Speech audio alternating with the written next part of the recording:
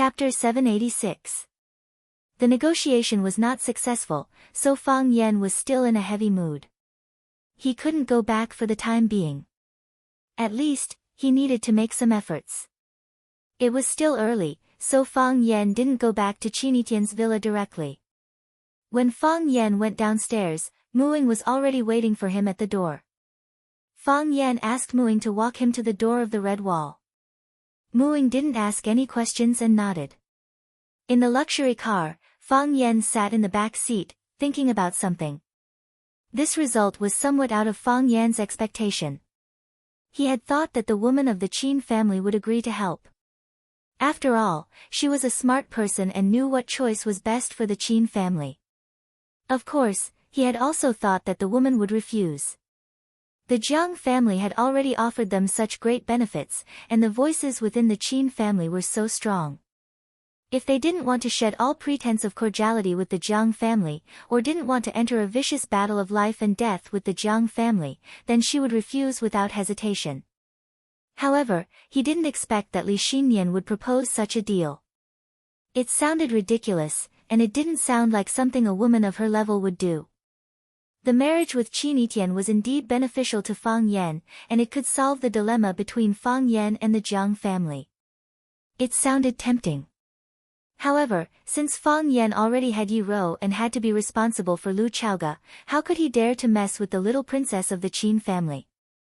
If he agreed to the marriage with the Qin family, with the power of the Qin family and the shrewdness of Li Xinyan, they would never allow him to have any relationship with Yi Rou or Lu Chaoga. In that case, he would have to completely cut off contact with the two women. Fang Yan couldn't do that. Fang Yan didn't want to pay such a price. Besides, she said she liked Qinitian. Fang Yan thought about it in his heart. Could it be that he had really shown something? Could it be that he didn't understand his own heart? Qinitian. He chewed on this majestic and domineering name, but his heart was rippling with layers of bitterness. If that devilishly intelligent girl knew the truth of today's negotiation, what would he do? Everyone lived such a difficult life. Eagle Mu gazed at Fang Yan for a long while and then sighed deeply. I told you before that the Jiang family's stance is my stance. However, in my heart, I actually hope that you can cooperate with the Qin family successfully. Fang Yan squinted his eyes and smiled. He looked at Mu Ying's handsome face and said, "Thank you. No matter what, we are friends." Mu Ying nodded and said, "Even when I need to attack you, we are still friends." Fang Yan laughed and said, "Yes, even if you need to attack me, we will still be friends, but I hope that such a day will never come. Because that would kill people. I don't want to die, and I don't want you to die. I don't want to die, and I don't want you to die." Mu Ying echoed Fang Yan's words. His eyes were deep and enchanting as he said, "Will that day really come?" Fang Yan didn't answer Mu Ying's question. Instead, he looked at Mu Ying with great interest and asked, "Are you very close to the Qin family?" "I grew up in the Qin family." Mu Ying smiled and said, "Your surname is Mu. The Qin family has a talent program. Every year, they collect talents from within the family or from all over the world for special training. I should be considered a talent in martial arts, so I became the young lady's bodyguard and chauffeur." Mu Ying's words were simple and perfunctory. It wasn't that he wanted to hide anything from Fang Yan. Instead, every big family had some core secrets. Who knew if Fang Yan was trying to find out the truth of the Qin family by asking him such a question? Fang Yan nodded and said, "It's good to have money. You can do a lot of things with it." Mu Ying smiled and said, "You are also very rich. Madam rarely praises people, but I have heard Chao Yan's name many times from her mouth. If I only have money but no power, my money will still be robbed by bandits. What I need now is power," Fang Yan said seriously. The car stopped some distance away from the red wall. Mu Ying had brought Qinitian's car. Special cars like theirs were all registered with the relevant departments of the country. Therefore, they didn't want the relevant departments to read too much about their arrival. Fang Yan got out of the car and told Mu Ying to go back. Mu Ying didn't leave until Fang Yan's figure was far away. Fang Yan had become a member of the Xian department, so it wasn't too difficult for him to enter and exit the Red Wall. Facing the breeze and the warm sun, he entered the first gate and strode to the arch bridge that led to the central island. This bridge led to the center of Huaxia's power. It was usually not open to the outside world. Except for government officials or some special people, ordinary people couldn't set foot on this bridge.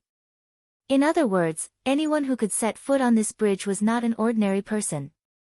When he thought of this, his depressed mood was slightly relieved. I'm not an ordinary person. As Fang Yan quickly walked forward, he heard the sound of a car behind him. Fang Yan quickly stepped to the side and waited for the car to pass by him. Unexpectedly, the black car with a red flag stopped next to Fang Yan. The window of the back seat rolled down. A square-faced man looked at Fang Yan.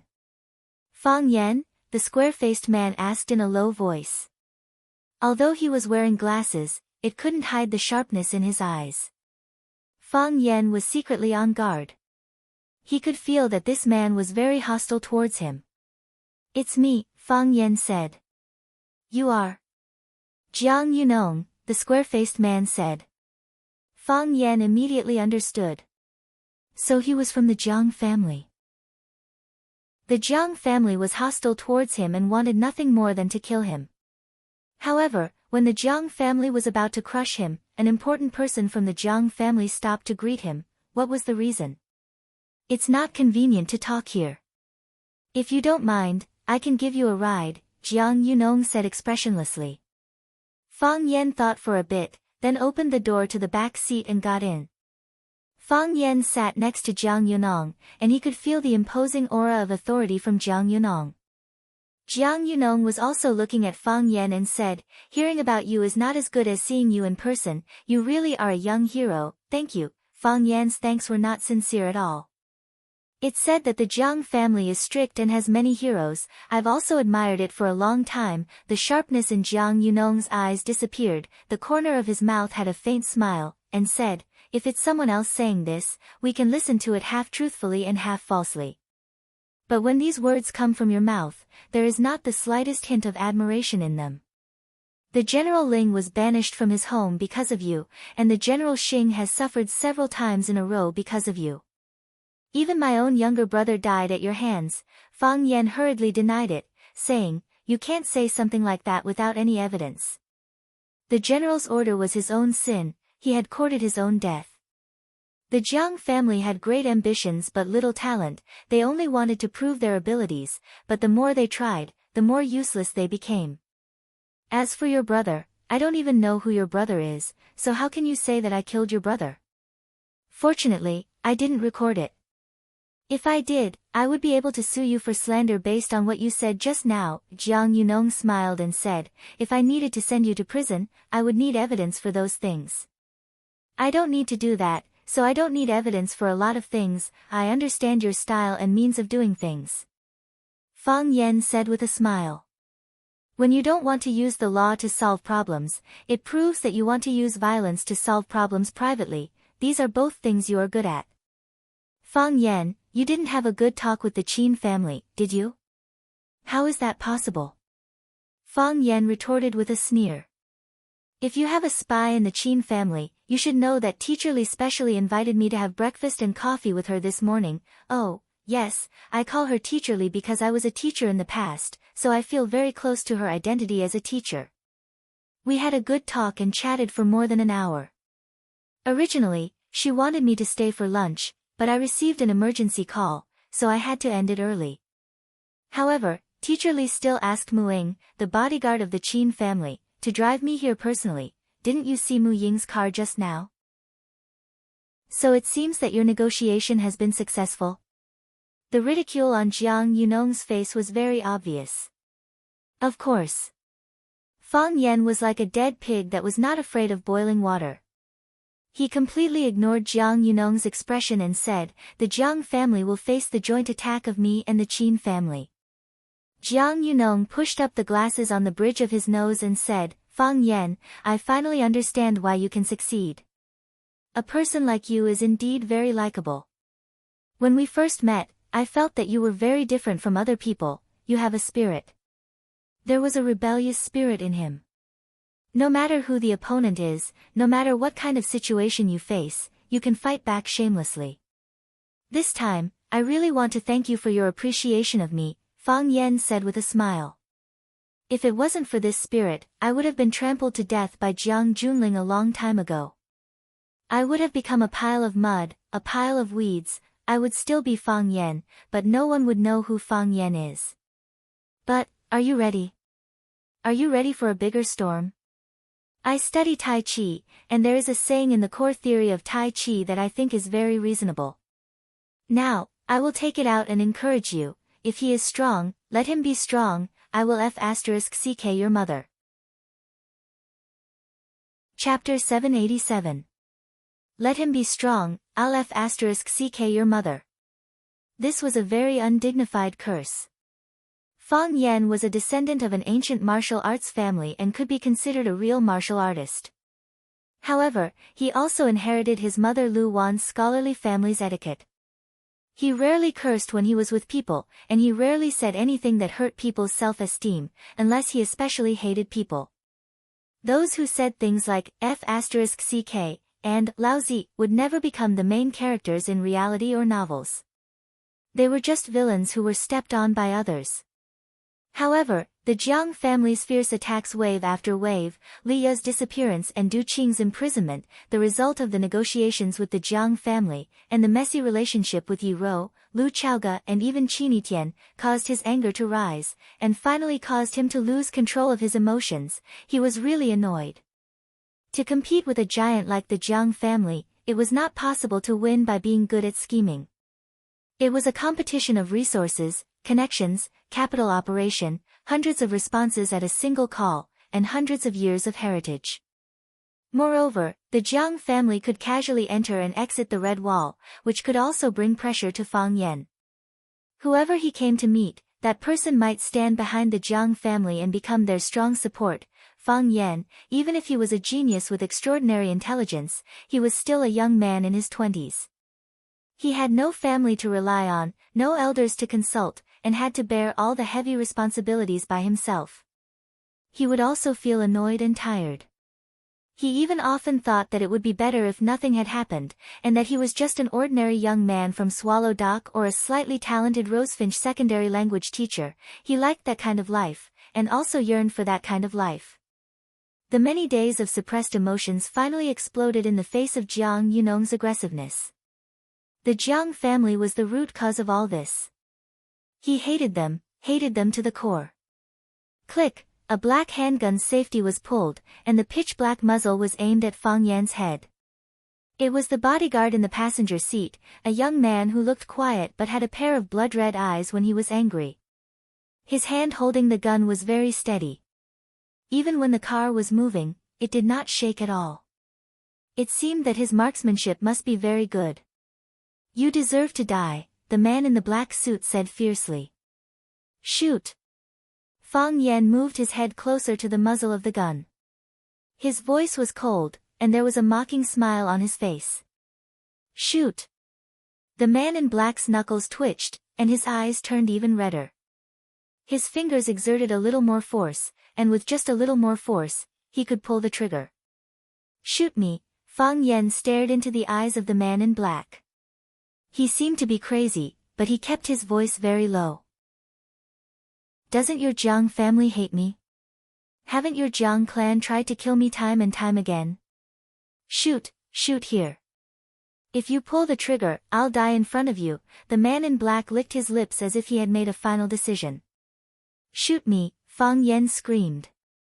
"Why don't you *King shoot? I want you to die." The man in black gritted his teeth. "Stop," Jiang Yunong finally spoke. Screech, the man in black put away his gun and turned around.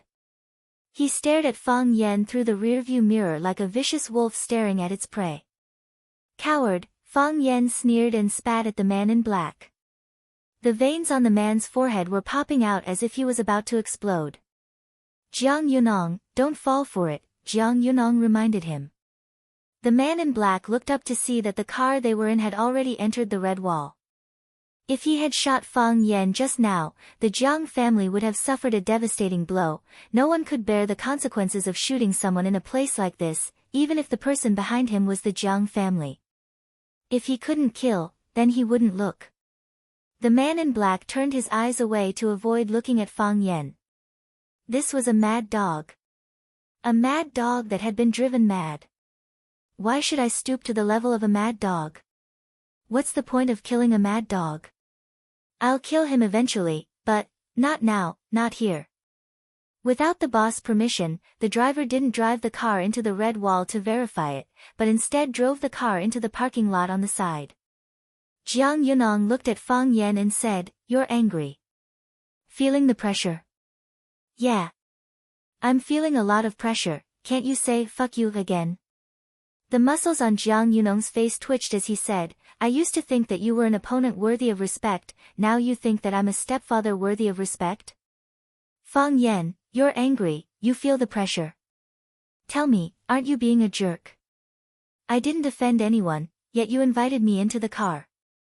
You don't dare to kill me, you don't want to scold me, yet you want to threaten me. Tell me, aren't you being a jerk?" Fang Yan, the victory of words, I fuck your mother. From now on, every word you say, I'll reply with, I fuck your mother. Do you want to keep talking? Seems like you're not in the mood, Fang Yan said. I fuck your mother. Get out. Okay, Fang Yan opened the door and got out. I fuck you. Before Fang Yan could finish, the car spat out a puff of smoke and fled. Mom, Fang Yan shouted at the rear of the car. After thinking for a bit, he slapped himself. Don't swear, Fang Yan told himself. Fang Yan came to visit Gong Sun Chi. The last time they went on a mission together in the Millennium Palace, they were chased by countless death warriors from the Millennium Palace. In that forest, Fang Yan and Gong Sun Chi supported and helped each other. They didn't abandon or give up. Although they were heavily injured, they still worked hand in hand and escaped from death, preventing the national treasure from being lost to the foreign land. As for why Hua Xia had a treasure like the sacrificial staff, it wasn't something that Fang Yan and Gong Sun Chi needed to think about. In any case, this was what Fang Yan reported to the young chief of the Xian department after he returned. The young chief expressed high praise for Fang Yan and Gong Sun Chi's mission, saying that they were the cornerstones of Hua Xia. Fang Yan was very humble. He said that he had only done what he was supposed to do. Any Chinese would have done the same thing if they were in his position. Fang Yan didn't report to the young chief that Fang Yan carried Gong Sun Chi out of the forest of death because of his heavy injuries. However, everyone knew that it was Fang Yan who carried Gong Sun Chi out of the forest of death. This was because when Fang Yan rushed to the meeting point of the Xian department, he ran with Gong Sun Chi on his back. Although Gong Sun Chi repeatedly resisted and expressed his desire to walk alone, the young chief thought highly of Fang Yan. The young chief thought highly of Fang Yan, who did not strive for credit and was not arrogant, and did not give up on his teammates in times of danger. He was willing to live and die with his teammates. He gave Fang Yan a huge reward on the spot and asked Fang Yan to write down his private number. He said that if Fang Yan had time, he could go to his place for tea. What a good young chief. When Fang Yan arrived at the small courtyard where Gong Sun Chi lived, Gong Sun Chi was practicing walking with the help of a crutch. His right leg had been shot while he was fleeing, and the bone inside was injured. However, his physique was strong. After a period of rest, his body was much better. It was just that the injury on the bone was more troublesome. If he wanted to recover as soon as possible, he still needed some tentative training. Seeing Fang Yan coming over, Gong Sun Chi swung the crutch in his hand and smashed it at him. Pa, Fang Yan caught the crutch and said with a smile, is this how you treat your savior? Savior? Gong Sun Chi sneered and said, I might as well have died in the forest. At least I wouldn't have to come back to be humiliated like this. Who humiliated you? Fang Yan asked in surprise. Someone even dared to humiliate the disciple of the dragon god? Wasn't he afraid that the dragon god would break his arms and legs? You still have the face to ask? Gong Sun Chi wanted to take out his crutch and hit him again. He shouted, "Of course it was you who humiliated me." "How did I humiliate you?" "The whole world knows that you carried me back." "Although no one asked me about it, the way they looked at me, they were laughing at me." "How could that be?" Fang Yan looked very troubled. "This matter was so secretive that I didn't tell anyone. I didn't even mention it to the young chief. When he asked about your performance, I said that you were braver than I was, and that you knew how to give up. What do you mean I was braver than you?" Gong Sun Chi rudely interrupted Fang Yan and said, "What do you mean by that? Aren't you just trying to tell others that I was brave enough to let myself fall into a coma?" "What did I give up?" "That I almost gave up my life." "You can't think like that," Fang Yan comforted him. "If you really want to think like that, there's nothing I can do." "Fang Yan, you tricked me. If I tricked you, I would have left you in the forest of death and let those rabid dogs drag you back to be cremated." Gong Sun Chi's eyes were about to turn red. He choked and said, "When you carried me out of the forest, I had already regained some of my consciousness. I told you to put me down and only need to support me as I walked. Why did you have to carry me? How humiliating was it for me to be seen by those people who came to rescue me?" Fang Yan thought about it seriously and said, "If there's a next time, I'll definitely help you out." Chapter 788. Gong Sun Chi's lame leg was about to recover from his anger. He pointed at Fang Yan and said, "You want to do it again? Next time, I won't go on a mission with you no matter what. You're too treacherous. I'll be screwed to death by you." "Why would I?" Fang Yan said with a smile. "This time, we went into such a dangerous situation together, but didn't we still come back alive together? We brothers stood shoulder to shoulder and leaned against each other's backs. We've already established a deep revolutionary friendship. Next time, I promise I won't screw you over. If you get injured and faint again, I'll definitely wait for you to wake up and bring you out to meet up with the others. Why am I the one who gets injured and faints every time? Why can't I carry you out when you get injured and faint? You must not have watched Dwelling Snail, right? There's a handsome uncle who says something like this: everyone should do what they're good at. Fainting is what you're good at, carrying people is what I'm good at. Leave, I don't welcome you here." Gong Sun Chi hurriedly waved his hand. He couldn't beat Fang Yan in a fight, nor could he win an argument against Fang Yan. He was worried that he would be angered to death by Fang Yan. Fang Yan didn't leave. He sat down on a chair under the eaves of the corridor and looked at Gong Sun Chi. "Continue practicing, I'll leave after a while." Gong Sun Chi stood in the courtyard for a few seconds, then leaned on his cane and sat next to Fang Yan. Looking at Fang Yan's gloomy face, he asked, "The Jiang family made a move against you. You know about this?" Fang Yan looked at Gong Sun Chi in confusion and asked. Gong Sun Chi sneered and said, "Before you even entered the Xian department, I already thoroughly investigated your background. You offended the Jiang family, offended such a rich and noble family. At that time, I wanted to see how you would die. I didn't think that you would be able to survive until now. It's quite a miracle." Knowing this, Fang Yan narrowed his eyes and smiled. "If I say yes, that the Jiang family has forced me into a dead end, that my current life is unbearable, and that I could step into the void at any moment and be doomed forever, would that make you feel better?" "Yes." Gong Sun Chi nodded without hesitation. "However, I owe you my life," Gong Sun Chi said with a serious expression. I owe you my life." Gong Sun Chi avoided Fang Yan's scrutinizing gaze. His handsome face was actually a little red.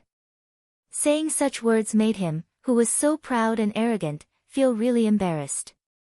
"Although I don't like the way you handled it, it's a fact that can't be changed. If you didn't carry me out of the forest of death, I would be dead now. Maybe the blood in his body was sucked dry by the locusts, I won't." Fang Yan comforted her in a low voice. "Your corpse will be carried back by the Millennium Palace's priests for cremation. This is their custom. When in Rome, do as the Romans do." Seeing Gong Sun Chi's fierce gaze, Fang Yan cupped his hands and said, "Continue to be sentimental." "To be honest, I quite like how sentimental you are, that's all." Fang Yan was a little disappointed. "Pay your debt, pay your life." Since the context was destroyed, Gong Sun Chi couldn't say such sentimental words anymore. He coldly stared at Fang Yan and said, "I owe you my life, so I will pay you back. If the Jiang family kills you, then I will kill someone from the Jiang family for you. Tell me, who do you want me to kill?" "Really?" Fang Yan's eyes were seeing stars. "Really?" Gong Sun Chi nodded without hesitation. He had thought about this for a long time. Although it was against the rules, who asked his life to be saved by someone else? A man should be this righteous and unyielding. "You won't lie to me, right? A man will do what he says." "That's great, can you help me stab that old man Jiang Shifu to death?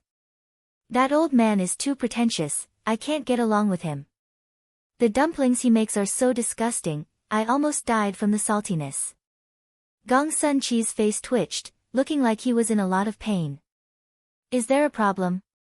"There is a problem." "What problem?" "I can't kill Jiang Shifu," Gong Sun Chi said. "Even my Shifu can't kill him. If he didn't provoke my Shifu can't even touch him." "Why?" "Because he's a Jiang Shifu, you're not a man." Fang Yan said. "You didn't do what you said either. You told me to kill Jiang Shifu, that's right. You said it yourself just now that I saved your life, so your life is mine. I want to kill the general and cherish the blessings of the future. If I had 2 lives, I would use one to kill Jiang Shifu. Now that I have 2 lives, I'm going to use your life to kill Jiang Shifu." Gong Sun Chi painfully closed his eyes. He felt that if he continued like this, he would be too ashamed to show his face. He wanted nothing more than to find a hole in the ground to hide in. He said, "I can't kill Jiang Shifu for you, but I, Gong Sun Chi, will never go back on my words. Whoever kills you, I will kill them." Fang Yan thought for a bit, then asked, "What if I don't die?" "Then I won't have to kill anyone." "Your way of repaying a debt of gratitude is too shoddy," Fang Yan said angrily. "How about I tell you who will kill me, and you kill him first?" "What if you say Jiang Shifu again?" "I won't. I know the difficulty and consequences of killing him." "Why don't you go kill Jiang Shi?" "Looks like that won't work either." Fang Yan stood up and said, "Rest well. I'm going back." Gong Sun Chi looked at Fang Yan's back. Seeing that he was about to step out of his courtyard, he said, "I'll try." Fang Yan waved his hand at Gong Sun Chi, then stepped out of the courtyard, leaving Gong Sun Chi with a tall and mysterious figure. "Did he really believe me?" Gong Sun Chi muttered to himself. After leaving Gong Sun Chi's courtyard for a long time, Fang Yan couldn't help but laugh out loud. Gong Sun Chi, this guy, can be quite cute sometimes. If Gong Sun Chi could really help him kill Jiang Shi, then it would be a pleasant surprise for me. Even if the Jiang clan were furious, they would still blame it on Gong Sun Chi, or even the dragon god's life. Fang Yan was really looking forward to the glorious battle between the dragon god and the Jiang clan. "What's there to be happy about?" An old voice suddenly sounded by his ear. When Fang Yan looked up, an old man wearing a gray robe was slowly walking towards him. When Fang Yan saw him, he was already at the end of the path. When Fang Yan saw him clearly, he was already standing in front of Fang Yan. It looked like the Taoist's distance reduction. Speak of the devil. He had just remembered the battle between the dragon god and the Jiang clan, and in the blink of an eye, Coming was already standing in front of him. Coming was still as skinny as before. His clear eyes looked at Fang Yan and asked, "What's so happy about?" Fang Yan looked at this legendary figure of the Jianghu and said, "I just thought of something interesting." Coming naturally wouldn't believe Fang Yan's nonsense. After hearing Fang Yan's answer, his face showed no expression and said, "You came out from Gong Sun Chi's place?" "Yes." Fang Yan nodded. "No matter what, Gongsun Chi is my comrade, he used to be. He's injured, so it's only right for me to come and see him. What do you want? Coming asked as he looked at Fang Yan. What do you want? You think I came to see Gongsun Chi because I have an ulterior motive? Fang Yan sneered. If that's the case, why did I take such a big risk to carry him back in the forest of death? Wouldn't it be safer and smoother for me to escape alone? I don't believe you have any good intentions toward Gongsun Chi. Coming said directly. Of course, I don't care if you have good intentions or not. I can spoil you, but I can also destroy you. Fang Yan looked at him coldly and said, I don't care if you spoil me or want to destroy me, because one day, I will destroy you. There was a glimmer of light in Coming's eyes. It wasn't fear, nor anger, but excitement. This reaction made Fang Yan a little angry. This old thing seems to lack opponents. Unfortunately, your state is too low. A glimmer flashed in Coming's eyes, and then he shook his head regretfully. The most unforgettable battle in life is when I competed with Mo Qingdi.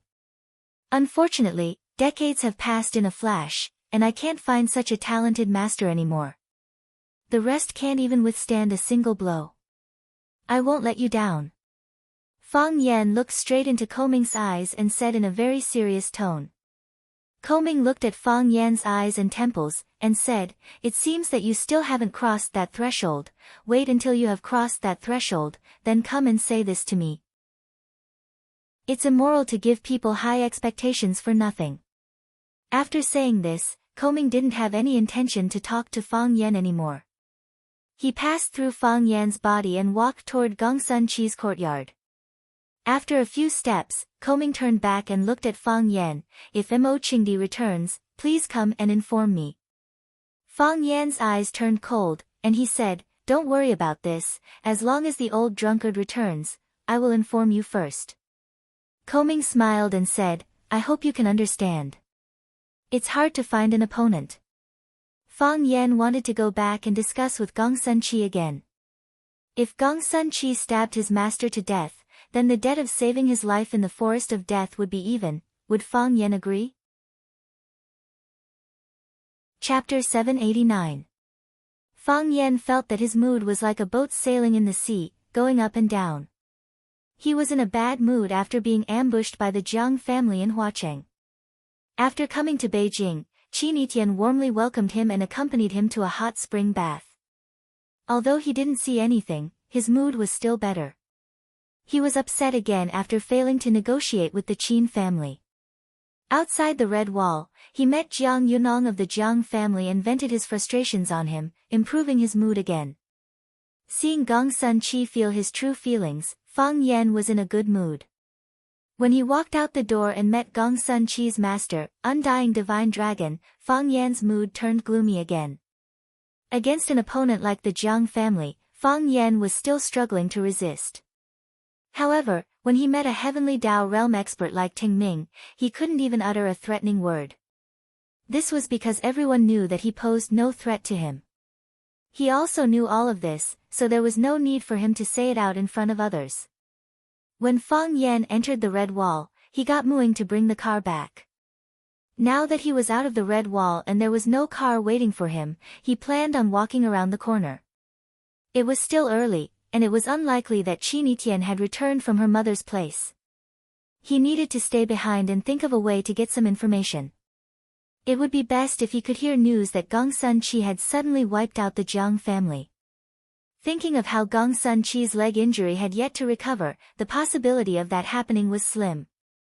All he could do was shake his head and sigh. Fang Yan walked out of the Red Wall, crossed the moat, passed through the Black Tortoise Gate, and walked towards Chang'an Street. Fang Yan looked at his surroundings. Everything was familiar, as though he had seen every shop before. He stopped in his tracks and thought about it seriously. Only then did he realize that the teacher had brought him to meet that old man. After coming out, he had taken him to the Bai family's noodle shop to eat a bowl of Zhejiang noodles. Fang Yan squinted his eyes and smiled.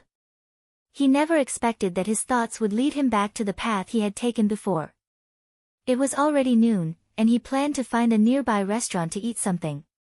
The Bai family's Zhajiang noodle restaurant was something he absolutely could not go to. If he was poisoned by the Bai family's old man who hated him to the bone, wouldn't he die of injustice? Fang Yan looked around, but before he could find a suitable restaurant, he found a familiar figure. Fang Yan opened his mouth to shout, but he quickly stopped himself. Why was he calling her? He had nothing to do with her. Just as Fang Yan was about to turn around and leave, he found that the girl was in trouble. Is he going to save the damsel in distress? Fang Yan smiled bitterly. But I really don't have the mood right now. Bai Jia is a student of Beijing Foreign Language School, majoring in Japanese and Spanish. Because her family ran a shop, she would go home every day after school to help her grandfather entertain guests. Today was no different from usual. She hummed a tune and played with the heart-shaped stone in her hand as she walked to the noodle shop at home.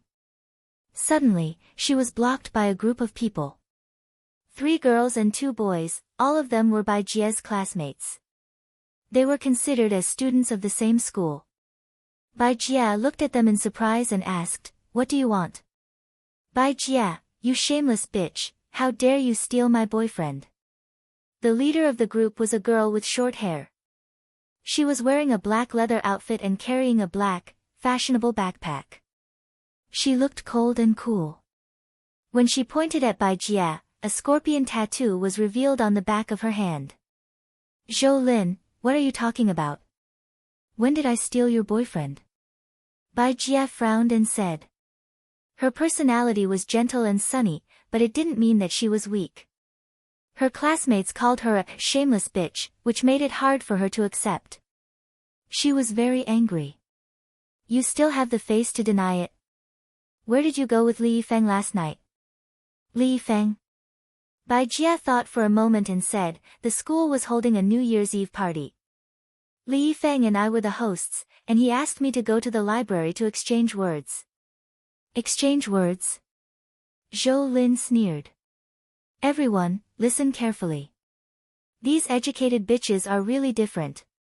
If it's a green tea bitch, then let it be. Why are you still talking about such high-sounding exchange words? Did everyone learn another trick?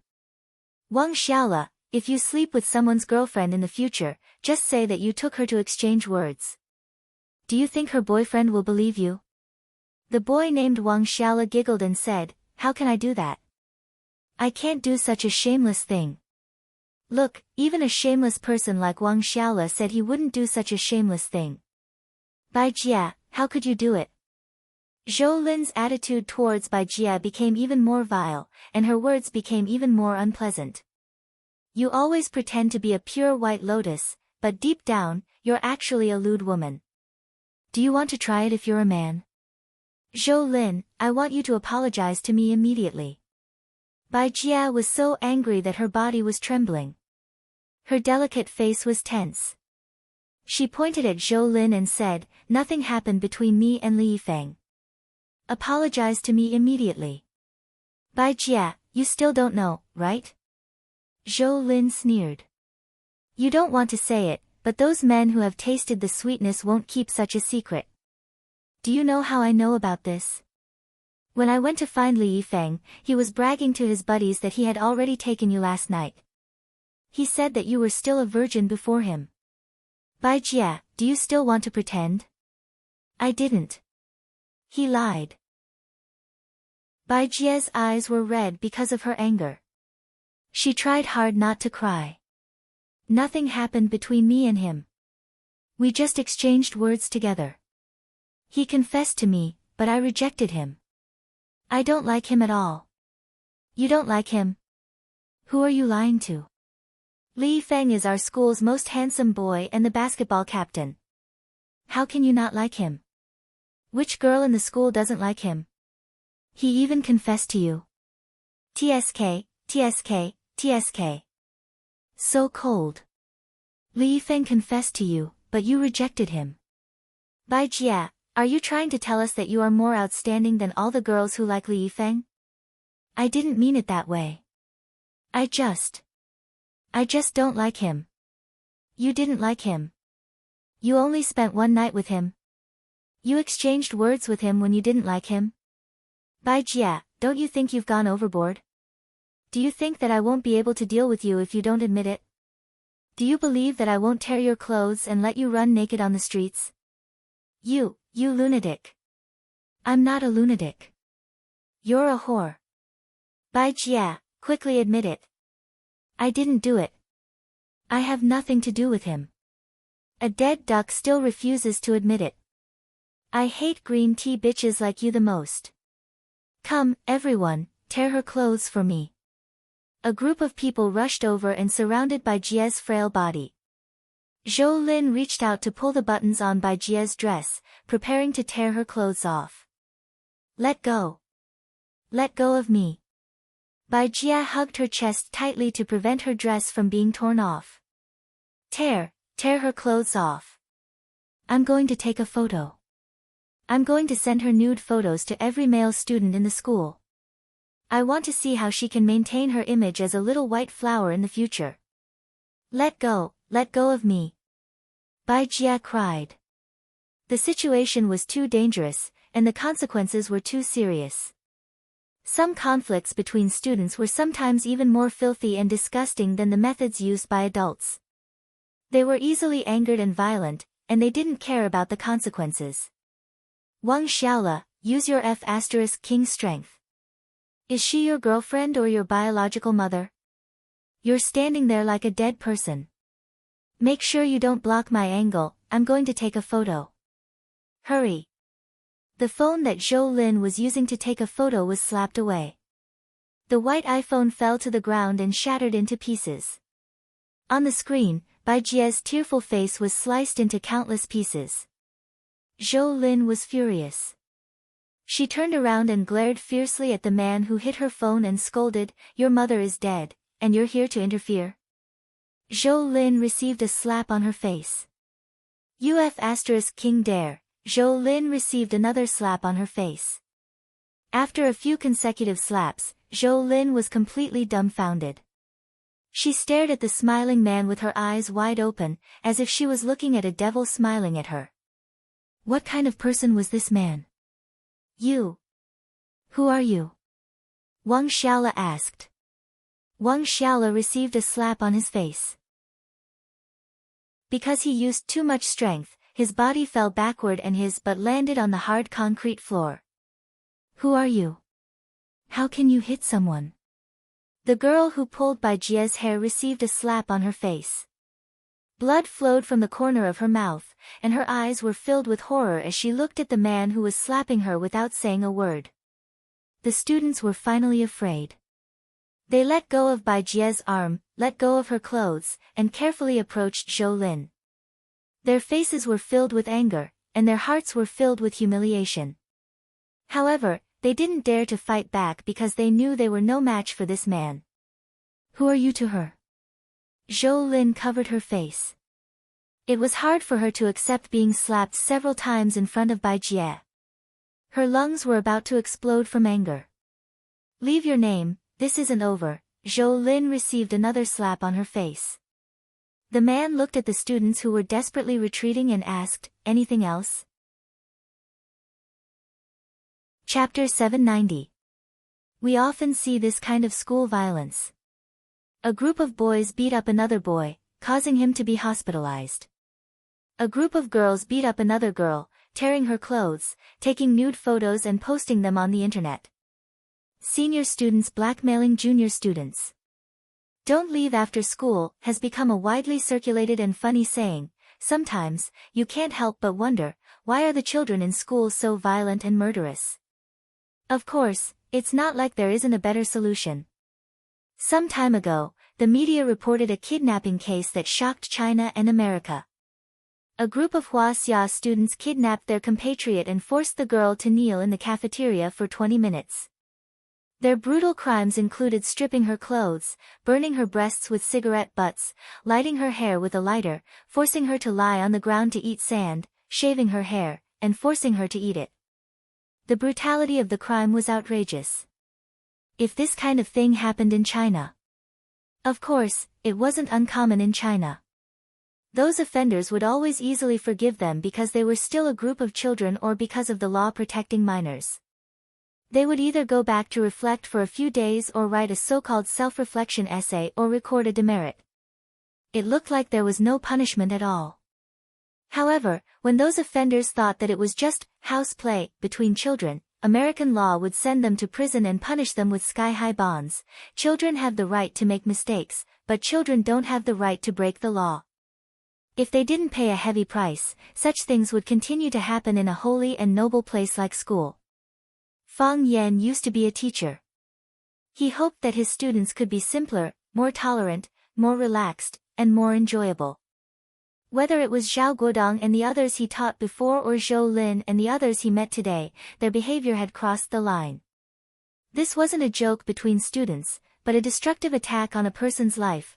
With Bai Jie's personality, if Zhou Lin sent the nude photos to every boy in school as a prank, what would happen to Bai Jie's life in the future? If she did something extreme, who would be responsible for the tragedy? At that time, someone would stand up and say that she was just a child, that she didn't expect this outcome, and that she didn't do it on purpose. Then, they would quickly pack their bags, transfer schools, and run away. However, what about the family that was destroyed? Even if they wanted to destroy Bai Xiu's family, this was not something Fang Yan wanted to see. Bai Xiu was Bai Xiu, Bai Jie was Bai Jie. Bai Xiu was a murderous demon, but Bai Jie was just a student, a pure and kind student at that. Therefore, when Fang Yan saw this kind of thing, he was particularly angry, and he was particularly impolite. Anything else? Fang Yan asked. There was a faint smile on his face, or perhaps it was not a smile, but a taunt. Zhou Lin still wanted to say a few more pleasantries, but when she met Fang Yan's icy gaze, she couldn't spit out the profanities that were already at the tip of her tongue. She glared at Bai Jie fiercely before turning around and walking towards the entrance of the alley. Zhou Lin! Fang Yan shouted. Zhou Lin turned around and looked at Fang Yan with fear. This devil, what else did he want to do? I know you're not convinced, Fang Yan said with a smile. It's okay, I like people with pride. It doesn't matter if it's a man or a woman. Zhou Lin and her friends were confused. What was he trying to say? However, if you dare to cause trouble for Bai Jie in school again. Fang Yan's toes gently drew a circle on the ground, and the hard cement floor was cut into a circular pancake by him. Everything you said just now, I will do it to you. Zhou Lin, Wang Xiaola, and the others looked at Fang Yan's feet and the cement block that was cut by his toes. Their eyes widened, and their faces were full of surprise. Was this guy Spider-Man's transformation? Anything else? Fang Yan asked. Zhou Lin, Wang Xiaola, and the others' anger dissipated, and they fled the scene like a group of frightened rabbits. Fang Yan turned to look at Bai Jie, who was hugging her chest with tears streaming down her face. Her hair was messy, and her dress was torn in a few places. The zipper on her back had been partially unzipped, revealing her smooth and clean back. Fang Yan sighed softly and said, I'll send you back. Bai Jie shook her head desperately, her voice choked with sobs, and she couldn't say a word. Fang Yan thought for a moment and said, then I'll send you. He looked around and said, I'll send you to the hotel. There was an express hotel a few dozen meters away, and Fang Yan used his ID card to get a single room. Under the strange gaze of the receptionist, he led Bai Jie upstairs. After entering the room, Bai Jie's crying stopped. She took out a tissue to wipe the tears on her face, and her face turned bright red. It was like a ripe tomato. Fang Yan looked at Bai Jie and said, Go wash up. Bai Jie nodded, turned around, and walked into the bathroom. When she came out again, the tears on her face had been washed away, and her hair had been combed soft again. Surprisingly, she still crossed her arms in front of her chest and walked cautiously. She lowered her head and walked to Fang Yan and said, Thank you. You're welcome. Fang Yan said. This kind of thing, no one can tolerate it. Can you do me a favor? The girl asked aloud. Huh? What? My dress is broken. They ripped the zipper off. Bai Jia said awkwardly, her face was so shy that it could drip water. Can you help me pin my dress? Can I? Fang Yan also became a little careful. Why does the atmosphere feel a little different? Yes. I have a pin in my school bag. After getting an affirmative answer from Fang Yan, Bai Jia quickly found a pin in her school bag. She handed the pin to Fang Yan, and then turned around to show her back to Fang Yan. This made it easier for Fang Yan to fasten the zipper in the back to prevent the dress from opening up on both sides. Her white and smooth skin had the youthful luster of a young girl. Her figure was slender, and from the open part, her soft waist and perfect body curves could be seen. She was wearing pure black underwear, and the bandage of the underwear cut into her flesh, leaving a shallow groove. Bai Jia's body was tense, and her breathing was rapid. She felt Fang Yan's eyes scrutinizing her, and every part of her body was extremely sensitive. However, she couldn't say anything. This was what she begged him to do, and she took the initiative to show her nearly naked back to him. A girl of her age has never been in close contact with a man like this. It was a kind of sensitive and stimulating throbbing. She could feel her heart pounding so hard that it felt like it was about to jump out of her chest.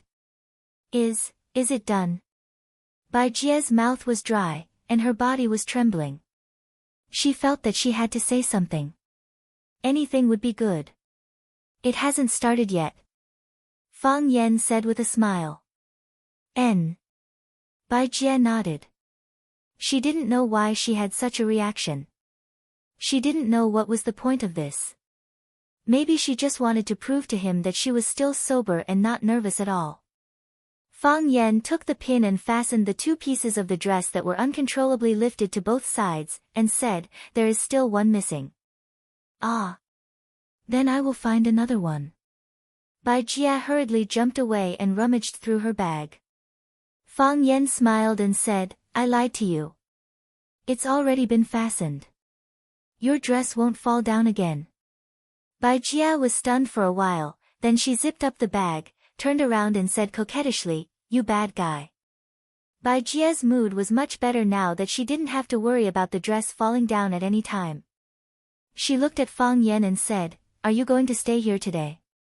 "It doesn't seem necessary." Fang Yan shook his head with a smile.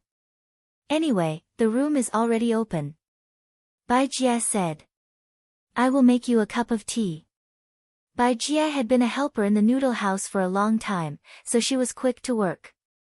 She quickly brought a cup of tea and placed it in front of the table where Fang Yan was sitting. She also held a cup of plain water and sat in front of Fang Yan. She looked down at him and said, "Am I very embarrassed?" "No." Fang Yan shook his head. "They are the ones who are embarrassed." "How can that be?" "No one dares to bully them."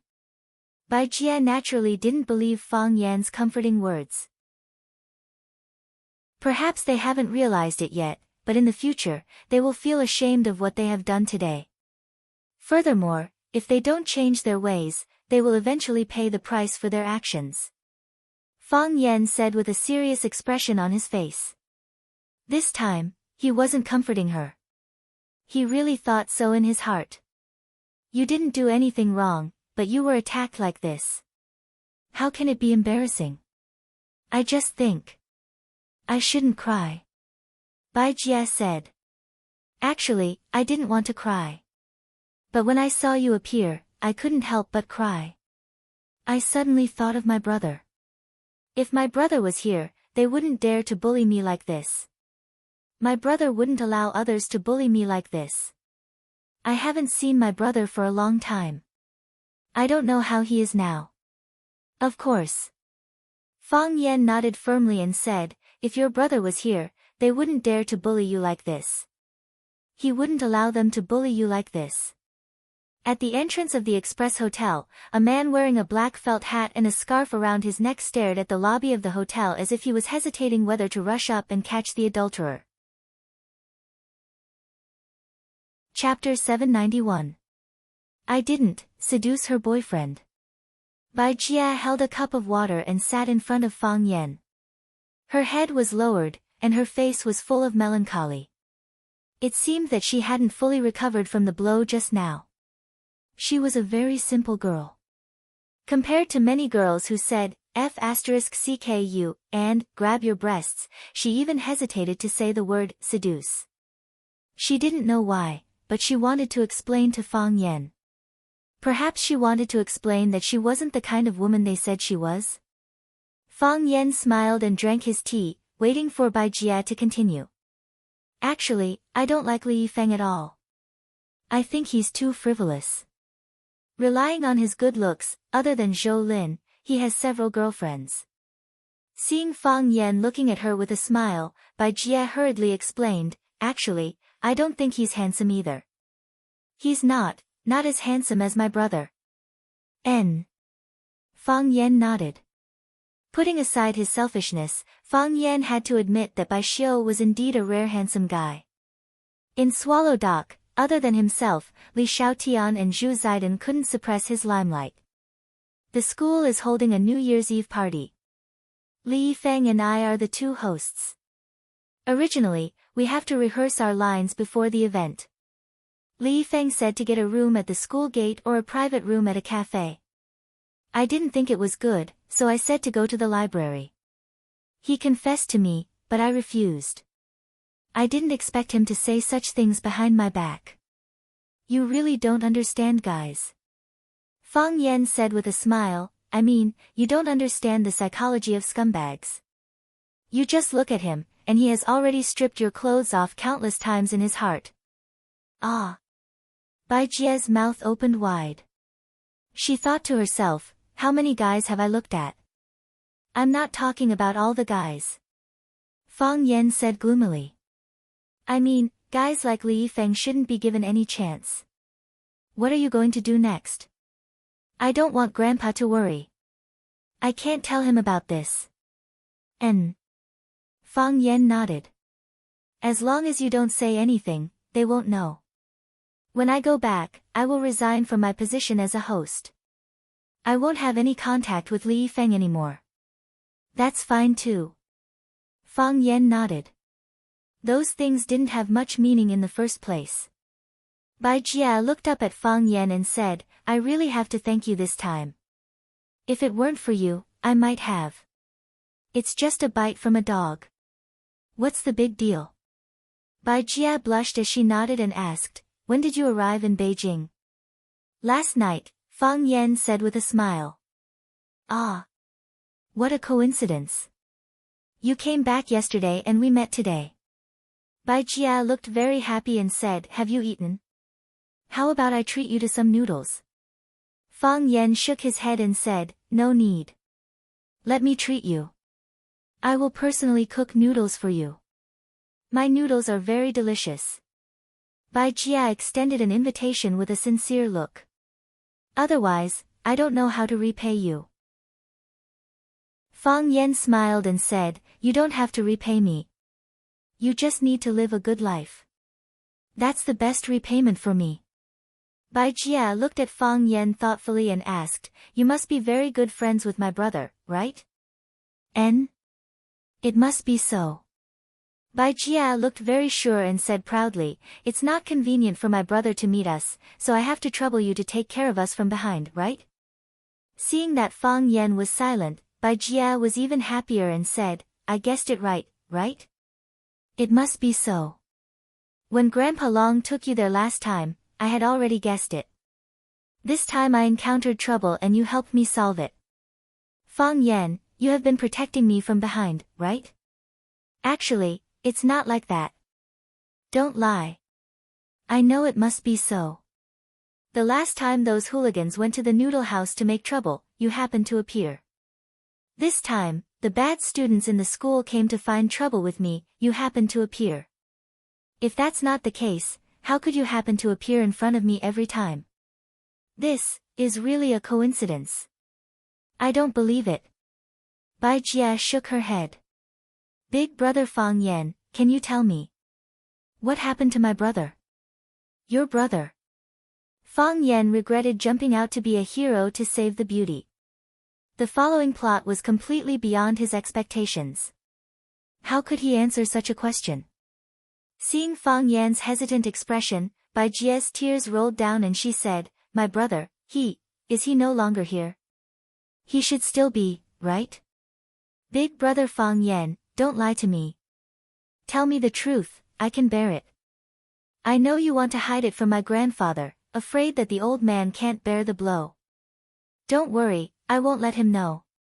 Fang Yan put down the teacup, got up, and said, "Actually, I'm not very familiar with your brother." With that, he opened the door of the room and walked out.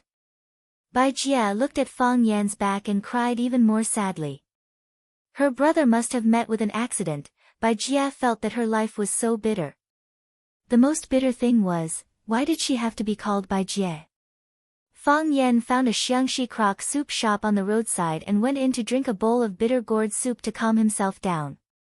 He felt that his inner fire had risen so much that his body was about to burn. After eating the soup, when Fang Yan was about to go out to take a taxi back, he found that there was already a luxury car waiting at the door. Mu Ying, who was wearing an expensive suit, once again became the focus of the crowd. Everyone's eyes were focused on Mu Ying and the luxury Rolls-Royce behind him. When they saw Fang Yan walk towards the luxury car step by step and saw Mu Ying bow slightly to him and open the door for him, the customers who were sitting next to him at the table and eating pork trotter rice and bitter gourd soup all widened their eyes. He's too pretentious, they thought in their hearts. The shop owner chased after them and took out his phone with his greasy hand to take photos of Fang Yan's back and the luxury car. He wanted to print out the photos and hang them in the shop to tell the other customers that even young masters who drove Rolls-Royce liked to eat his pork trotter rice. Oh right, he also wanted to prepare a 99 yuan Rolls-Royce meal. When Fang Yan returned to Qinitian's villa, the housekeeper Coco told Fang Yan that Miss Bai had returned and was enjoying the hot spring in the backyard. He asked Fang Yan to go there directly. Fang Yan thought for a moment and walked toward the backyard. Qinitian's body was soaking in the hot spring with 2 cucumber slices on his eyelids. No wonder Fang Yan always thought that Qinitian's skin was so good. It would be strange if his skin wasn't good after soaking in the hot spring for so long every day.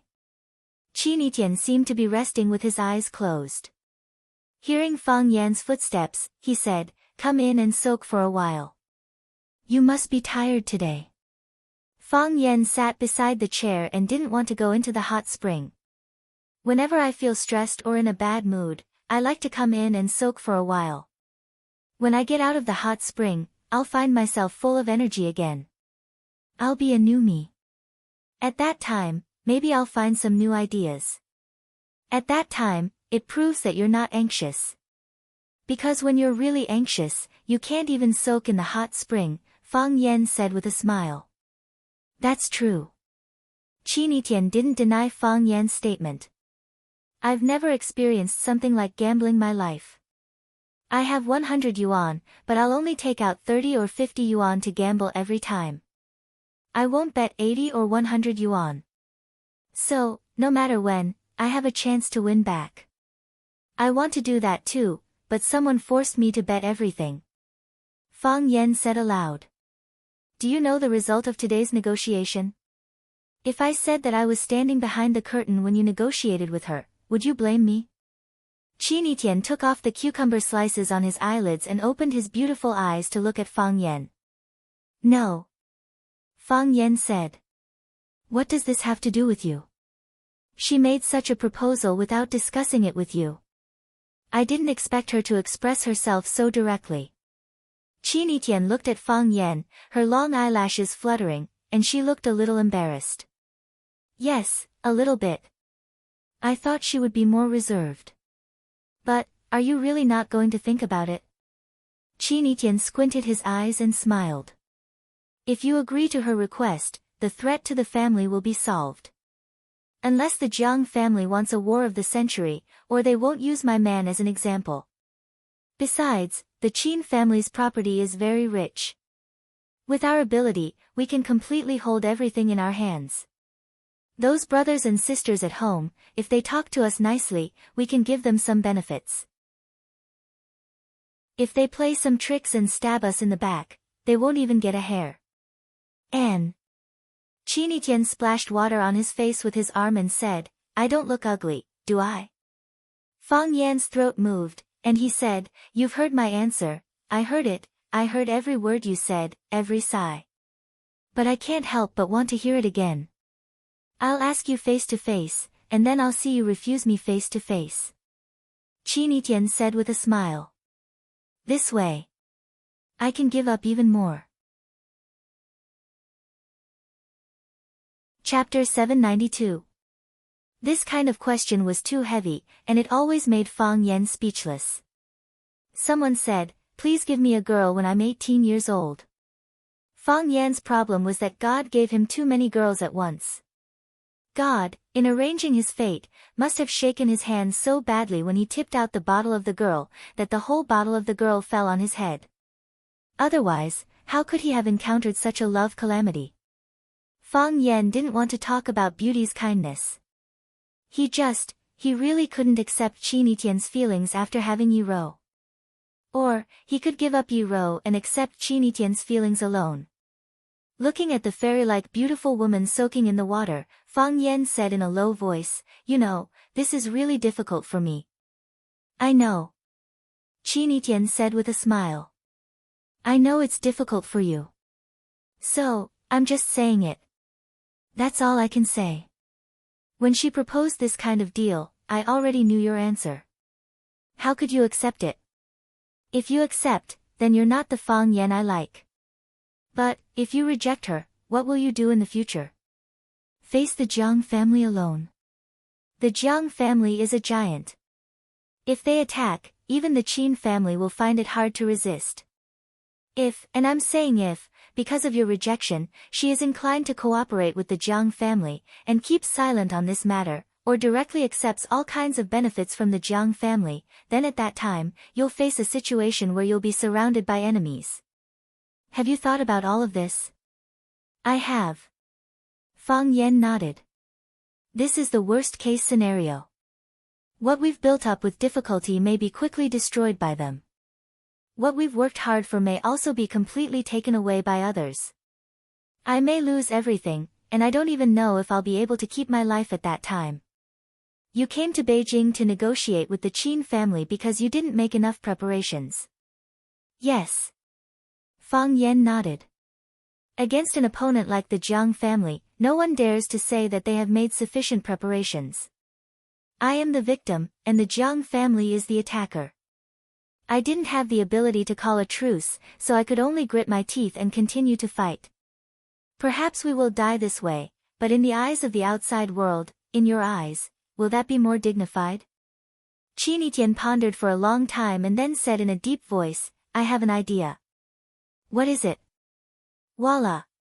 Qin Tian suddenly stood up from the hot spring pool.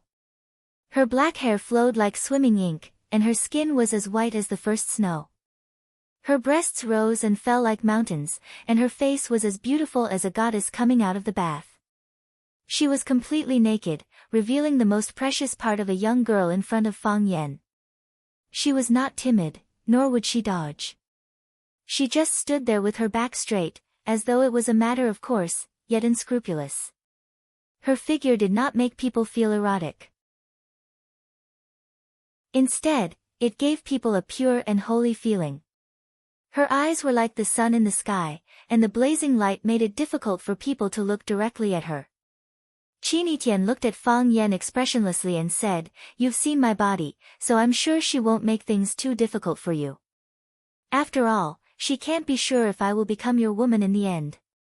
In the evening, Fang Yan received a call from Li Xiaotian. What's up? Sneaking to Yanjing without telling your brothers? Li Xiaotian's voice was both friendly and reproachful. Fang Yan came in a hurry this time, and he had a heavy responsibility on his shoulders. He really didn't plan to contact them. I just came last night, and there are still a lot of things to take care of. Fang Yan said with a smile. I wanted to wait until I'm done here before I can have a good gathering with you guys. All right, don't hurt our hearts anymore. I know you won't take the initiative to contact us even if you're done with your business. Where are you now? Fang Yan thought for a while and told them the address of the villa where Qin Tian lived. Oh, that's the most famous villa area in Yanjing, and it's also the earliest villa area. It's the best landscape and hot springs in Yanjing. Later developers wanted to build there, but the government didn't approve it at all. Why did you live there? After a pause, Li Xiaotian suddenly understood and said, I see. I heard that the young lady of the Qin family took a fancy to the houses here many years ago and bought several villas there. Are you living in Miss Qin's house now? Fang Yan glanced at Qin Etienne, who was leisurely drinking coffee and reading a magazine on the opposite side, and asked, What's the matter? It seems that you acquiesced. Nothing, I just want to know if you're free tonight. No, Fang Yan said. I've booked a private room in the Garden Hotel. Come here at 7:00 in the evening. Li Xiaotian said. I'll send you the address and the number of the private room later. See you there. I may not be free tonight. Beep, beep. The other side of the phone had hung up. Qin Etienne took a sip of coffee and said, Your friends are very good. I understand their feelings, but I don't want them to stand out with me on this matter. Afraid of bringing danger to them? Yes. If something good happens, will you think of them? Of course. That's it then, Qin Etienne said, her voice cool. If they just accept your kindness but never know how to give, would you still be willing to be friends with such people? Go ahead. Qin Etienne said. You need the strength of everyone. You don't need to waste any of it. When Fang Yan got out of Qin Etienne's extended luxury Rolls-Royce, when everyone's eyes were focused on him, Fang Yan had to admit that he somewhat liked this feeling. No wonder Qin Etienne always used this car as a means of transportation. Just this car and the bodyguards around the car were enough to scare away the enemies. Qin Etienne didn't like trouble, so she could always choose the best way to solve it.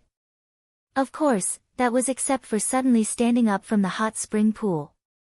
Until now, Fang Yan's little heart was still beating fast. When Fang Yan came to the Imperial Garden room under the guidance of the waiter, Li Xiaotian rushed over and hugged Fang Yan tightly. Little Yanzi, you're finally here. We missed you so much. Before Fang Yan could push him away, Yi Fengsheng, the big fatso, rushed over. He opened his arms and hugged both Fang Yan and Li Xiaotian, almost suffocating them. Let go. Let go. It was Li Xiaotian who couldn't hold it anymore. He shouted anxiously, Yi Fengsheng, are you trying to kill us for money? Yi Fengsheng laughed and let go of Fang Yan and Li Xiaotian. He looked at Fang Yan with a smile and said, Sorry, I couldn't help it. I don't know how your wife can stand your physique. Li Yanqing teased. Others get thinner and thinner as they practice martial arts. You, on the other hand, have trained yourself into a body full of fat. Li Yanqing patted Fang Yan's shoulder and asked with a smile, Are you okay? I'm fine. Fang Yan said with a smile. The devil's incarnation, Wang Kaixian, walked over and cursed, The Jiang family is going too far. If they infuriate me, I'll burn down that shabby mansion of theirs. Don't think I haven't scouted the place. You're just shooting your mouth off. If you really dare to do that, I'll write my name backwards. Your name backwards is called Jingrua. Fang Yan allowed them to fight by the side, his gaze fixed on the man who was looking at him with a smile. Compared to when he left, the man's eyes were deeper, and the contours of his face were deeper. Because of the long period of exposure to the sea breeze, his skin had become bronze. He had a stocky build and looked like a bodybuilder. His smile was warm and looked clean and pure. However, there was a murderous aura around him. It was as if it could break through the skin and give the enemy a storm-like attack. When did you come back? Fang Yan asked the man. He didn't think that he would come back. He didn't think that they would meet here. Meeting old friends was, after all, a joyous occasion. Yesterday. Zhu Zidin said with a smile. Because of me? Fang Yan asked. Because of us. Zhu Zidin said. 3 years ago, because of the incident at the Maple Leaf Club, Yi Daoling began to value the abilities of these young people. He disrupted all these people and sent them to places where they could display their strengths. Zhu Zaidan's martial arts path had never broken through, so he was sent to the dangerous North Sea to guard. There was no news of him for several years. The sea was vast, and it was impossible to find a person. However, he didn't know who called him, or perhaps it was telepathy between brothers. He rushed back at the most dangerous and difficult time for Fang Yan. Together with the other partners of Swallow Dock, he firmly stood behind Fang Yan. They were the Swallow Dock's male god team, an invincible team of brothers. Fang Yan looked at Zhu Zaidan's eyes and said with a smile, "Looks like you've made great progress." Zhu Zaidan nodded and said, "I've been killing in the North Sea for 3 years. The invaders or various sea beasts are returning. It's time to use my sword." Fang Yan reached out and hugged Zhu Zaidan in his arms. "Welcome home." Chapter 793. Teacherson, Danqiu Sheng, please pour in the wine, don't stop. I will sing a song with you, please listen to it for me. Bells, drums, dishes, and jade are not expensive, but I hope to be drunk forever and never wake up. Since ancient times, sages have been lonely, only those who drink leave their names. Although Wang Kaixian was a devil incarnate, his voice was very deep and powerful, and the song that came out from his smoky voice was very infectious. At first, he was singing alone, but then Wan Jing and Yi Fengsheng sang along. In the end, everyone sang along. After the song ended, Yi Fengsheng shouted to drink, and everyone picked up their bowls of white wine and drank it in one gulp. Everyone present was from Swallow Dock, and the men of Swallow Dock loved wine, and their alcohol tolerance was excellent. When the waiters in the private room saw these guys open the moutai and pour the wine bowl after bowl, they felt a little dizzy. How was this drinking? They were clearly risking their lives. However, they didn't have the chance to be dizzy for too long, because very soon, everyone felt that they were in the way and directly chased them out. They poured the wine and drank it themselves. Why would they need the waiters? The gathering of friends was pure and lively. Everyone spoke freely, unscrupulously showing off and attacking each other. Zhu Zaidan had guarded the North Sea for many years, and the stories that came out of her mouth were both new and strange, so she naturally became the main character of this gathering. Do you know about the sword-kissed viper? That fellow is originally born in the deep sea, and normally, it's impossible to see them. However, their venom is extremely strong, and they're not human, but they're very cunning. One night, a sword-kissed viper somehow sneaked into the crew's cabin and bit 7 of our brothers. At that time, I was sitting on the mast drinking wine, and when I heard the commotion below, I carried the wine pot and jumped down. After figuring out what was going on, I raised my long sword and chased after the viper. That animal was very cunning, and when it saw someone chasing it, it jumped into the sea, and I also jumped into the sea. Everyone held their breath, waiting for the story to continue. That animal acted as if it were its own home in the sea. That's right, it's a poisonous snake. Moreover, it had the ability to change its color. How could I find it in the pitch-black sea? I had already given up, but I didn't expect that the animal still wanted to fish in troubled waters. It wanted to take advantage of the black waves to bite me. I was so angry that I chopped off its head with my sword. Killed? Yi Fengsheng asked. This child loved to listen to stories when he was young. Every time he listened to a story, he would be especially fascinated.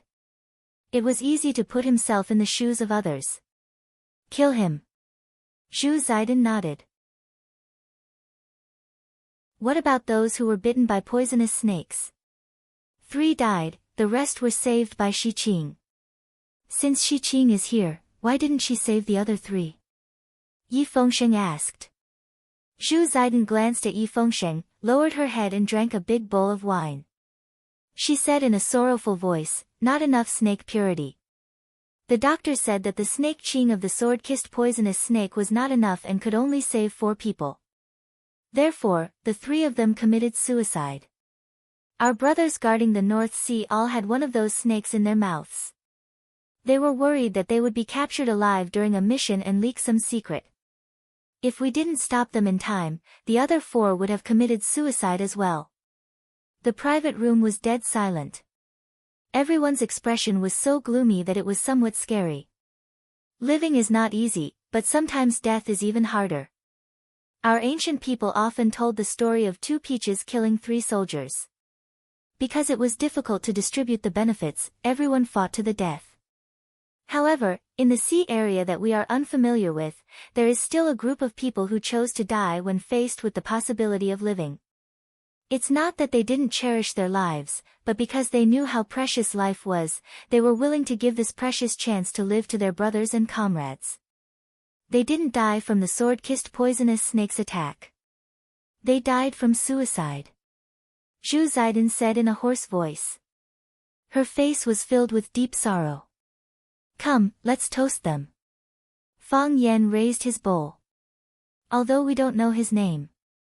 However, they will always live on in the hearts of those who have witnessed this event and heard this story. Everyone raised their wine bowls and toasted in the direction of the North Sea. After that, I stopped drinking at night. Every night, we patrol the entire ship because we are worried that monsters like the sword-kissed viper will climb on board again, Zhu Zidin said in a heavy voice. It was only later that I found out that the sword-kissed viper was raised by a snake breeder. They wanted to let it enter the control room of the main ship and wait for me to arrive at the shore. Then, they would slaughter the sect that liked to raise sea snakes in the country that had always been hostile to us. Beautifully done. Wang Kaixian roared, his face red. A man should do what he shouldn't do. Zidin, when are you going to the North Sea again? I'll go with you. Zhu Zidin shook her head and said, I have to deal with the Grim Reaper every day in the North Sea. Because I know the horror of death, I yearn for this peaceful world. However, if the country needs me, I will go to the North Sea again. Victorious return, what are you saying? Zidin just came back, and she wants to go to the North Sea with you again? That's right, the matter with Fang Yan still hasn't been resolved. In any case, I'm going to Huaqing with Fang Yan this time. Zhu Zidin looked at Fang Yan and asked, when are you going back to Huaqing? Tomorrow. Fang Yan replied. He couldn't accept that woman's conditions, so he couldn't continue negotiating with the Qin clan. As such, there wasn't much point in staying in Yanjing. He wanted to go back and stand with Lu Chaoga and the others. Without him, he wouldn't be able to grasp the situation in Huaqing. I'll go with you. Zhu Zidin said. I'll go as well. Yi Fengsheng roared with a red face and neck. I'll fight whoever doesn't let me. I want to go as well. Even if someone breaks my legs, I'll crawl. Alright, you guys come with me. Fang Yan smiled. Aren't you afraid that we'll take the risk this time? Li Xiaotian chuckled. When I came here, someone told me that being willing to sacrifice for others is a brother, and being willing to accept the kindness of others is also a brother, Fang Yan said. Through thick and thin. To be able to say such philosophical words, it must be a woman, and a beautiful one at that. Li Xiaotian said with a profound expression. Ruan Jing sneered and said, I can even calculate that beautiful woman's surname is Qin. The smoke of the incense wafted out, and the fragrance of tea permeated the air. Qin Etienne, dressed in a plain white robe, was kneeling in front of a tea table carved from the roots of a 1,000-year-old rosewood tree. His posture was elegant and his movements were calm, and he was ordering tea as he conversed with the woman on the screen. This doesn't suit your style, Qin Etienne said without raising his head. She poured herself a cup of tea, then closed her eyes and sipped on it. You'll never dwell on what has happened. You'll only pay attention to the current facts, and then look for problems and come up with the best solution. A man who isn't willing to marry my daughter has seen my woman's naked body. No parent would be able to accept this kind of reality, whether it's something that happened in the past or something that I have to face now. The woman on the screen was breathtakingly beautiful. She didn't wear any makeup, nor did she wear any jewelry. However, just by sitting there, her every frown, every smile, every word, and every sigh made people feel great pressure. I'm your mother first, and then I'm your manager. But what I don't understand is, how could you do such a thing? Do you think this will help him? Threaten to change my stance? No, I know it won't make much sense. Qin Yitian put down the cup in his hand, opened the box of the incense burner, and used a pair of tweezers to poke at the burning incense. She did all of this in a simple and casual manner, busy but not messy. It looked like an ordinary mother and daughter chatting while doing housework. Then why are you doing this? Because I like him. Qin Yitian chuckled. There are so many pitiful people, and I don't take off my clothes for them to see, right? But he's the first man I've fallen in love with so seriously, and I always want to do something for him. I know, it's your style. Every decision had to be carefully calculated. Every investment had to have the greatest return. Moreover, a woman in charge of such a huge family, how much resistance will there be in front of her? You've never told me, but I can imagine it in my heart. I'm your daughter, and I'm not stupid at all. I know I can't influence you, let alone the overall situation, but as you said just now, you're my mother first, and then you're the manager of the group. Which parent in the world doesn't think about their daughter? If I don't do this, then he has no hope at all. If I do this, you'll think about him more or less, right? The woman on the screen frowned and said, "This is the man you want? This is the happiness you want? You should know that the most basic quality of an outstanding woman is to know how to make choices. Not only can they run a business well, but they can also run a family well." Qin Yitian looked up at his mother and said with a smile, "If the person you liked back then wasn't my father, would you still be willing to take over everything in the Qin family?" "No." The woman shook her head and said firmly, "I'll destroy it." "Look, I'm not like you at all." Qin Yitian said with a smile, "Since I like him, other men have become heir. I've never had them, so how can I make choices?" Li Xinyan pondered for a long time, looked at his daughter's delicate and dignified face, and said, "I'll reject the proposal of the general family."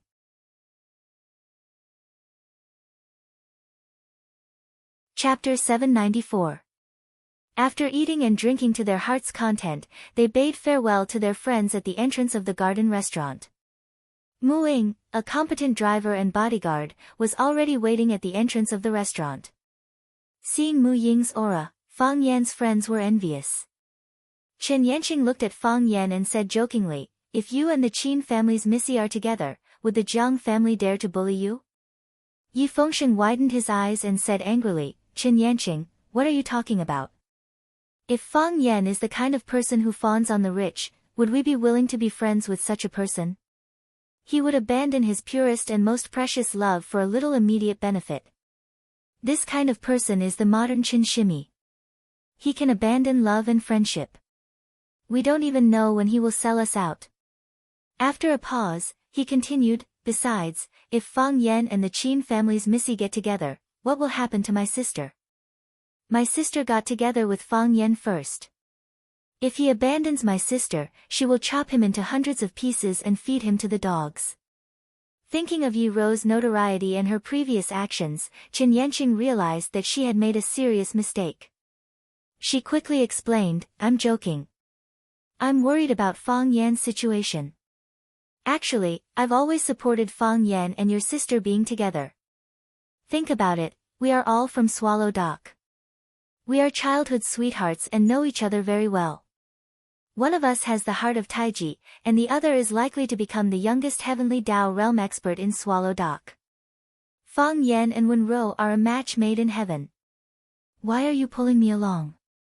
Wang Kaixian chuckled and said, "Chen Yanqing, why are you so nervous? It's not like Yi Rou will jump out and kick your ass at any time." "Who's nervous?" "I'm just saying what I think," Chen Yanqing said in a bad mood. Li Xiaotian waved his hand and said, all right, don't talk so much. They are still waiting. The Qin family is the Qin family. Look at the driver. If he walks with us, others will think that we are his drivers. We can only be drivers if we go to the Qin family. There was always an endless amount of nonsense between brothers. Go back and rest, Fang Yan said with a smile. I'll wait for you at Flower City.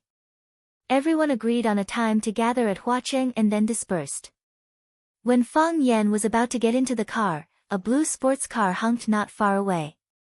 When Fang Yan looked over, the blue Maserati blinked twice mischievously, and then everything returned to the tranquil night. Muing also looked over curiously and asked, Your friend? It should be.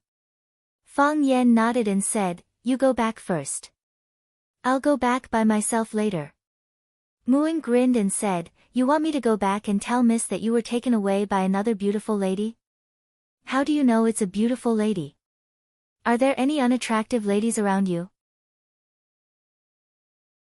Fang Yan touched his nose and said with a smile, I don't think so.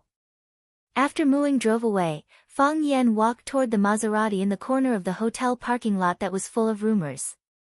The window slid down and Xia, who was wearing big sunglasses, waved at Fang Yan and said, Get in the car. Fang Yan opened the door and got in the car. Looking at Xia's clothes, he asked, Have you been waiting for a long time? I know you're eating with friends here, so it's not convenient to go up and find you. I don't want to disturb your mood, so I sat outside for a while. Xia started the car and drove out of the hotel. Fang Yan was moved. In this world, there weren't many men who could make a superstar like Xia wait, right? Where are we going? Fang Yan asked. I'll take you to see an old man. Xia said. Fang Yan pondered, looked at Xia and asked, Do you think this is good? No. Xia said directly. Then why are you still here? I do. Although he was driving a sports car, the speed of the summer was not crazy at all. On the contrary, it was much gentler than some of the cars that Fang Yan had ridden in. Looking at the rapidly retreating night scene, Fang Yan sighed softly and said, When the disaster came, I thought I had nothing. What I could take out was pitifully little. The enemy only needed to launch a full-powered charge and they would be able to crush us into pieces. Only now do I understand how rich I am. With the protection of such power, no one can easily knock me down. Fang Yan, do you know why everyone is willing to help you? While driving, he had a semi-serious conversation with Fang Yan. Her expression was relaxed when she spoke, but the content of her words was very serious. Because I'm a good person? Fang Yan asked with a smile. Yes, because you're a good person. Since Xia agreed with Fang Yan's joke. You're willing to help others, but you subconsciously reject their help. It's precisely because of this that everyone wants to do something for you. Then I hope that good people will be safe for the rest of their lives. Fang Yan said with a smile, but in his heart, he was carefully recalling every word that Xia Chen had said. Did I help anyone? Wan Jing was a sissy. Every time he fought with someone, he would cry and hate iron for not becoming steel. Every time he fought with someone, he would fiercely praise him. Yi Fengsheng had repeatedly failed in his pursuit of a girl. He had accompanied him to lose weight, but in the end, he had become fatter and fatter. Chen Yanqing had asked Fang Yan to teach him Tai Chi, Am I really a good person? Fang Yan couldn't help but ask such a question in his heart. Fang Yan had always known that Xia Chen's identity was not simple, but after the sports car had been inspected over and over again, he finally realized that it was not simple. Xia Chen parked the car in front of the door and knocked on the wooden door of the small courtyard. The one who opened the door was a young man with delicate features. He was very excited to see Xia Chen and happily shouted, Sister Xia, you're back. The chief is playing chess in the study. Little Zhou, I brought a friend back. You don't need to accompany me. Xia Ji said with a smile as he led Fang Yan to the second floor. The door to the study was open. An old man with white hair and beard was sitting in front of the desk, playing chess with himself. He was playing the simplest chess, scratching his ears and cheeks. It looked like he was stuck in the game. Grandpa, Xia called out with a smile. Seeing that Xia Chen had returned, the old man's eyes lit up. He said, I heard a sound outside just now. I thought it was the kid from the Wang family next door who came back. I didn't expect it to be my big star granddaughter. Come, help Grandpa see what I'm going to do next.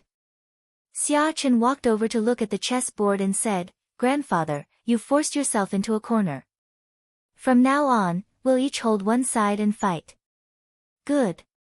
I like to play chess with my precious granddaughter. The old man was overjoyed. Xia Chen's chess skills were not bad, but in the end, he was still defeated by his grandfather's horse. The old man laughed heartily, looked at Xia Zhi and said, You purposely went easy on me at the end. Tell me, what do you want from me this time? Xia pointed at Fang Yan and said, Grandfather, he's my friend Fang Yan. Oh. The old man's gaze swept across Fang Yan's face and said, He's a good seedling. Grandfather, you want to pull people into the army again? Not everyone wants to be a soldier. You silly girl. The old man shook his head and said, I'm looking at his eyebrows. This kid has a small stomach, but his ambition is big. His future is limitless. However, since you brought him to see me, it means that you've been in some trouble recently, right? Grandfather, the Jiang family is bullying others. Xia said angrily. They insist on snatching other people's things from their own homes. Do you think it's infuriating? The old man chuckled as he looked at Fang Yan and asked, Did you have a conflict with the Jiang family? Yes. Fang Yan answered honestly. He could tell that this old man was pretending to be a pig to eat a tiger. The divine light in his eyes was restrained. Nothing could escape his calculations. It's not that easy to provoke a general who cherishes his fortune. The old man sighed. What do you think? What? Fang Yan looked at old man Xia in confusion. I'm here to ask for help, why did you ask me what I think? There has to be a rule. The old man said with a smile. This is a battle.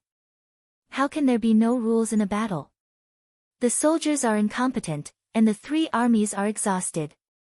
You are now the general who leads the 3 armies. I can't die under your hands in vain. Grandfather, what are you talking about? Xia Zhi complained. Joking with young people. Old man Xia said with a smile. Fang Yan thought for a moment, then said, I can only borrow the power to hurt others. Old man Xia waved his hand and said, Your goal has been achieved. You can go back now. Fang Yan bowed deeply to old man Xia and said, Thank you. When this matter is over, I'll come back to pay you a visit. Old man Xia's face was full of praise as he said, No wonder those brats from the Jiang family can't beat you. You've lived like a human. Fang Yan's smile was sincere as he said, I still need to learn a lot from you, elder. Fang Yan took her leave, and Xia Chen could only follow her out. After getting on the car, Xia couldn't help but ask, Why are you leaving so soon? Have you two made an agreement? It's settled. Fang Yan said with a smile. Ever since I stepped into your house, we've reached an agreement.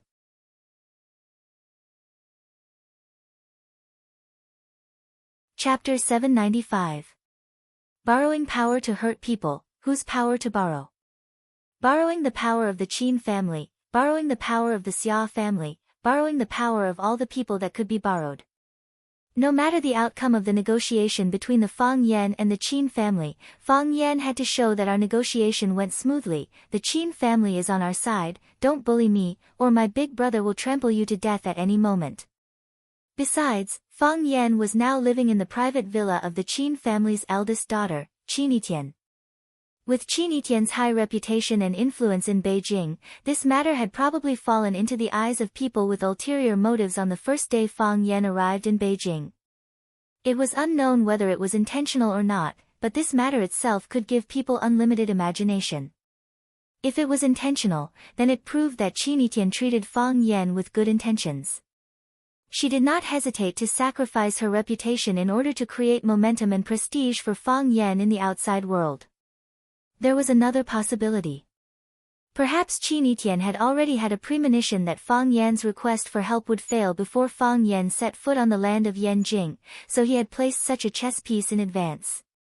At that time, Fang Yan had asked Muing to send him to the hotel, saying that it was very inconvenient to stay here. At that time, Muing had said, "Miss doesn't care, what do you have to care about?" Thinking about it carefully, it was a deep feeling. Fang Yan followed Xia to the Xia family. He didn't even drink a cup of tea from the Xia family. His butt didn't even occupy a corner of the Xia family's chair, but Fang Yan got a lot of harvest. Old Master Xia was indeed a smart person. With just a few words, he made Fang Yan see the moon through the dark clouds. Borrowing the power of the world. In a situation where the Qin family was unwilling to go all out to fight against such a giant, this was the best and only choice. If all the negotiations were like this, the world would be too harmonious. Xia drove the car out of the military courtyard and sighed. "I grew up in such a family, and only now do I slowly come back to it." You grew up in Swallow Dock, but your reaction speed is dozens of times faster than mine. What did you eat to grow up? How can there be such a big gap between people? Xia Chen had an extraordinary background and had been in the entertainment industry for many years. He was quite satisfied with his IQ and EQ. However, he realized that he was still far inferior to Fang Yan. "I'm just thinking a little more." With a smile on his face, Fang Yan said, "Too many things happened to my family when I was young, so my mind is more sensitive. After I grew up, I was often bullied by a girl. I couldn't beat her, so I always wanted to take revenge. I used all kinds of methods." "That's not a reason," Summer said. Taking revenge on a girl and what you're doing now are two completely different concepts. And that girl is the girl you like. How did you know? Fang Yan asked in surprise. When you talk about her, your eyes narrow, and you can't hide the smile on your face. Xia Chen pretended to be angry and said, "Please, I'm also a woman, okay? Showing such a strong love for another woman in front of a woman will make people jealous, okay? If I can't hold the steering wheel because I'm angry, it'll be 2 lives in a car. It's going to be on the headlines tomorrow." Fang Yan said with a smile. "How about I leave some more clues and lead this car accident to the Jiang family? Do you think they'll be in trouble? Whoever provokes you is unlucky." Xia Kiki giggled. Her laughter was as pleasant to the ear as her singing voice. "However, I don't want to die with you. I don't want to die now. I want to do a lot of things. If you don't die, I won't die either. It's too lonely to walk the Yellow Springs Road alone." Fang Yan said with a smile. "But, I really have to thank you for today. It's not like I did anything." Xia Zhi curled his lips, looking as cute as a young girl. "It's all because of you and our family's old man. I haven't even had the time to say a good word for you, and the two of you have already come to an agreement. I'm standing there like an idiot. You're still staying in the Qin family's young Mrs. mansion at night? You know about this too." Fang Yan smiled bitterly. "Who doesn't know? The entire Maple Leaf Club is talking about this. Before your plane even landed at Beijing Airport, countless pairs of eyes were staring at it. Otherwise, how would I know that you came to Beijing if you didn't call me? How would I know that you, Yi Fengsheng, Li Xiaotian, and the others were gathering at the Garden Hotel?" Fang Yan looked out the window into the dark world. He thought to himself, the Jiang family should know about this too, right? How would they react at this moment? "Kiss and Yuan Lin miss you very much," Xia Zhi suddenly said. "They're very busy right now, very busy. They have a lot of jobs every day. I've already asked the company to shorten their schedule, but there are still a lot of things to do. Perhaps this is what we mean when we say that people in the martial arts world are not good. However, as long as we're together, they'll always mention you. They'll always say how Mr. Fang is. Fang Yan, you should go see them when you have time." "I will." Fang Yan nodded. "Even if I'm not here, I'm still silently watching them from behind, cheering them on and telling them to work hard. I'll pass it on. The car drove up the mountain road, and Xia slowed it down again. At this time, she was no longer talking to Fang Yan. Instead, she was focused on the road ahead. It wasn't until they reached the entrance of Qin Etienne's villa that Xia let out a sigh of relief. She looked at Fang Yan and said with a smile, "I've finally delivered you safely." Fang Yan raised her eyebrows and said, "Are you all right alone?" "No problem," Xia said. "I'll pay attention to some things." Fang Yan thought for a moment, then said, "I'm worried." "I'll send you off." "You send me off, and I'll send you off again." "Are you still going to sleep tonight?" "If Miss Qin suspects that we have some secret relationship, wouldn't she hate me to death?" Fang Yan smiled and said, "How can I let a girl drive alone on the mountain road? You drive me to the entrance of your neighborhood, and then I drive your car back. You don't just have this car, do you?" "Yes, gentlemen." "Thank you for your hard work, miss." The two looked at each other and laughed. This kind of knowledgeable friend relationship was really good, free and easy, but also concerned about each other. Fang Yan did not expect Yi Daoling to send Ruan Jing to pick him up. Based on Fang Yan's understanding of Yi Daoling, this man was someone who would not release an eagle until he saw a rabbit. If there were no attractive enough benefits, he would not easily make any decision. Besides, he was currently at war with the general family. With his sensitive position, he should not have contacted him. However, Ruan Jing came to his door early in the morning. Along the way, Fang Yan kept interrogating Ruan Jing. Ruan Jing just laughed along with him, not telling him why Yi Daoling wanted to see Fang Yan. "Forget it, I won't force you. Anyway, we'll know in a while." Fang Yan waved his hand and said, "It's useless even if you force me," Ruan Jing said with a wry smile. "We drank together last night and received a call from the boss in the middle of the night. He asked me to pick you up this morning. He said that he wanted to treat you to Yanjing's authentic fried liver. Please, do you really like to eat that thing?" I accompanied the boss to eat twice, and every time I felt like vomiting. "I think it's okay," Fang Yan said with a smile. "Even if I eat with your boss, I'm afraid it won't taste anything." "That's true. Anyway, I don't want to eat with the boss. If the boss asks later, I'll say that I've eaten." When they arrived at the small courtyard that Fang Yan came to last time, Yi Daoling was eating breakfast at home. Yezi hadn't gone to school yet. When she saw Fang Yan coming over, she waved at him and said, "Come quickly, my dad specially left a bowl for you. It's still hot in the pot. I'll get someone to bring it to you." As he spoke, a servant brought over a large bowl of steaming hot fried liver. Yi Daoling glanced at Ruan Jing and said, "You sit down and eat something together. You went out early in the morning, so you probably haven't eaten anything." Ruan Jing didn't want to smell the fried liver, but he had to obey the boss's orders. He just sat far away and scooped a bowl of millet porridge for himself. He picked a steamed bun and quickly ate it. While Fang Yan was eating the fried liver, Yi Daoling put down the newspaper in his hand and looked at Fang Yan and asked, "If I didn't let Ruan Jing pick you up, you wouldn't have come to see me, right?" Fang Yan nodded and said, "Yes." Yi Daoling stared and said, "Am I that unpopular with you?" "That's not it." Fang Yan waved his hand and said, "I'm just afraid of causing trouble for you." "Trouble? Hee, it's not like you don't know about the matter between me and the Jiang family. They clearly want to get rid of me. Your identity is sensitive, so why should I burn the flames of war on you? If I shamelessly came to your door, you definitely wouldn't be happy, right?" Yi Daoling laughed out loud. He pointed at Fang Yan and said, You are really likable and annoying."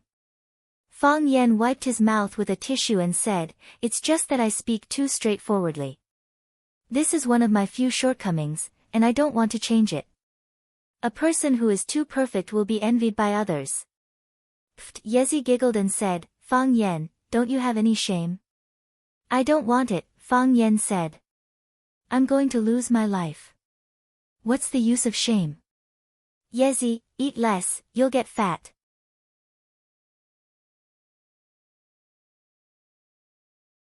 Chapter 796. For women, being fat was their spent foundation, scattered eyelashes, and a pimple on the tip of their nose. This was the most difficult thing to accept and tolerate. Fang Yan called her fat in front of her father and Ruan Jing, which made Yezi almost melt the spoon in her hand. Of course, Fang Yan actually said, "Be careful not to get fat," but Yezi had automatically ignored the words, "Be careful not to get fat." You think I'm fat? Yezi's eyes were round, and she looked at Fang Yan angrily. I didn't say you're fat. Fang Yan looked at Yezi doubtfully and said, I mean, eat less, be careful not to get fat. Why should I eat less? Do you think I'm fat now? I don't mean that. I'm worried about the future, that's what you mean. You think I'm fat. Otherwise, why would you ask me to eat less? How am I fat? I'm less than 100 pounds, okay? You're the fat one. Humph, my figure is so good, and you dare to think I'm fat. Do you have any taste? I think gentleness is beautiful. My taste is still good, right? Fang Yan said with a smile. It's fine if it's this matter. If I want to eat, I'll eat. Why do you care? Although Yezi said so, she didn't dare to dig the millet porridge in the bowl with the spoon in her hand. She put down the half-piece of mung bean cake in her hand and stared at Fang Yan fiercely. She said, You big fatso. Fang Yan didn't know whether to laugh or cry. He looked at Ruan Jing and said, You judge, did I say she's fat? Ah. Ruan Jing looked up at Fang Yan blankly and said, What were you talking about? I was busy eating and didn't hear it clearly.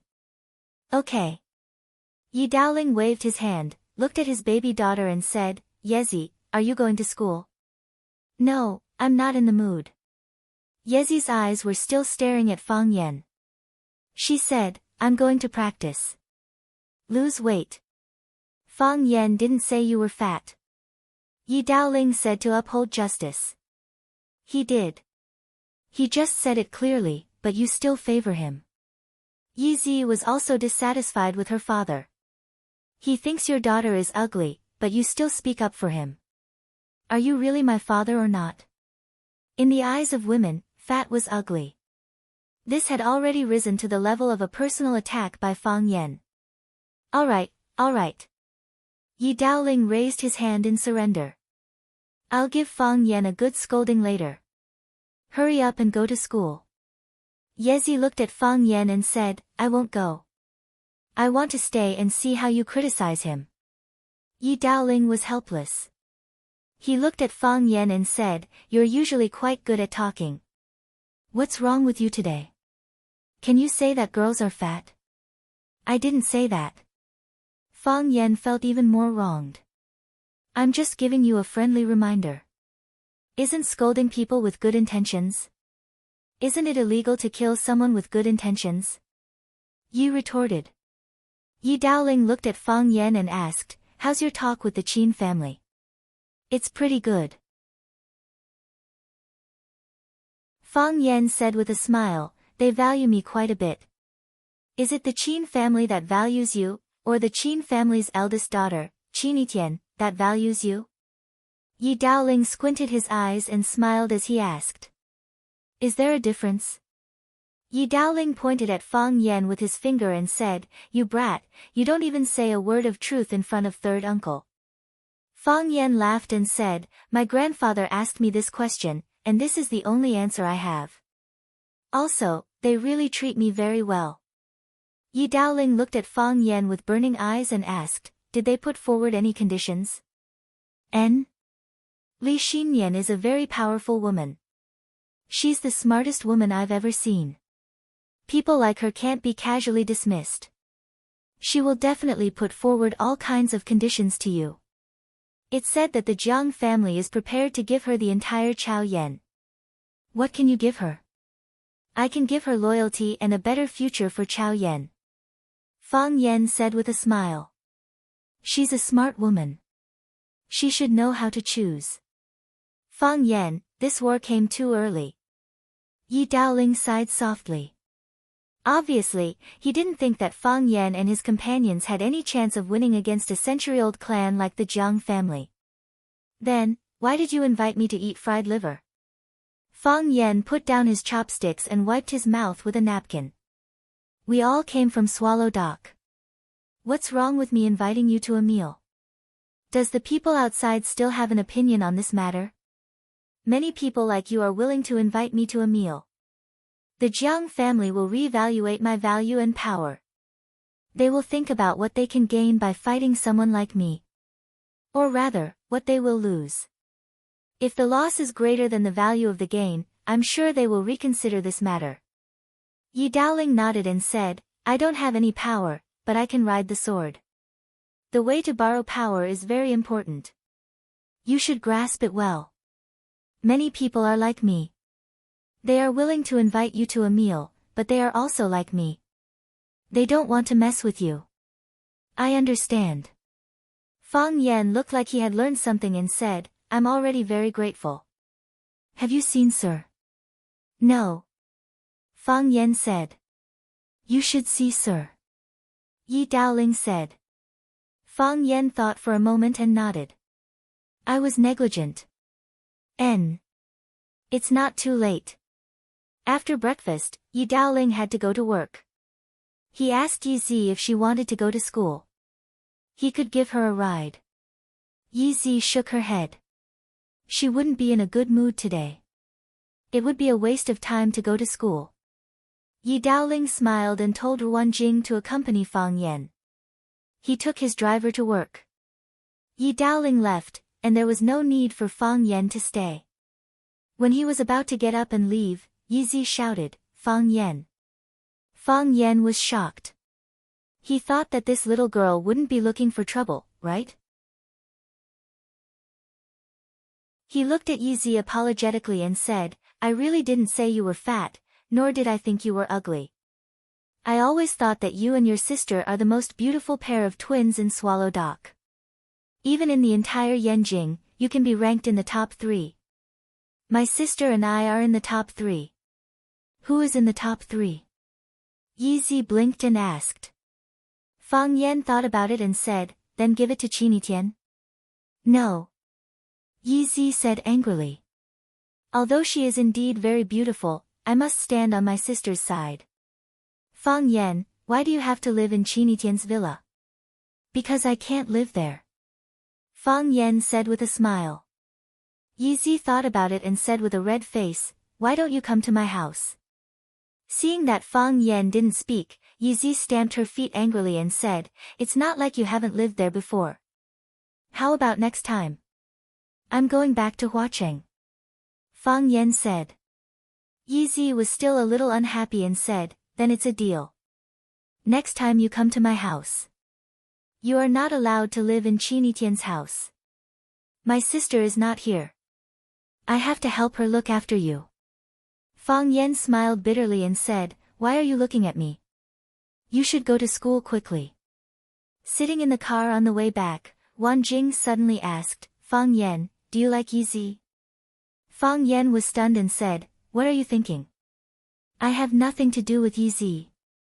No, she is Yi Gentle's sister. That's our relationship. I feel that she likes you. Wan Jing said.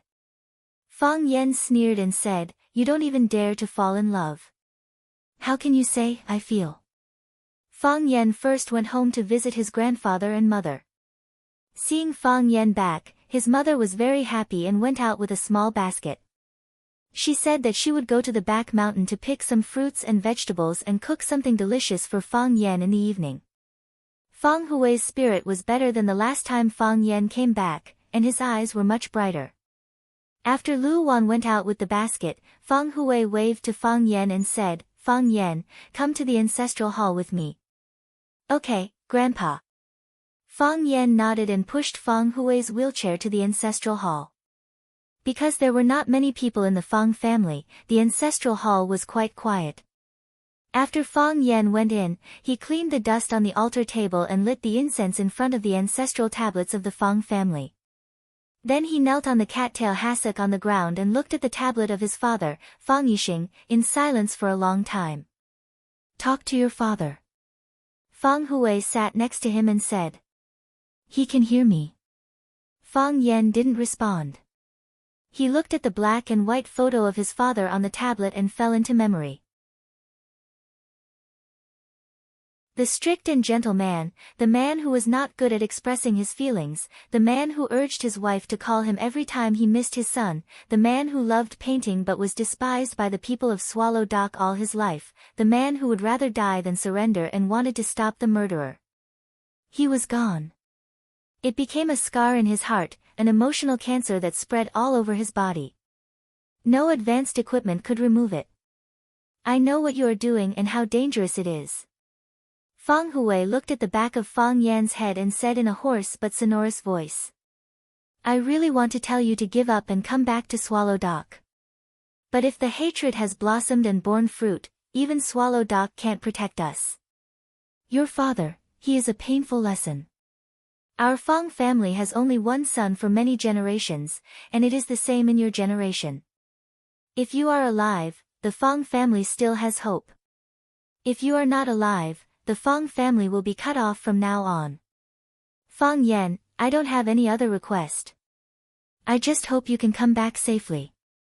Fang Hui's eyes were wet and soon they were full of tears. The wrinkles on his face were like sharp knives, stabbing Fang Yan's heart. He didn't hide his feelings. This old man, who was strong and had never bowed to anyone, sobbed and said, "Come back alive."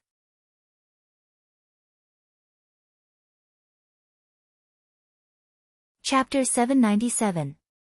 Fang Hui had never begged anyone in his life, but this time he was pleading with Fang Yan, begging him to come back alive. Come back alive. Only those who had truly experienced life and death would be able to feel the weight of these 4 words. "Fang Yan, you must come back alive." Fang Hui's body trembled violently because he was crying too hard. Big drops of tears rolled down his cheeks. "I'm old, and I may leave at any time. If you're gone, your mother can't live either. I'm alone with a widowed mother, and I'm the only child. If you're gone, the Fang family will be disbanded." Fang Yan turned around and kowtowed to Fang Hui, banging his head hard on the faded wooden floor of the ancestral hall. His eyes were red, and he said in a hoarse voice, "Grandpa, I promise you, I'll come back alive. You won't leave, and the Fang family won't be disbanded. Our Fang family will get better and better, flourish and prosper. You must also live well. Live to see me marry a wife and have children. Live to see your grandchildren surround your knees." Fang Hui reached out and stroked Fang Yan's head, saying, "Then it's settled." "It's settled." Fang Yan nodded. "I won't go, and you're not allowed to go. Every single member of the Fang clan, every single one of them, will never leave again." "Good boy," Fang Hui said with a gratified face. The old man took out a folded handkerchief from his pocket and wiped the tears on his face. He looked at Fang Yan, who was kneeling in front of him and crying, and shouted, "What are you crying for? A man doesn't easily shed tears. If he were to weep like a girl, what would that look like? Are you still Fang Hui's grandson? Get up for me and wipe away my tears. If your mom sees this, she'll cry again. Be careful, I'll whip you when that happens." Fang Yan hurriedly climbed up from the ground and stared at the old man who was as fragile as a candle in the wind and could be extinguished at any time with a face full of astonishment. In the blink of an eye, he had turned into a stern face and loudly criticized his grandson for being a sissy. This old man used to be from Qingqing sect, right?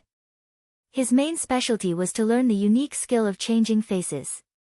Fang Hui threw the handkerchief in his hand to Fang Yan and said, "Wipe the horse urine off your face. Smile, smile more naturally. Your mother went to the garden to pick vegetables and should be back soon." Fang Yan wiped his face with a handkerchief and said, "Then I'll go pick her up." "Go." Old Master Fang waved his hand and said, "Spend more time with her." Your mother has a stubborn personality and likes to keep everything to herself. You have to talk to her. It would be best if you could convince her to bring her to Huaqing to stay for a period of time. Why are you always accompanying an old man like me? Grandpa, my mother won't go to Huaqing, Fang Yan said with a wry smile. I've called her countless times, but I couldn't persuade her to stay there for a few days. Yes.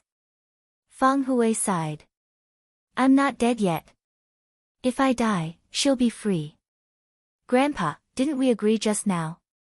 Fang Yan said anxiously. Fang Hui grinned and said, a married daughter is like water that has been poured out.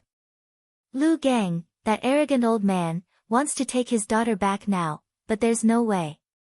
Xiaowan is a member of our Fang family now, so she's a member of our Fang family. I have to live and live well. I can't die just to fight with old man Lu. Fang Yan nodded with a smile and said, that's right. Grandpa often says that you're a reckless man, but he looks down on you from the bottom of his heart. You have to live well and see who lives longer. That's settled then. Fang Hui laughed. I'll call old man Lu later and tell him that I look down on such a stupid intellectual. He thinks he's great just because he can read a few words. I want to compete with him to see who lives the longest. Seeing that his grandpa Fang Hui had untied the knot in his heart and was truly happy, Fang Yan was a little relieved. Having an old man in the family was like having a treasure. Although the current pillar of the Fang family was Fang Yan, Fang Hui's life was of great significance to Fang Yan. As Fang Hui had said, if Fang Yan was gone, he and Fang Yan's mother, Lu Wan, would probably die. How could it not be the same for Fang Yan? I'm going to pick up my mother. Fang Yan said with a smile. Fang Hui waved his hand and said, go. It's getting colder. Winter is coming. Yes. Winter is coming. Fang Yan said with a smile. Before Fang Yan could step out of the courtyard, he saw his mother, Lu Wan, coming back. Beside her was the little girl, Qingji. The two of them, one in front and one behind, seemed to be arguing about something. Madam, just help me carry the basket. It's heavy and will tire you out, Qingji said anxiously. You're really stupid. We're already at home, why are you still arguing with me? I've been planting vegetables for years. How can carrying a basket be a heavy job? Do you think I'll tire myself out? But, no buts. It's rare for Fang Yan to come back. I want to cook a few dishes for him personally. But you can cook if I bring the vegetables back. Silly girl, the vegetables were planted by me, and I was also the one who picked them. I'm satisfied to bring them back and cook them for my son. It's rare for me to want to do something, but you keep talking around me. Be careful, I'll find you a husband. Madam, I won't go out of the Fang family. I still have to serve you and take care of the children for Fang Yan when he gets married. Lu Wan smiled gently and said, I don't know when he can get married. If I can see that day earlier, I'll be relieved. Isn't Fang Yan in love with Miss Wenro? The whole Swallow Dock knows about it.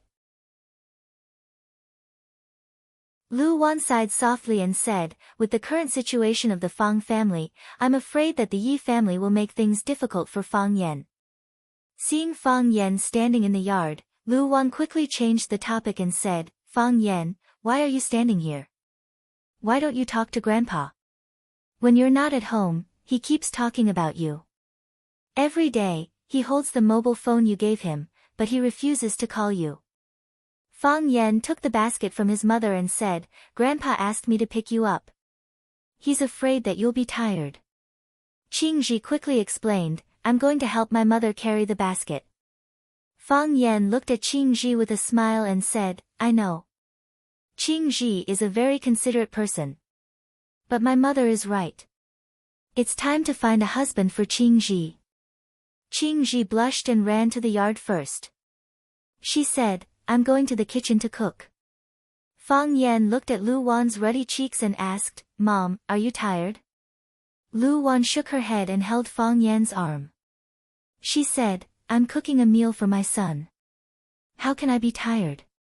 Fang Yan nodded and looked at his mother, Lu Wan. He said, Mom, don't worry. I'll marry Wenro and make her your wife. Lu Wan beamed with joy and said, Good, good. I believe you. It's not lively enough if we don't have a family. You can have more children. I'll try my best. Fang Yan said with a smile. When Yi Rou was reading in the room, Yi Fengxing sneaked in and said, Sister, Fang Yan is back. Yes. Yi Rou responded lightly and said, Yezi told me on the phone. Ah. Yezi also knows. It seems that third uncle has seen Fang Yan. Do you think third uncle wants to show his support to Fang Yan? If he is willing to help, will Fang Yan's situation be better? Yi Rou raised her beautiful eyebrows and said, They don't want to help. They just stand on the shore and cheer for him when they are fighting in the sea. Is that so? Yi Fengxing scratched his head and said, If third uncle refuses to help Fang Yan, won't Fang Yan be in danger?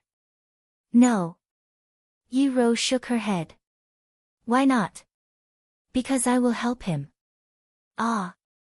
Yi Fengxing widened his eyes and said, Sister, how will you help him? It's not like you don't know what kind of family the Jiang family is. Right now, the Jiang family is using their wealth and power to crush Fang Yan. Fang Yan is a very rich person. Hee, if you think about it this way, it's not a bad thing if Fang Yan becomes my brother-in-law. At least my sister won't have to suffer after marrying him. Yi Rou's eyes became sharp. Yi Fengxing also knew that he had gone off topic, so he quickly returned to the topic and said, Sister, it's not that we don't want to help, but with our family's wealth, even if we bet the entire Yi family, we probably won't be able to help Fang Yan. The Jiang family is too powerful, so powerful that unless the Qin family is willing to help. Otherwise, the wealth of 10 Yi families won't be a match for them. I don't want to compete with the Jiang family in wealth, Yi Rou said indifferently. Ah. We don't want to compete with them in wealth? Then how are we going to compete with them? What are we going to use to help Fang Yan? We can't stop the Jiang family's wealth, and the Jiang family can't stop my martial arts. Yi Rou's expression was calm as she spoke, as if she was talking about something that had nothing to do with her. But Yi Fengxing knew very well that when she said something like that, she would really do it. I'll go kill everyone in the Jiang family, and then everything will be fine, right? Sister. Yi Fengxing was so scared that his chubby face turned pale and red. Don't do anything stupid. If you do that, our family will be finished. That's something we need to consider after we kill everyone in the Jiang family, Yi Rou said firmly.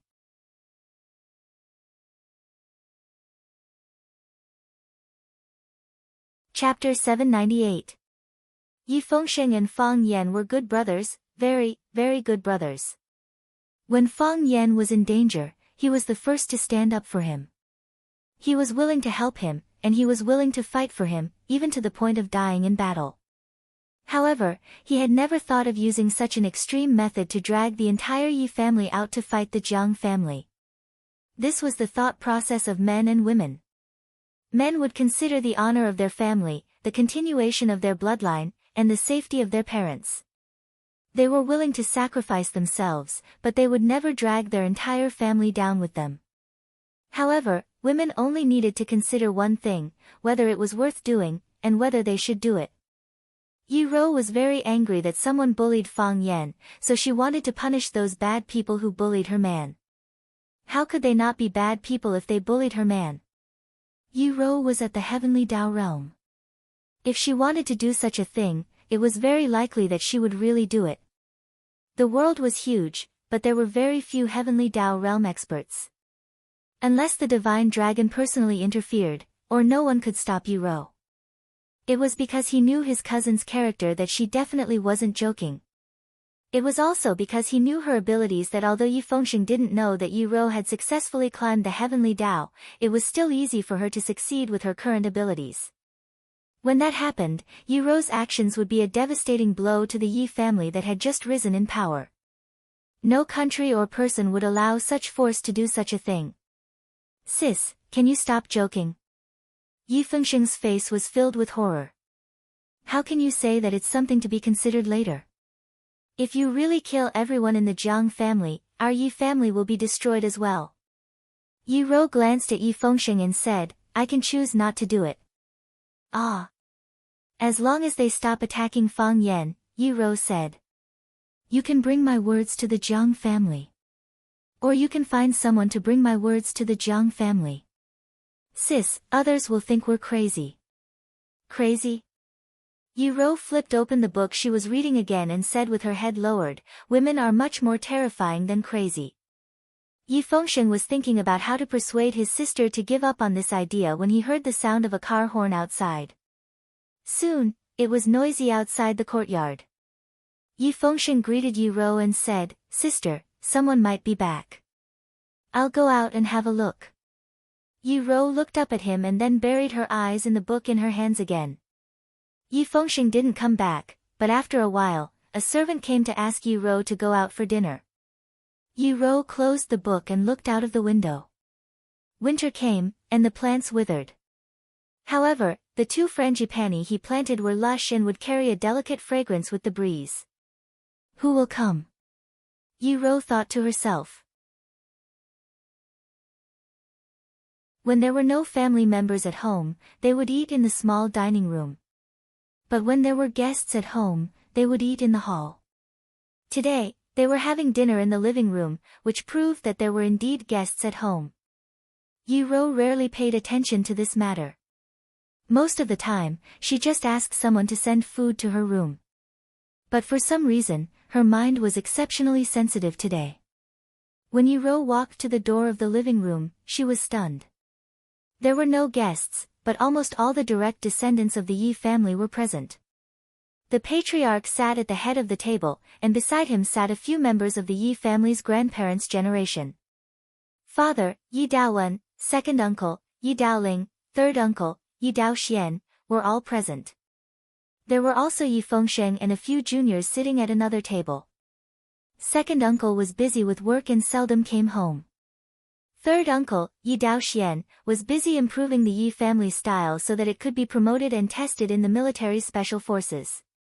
He did not return home all year round, but today, they were all back. Yi Rou hesitated slightly before walking towards the table where Yi Fengsheng and company were sitting. Rou! Yi Daoling shouted. He waved at her and said with a warm smile, Come sit here. The patriarch has something to ask you. Yi Rou thought for a moment and walked towards the head table. The other juniors were not surprised at all. It was no secret in the Yi family that the patriarch favored Yi Rou. Everyone was already used to it. Yi Rou was indeed outstanding. Ignoring everything else, just her martial arts alone was enough to suppress them to the point of suffocation. In their hearts, they were convinced by this. Furthermore, Yi Rou was cold on the outside but warm on the inside. She did not show any courtesy to outsiders, but she was extremely good to her family. Her brothers and sisters at home also liked her very much. Yi Rou sat at the end of the table, diagonally opposite the patriarch. The patriarch looked at Yi Rou lovingly and said with concern, Rou, are you reading in your room again today? Yes, patriarch. Yi Rou said with a nod. I know you are working hard, so I did not disturb you.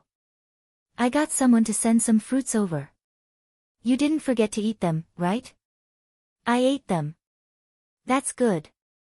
Girls eating more fruits is good for their bodies and skin.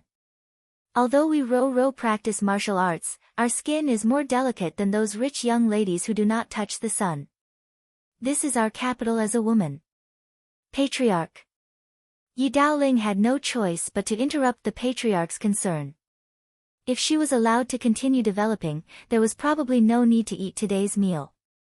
Why don't we first discuss that matter with Rou? You are so impatient. The patriarch looked at Yi Daoling with a complaining look and said. No matter how Rou looks like, she is my good child. I know. Yi Daoling nodded repeatedly. She is also our good child. Everyone dotes on her. Isn't everyone right? Yi Daoling was worried that the patriarch would hold a grudge against him, so he wanted to drag some of his allies into the water. To his disappointment, no one stood up to respond to him. Yi Daoling laughed dryly and looked at Yi Ro and said, Ro, have you entered the heavenly law? This question made many people present show a surprised expression. When did this happen? Yi Ro climbing the heavenly law was the top priority of the Yi family. Everyone in the Yi family had their hearts in their throats. Unfortunately, there were some changes in the end. Yi Ro failed to climb the heavenly law, but her life was saved by Fang Yan. Of course, this was what Fang Yan and Yi Ro said. Anyway, most people in the Yi family would not believe it. Yi Ro failed to climb the heavenly law and suffered a backlash from the heavenly law. Her body was weak for a period of time. Until now, she stayed at home all day to recuperate. Even her daily training had been suspended. Everyone was worried that they would hurt Yi Ro, so they did not even mention the heavenly law in front of her. Now that the family was gathered together, why did they mention the matter of climbing the heavenly law? Yi Fengxing stared at everything that was happening around him. Second uncle was back, and so was his father. The important elders of the family had appeared, and the juniors of the direct line of descent were all present. Now, everyone was waiting for an answer. Was Yi Ro a heavenly Dao realm expert? Of course not. If she was a heavenly Dao realm expert, wouldn't the Jiang family be in for a bad time? Brother Fengsheng, you are usually close to sister Ro. Do you know about this? What's going on? Ro succeeded in climbing the heavenly law. Didn't she just fail a while ago? Did she do it a second time? Isn't it too risky? I think it should be true. Otherwise, it's impossible for second uncle and third uncle to return at the same time. Yi Fengxing shook his head and said, I don't know about this either. Everyone looked at Yi Ro with concern. Everyone's eyes were focused on Yi Ro's face. Yi Ro didn't even look at their faces. She turned a blind eye to their gazes as she looked at Yi Daoling with an indifferent expression. She nodded and said, That's right. Hua. The entire room was alarmed. Pleasant surprise, horror, envy, admiration, and curiosity. How long had it been since the last time she failed to climb the heavenly Dao? How did she suddenly become a heavenly Dao realm expert? Even Yi Daoling, who had asked the question, was momentarily stunned. He looked at Yi Ro in disbelief and said, Ro, you can't joke around. Is this true? Yi Ro looked at Yi Daoling and said, Have I ever joked with you? Not really. Yi Daoling chuckled as his eyes narrowed into a slit. It was your third uncle who received some news and called me to confirm it. I said that I didn't even know about this. After a discussion, we decided to personally rush back to discuss it with you. After pondering for a moment, Yi Daowen looked at Yi Ro and asked, When did this happen? We didn't hear anything about it. You didn't fail the last time, right? I failed the last time, Yi Ro said. And then you tried again. Yi Daoling frowned. Ro, I know you are competitive and you aren't willing to admit defeat so easily. But such matters still need a gradual cycle. You can't rush it, or else problems will easily occur. I failed to climb the heavenly Dao. It was Fang Yan who saved me, Yi Ro said. He suffered the backlash of the heavenly Dao himself, but he helped me become a heavenly Dao realm expert. Hua. The hall was in an uproar once again as everyone discussed the matter.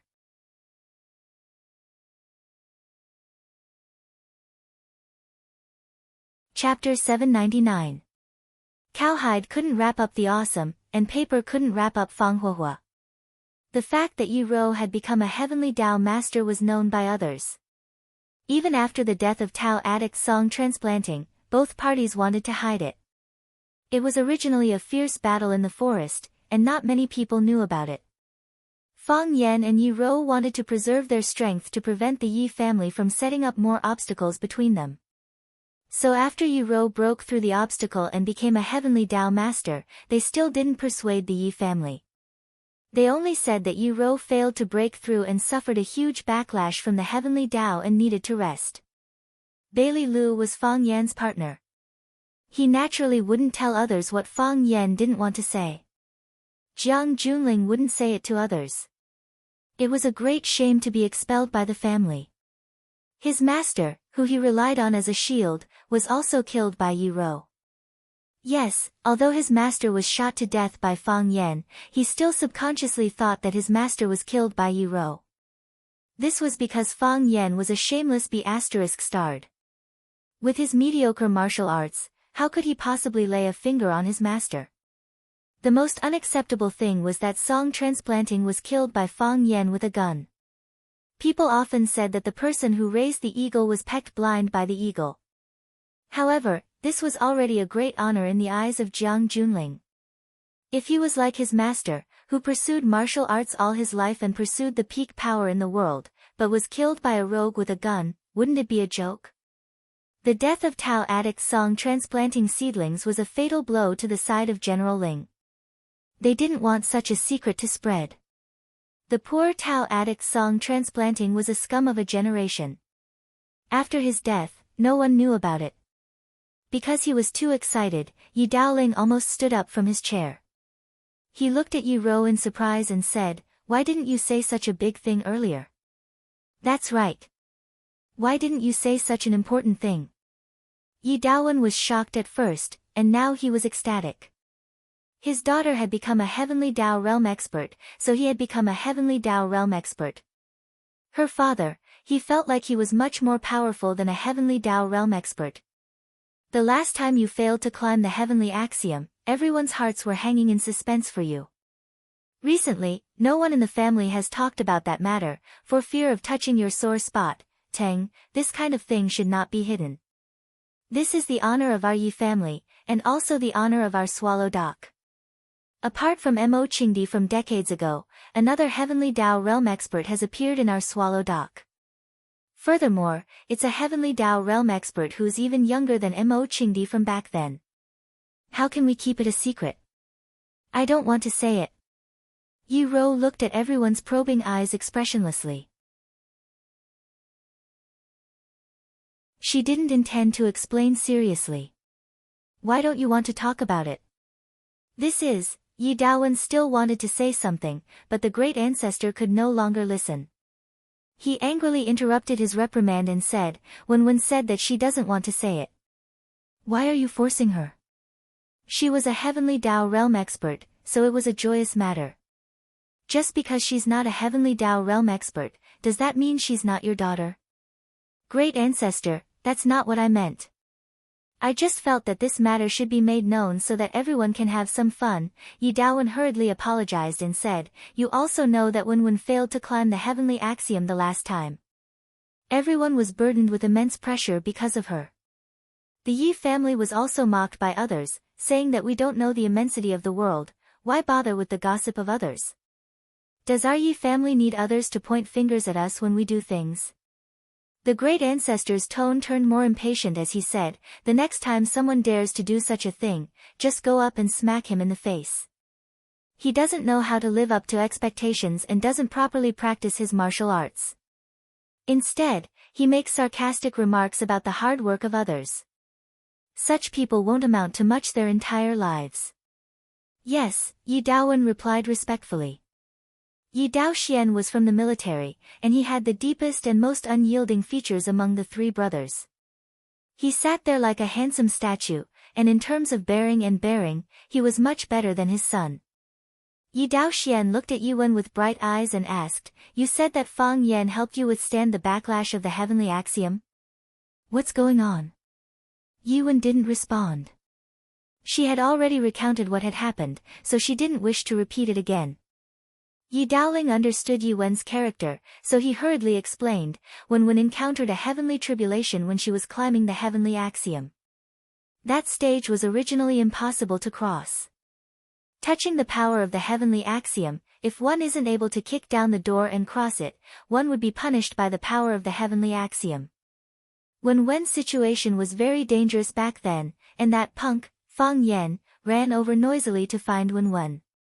Elder brother and I tried our best to stop him, and even our Yi family's door was smashed by that punk. We were originally worried that he would disturb Wenwen's ascension, but who knew that by a freak combination of factors, he saved Wenwen's life. At the most dangerous moment, Fang Yan used his heart of Taiji to withstand the backlash of the heavenly axiom.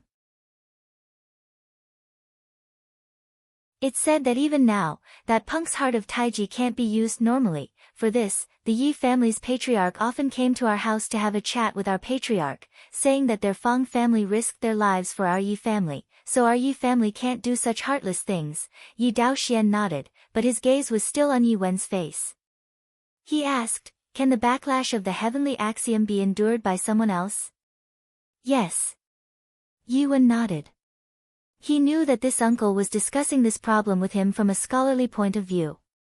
After all, he was currently improving and streamlining the Yi family style, and then promoting it to Huaxia's special forces. What's the trick? The person who bears the backlash knows how to use the heart of Taiji. Yi Wen answered. Yi Daoxian found it difficult to continue, so the topic came to an end.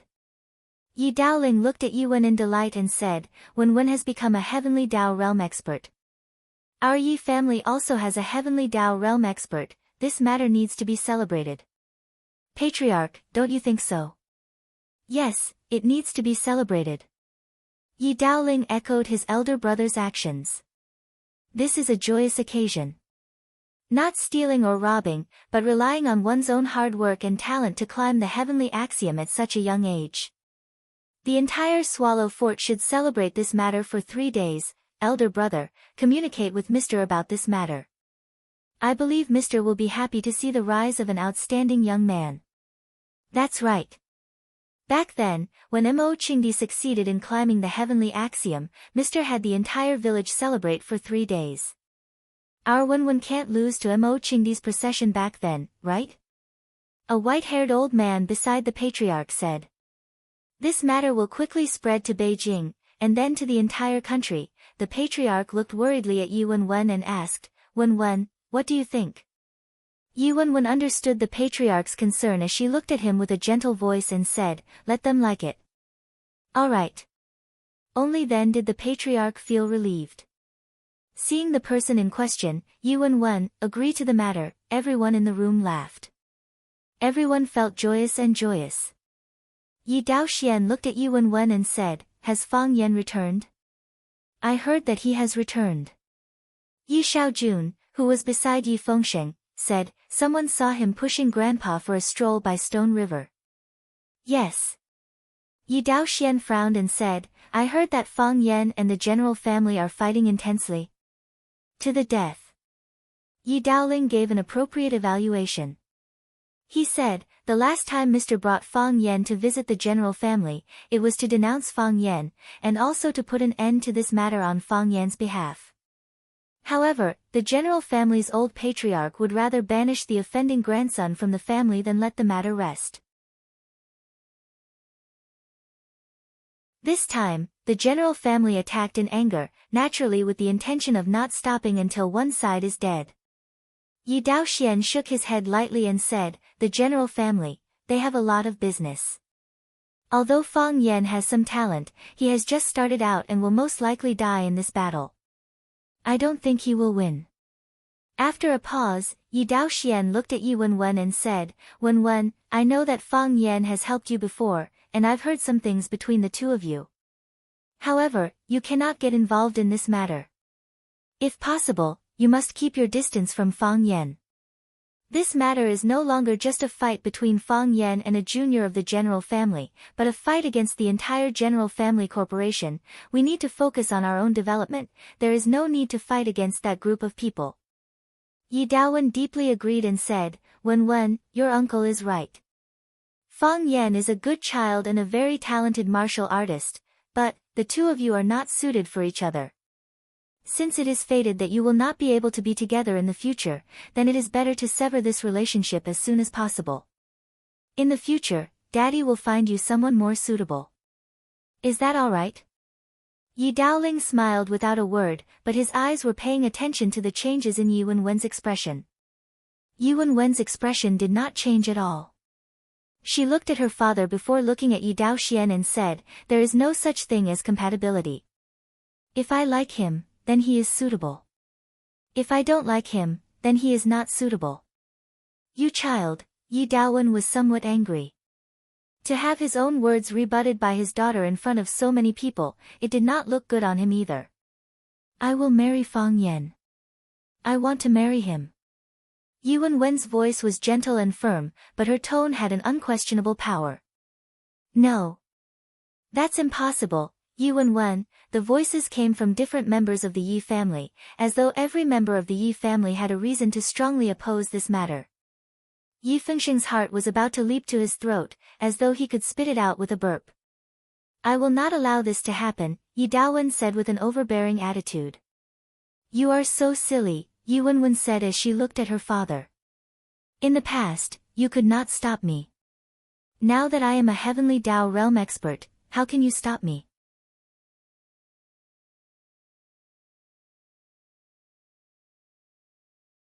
Chapter 800. You're such a fool. These 3 words were like a powerful atomic bomb being dropped on the dining hall of the Yi family. The noisy scene suddenly quietened down, and the lively discussion instantly stopped. Everyone looked at Yi Ro with astonishment, looking at the girl who said, "You're such a fool," to her father. The Yi family was a traditional family. Like other families in Swallow Dock, they all implemented the patriarchal system. The juniors had to be respectful when speaking to the elders. Even if the elders said something wrong, they couldn't refute them directly. What was Yi Ro doing? No one said a word. They even tried to suppress their breathing. Everyone stared at Yi Ro, at Yi Daowen, who had been countered by Yi Ro. Yi Daowen was the patriarch of the Yi family. He represented the dignity and face of the Yi family. He represented the Yi family's attitude towards a certain person or thing.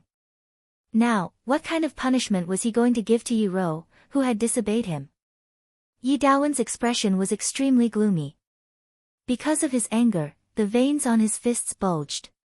His eyes were fixed on Yi Ro.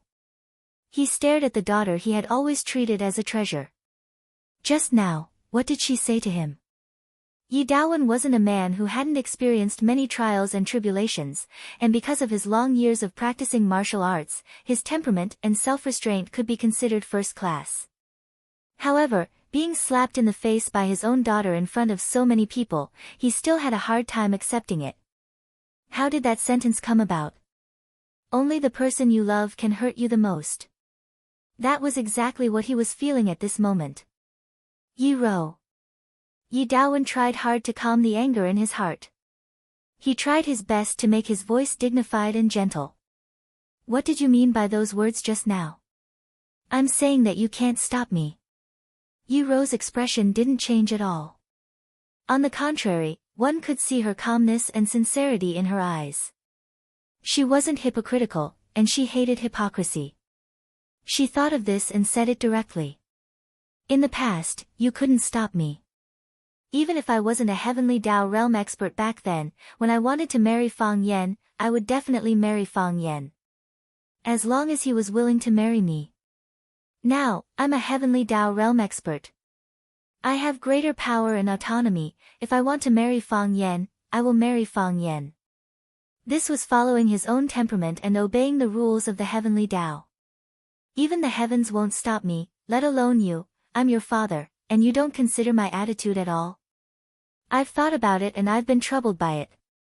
It's also because I've considered your attitude and the Yi family's attitude that I've decided to hide the fact that I've succeeded in climbing the heavenly axiom, gentle, don't get too excited." Yi Daoxian wanted to smooth things over between the father and daughter. He was worried that their relationship would become even more strained, and it would be difficult to clean up when the time came. "Your father is doing this for your own good. He hopes that you can consider the position and attitude of the Yi family." "It's for my own good," Yi Ro said. "I also hope that he can consider my feelings and my future. He's my father. Isn't that what he's supposed to do? What kind of father would let his daughter sacrifice for the family without caring about his daughter's feelings? It's not that your father doesn't consider you, but the Yi family's position and your choice are contradictory, so I have to compromise and turn a blind eye to everything that the man I like has encountered. The corners of Yi Ro's mouth curled up as she revealed a mocking smile. If that's the case, what's the point of me climbing the heavenly axiom? I can't even abide by the human path, and I still want to borrow the power of the heavenly axiom. Isn't that going against the heavens?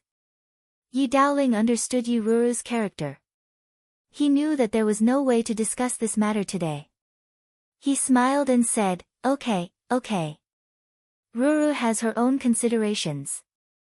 The Yi family also has their own position. We need to discuss this matter in the long run. There is no need to rush it now. Regardless, today is a joyous day for our Yi family.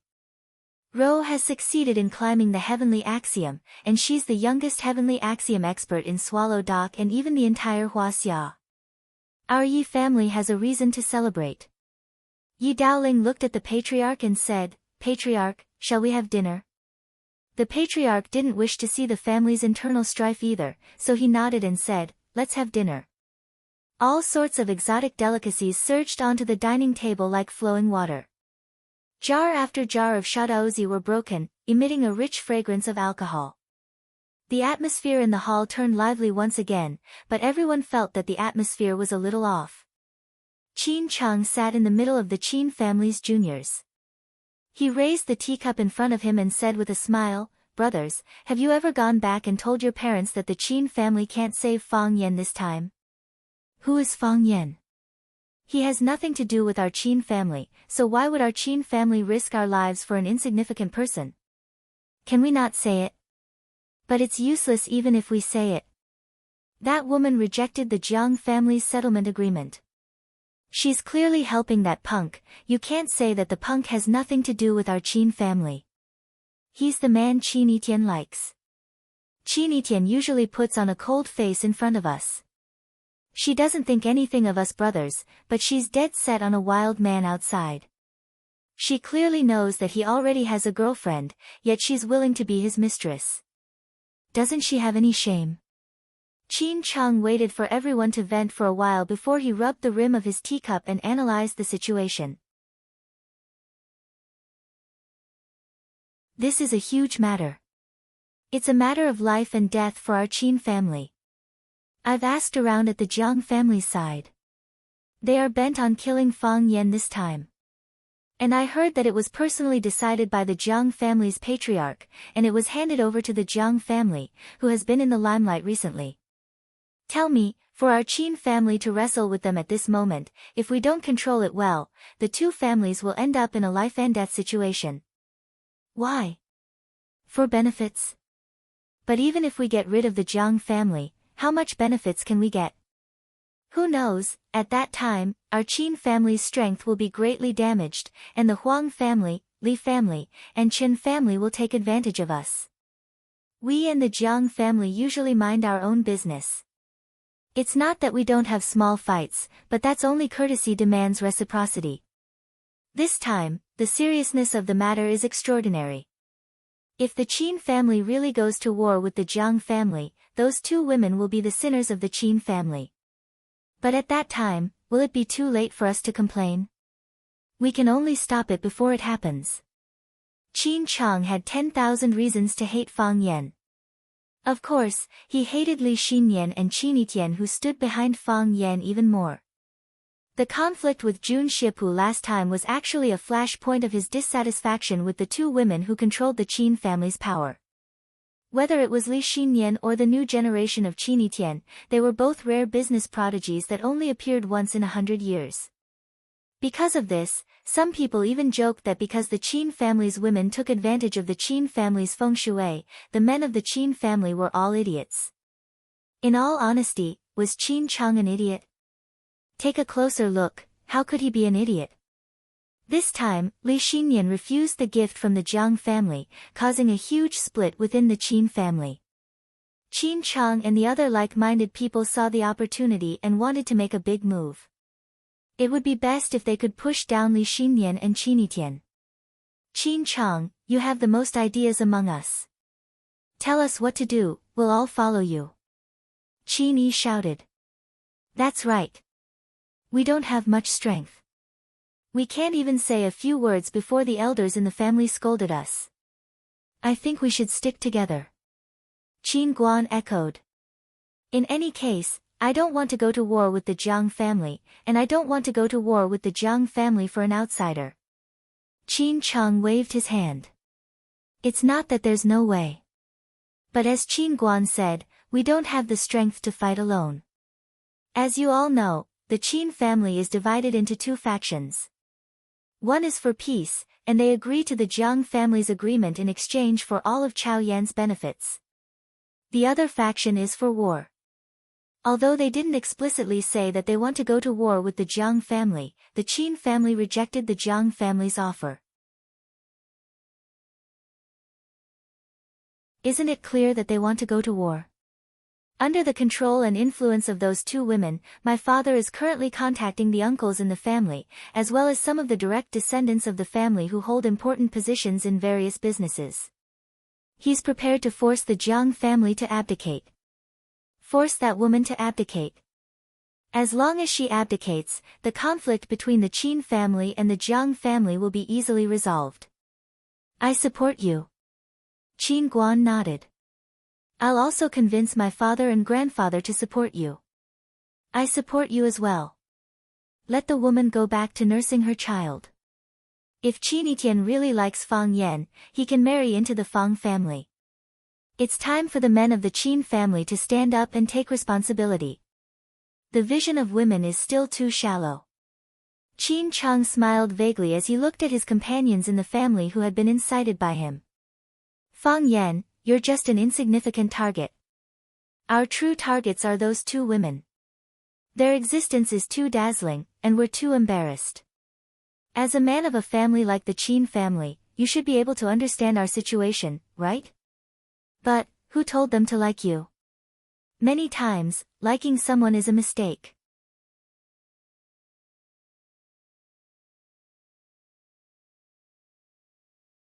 Chapter 801. Junling Clubhouse. Li Junling accompanied a few familiar guests for a drink before she gracefully stood up and said with a smile, "You guys have a good drink. I'm going backstage to prepare. I'll be playing a song on stage later." What else does Junling need to prepare?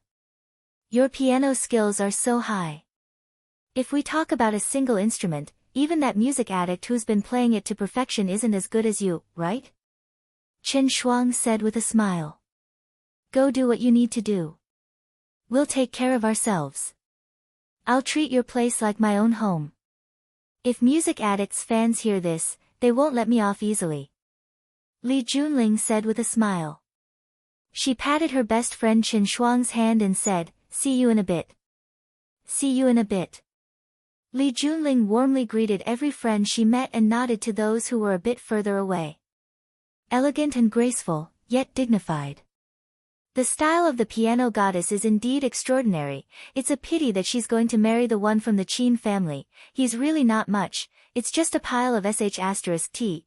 As long as it comes from the Qin family, it's more nutritious than the sh*t outside. Some people in the clubhouse praised Li Junling's beauty and extraordinary temperament, but even more people mocked and ridiculed the young master of the Qin family who was going to marry Li Junling. Saying the grapes are sour when you can't eat them was the AQ spirit of self-consolation.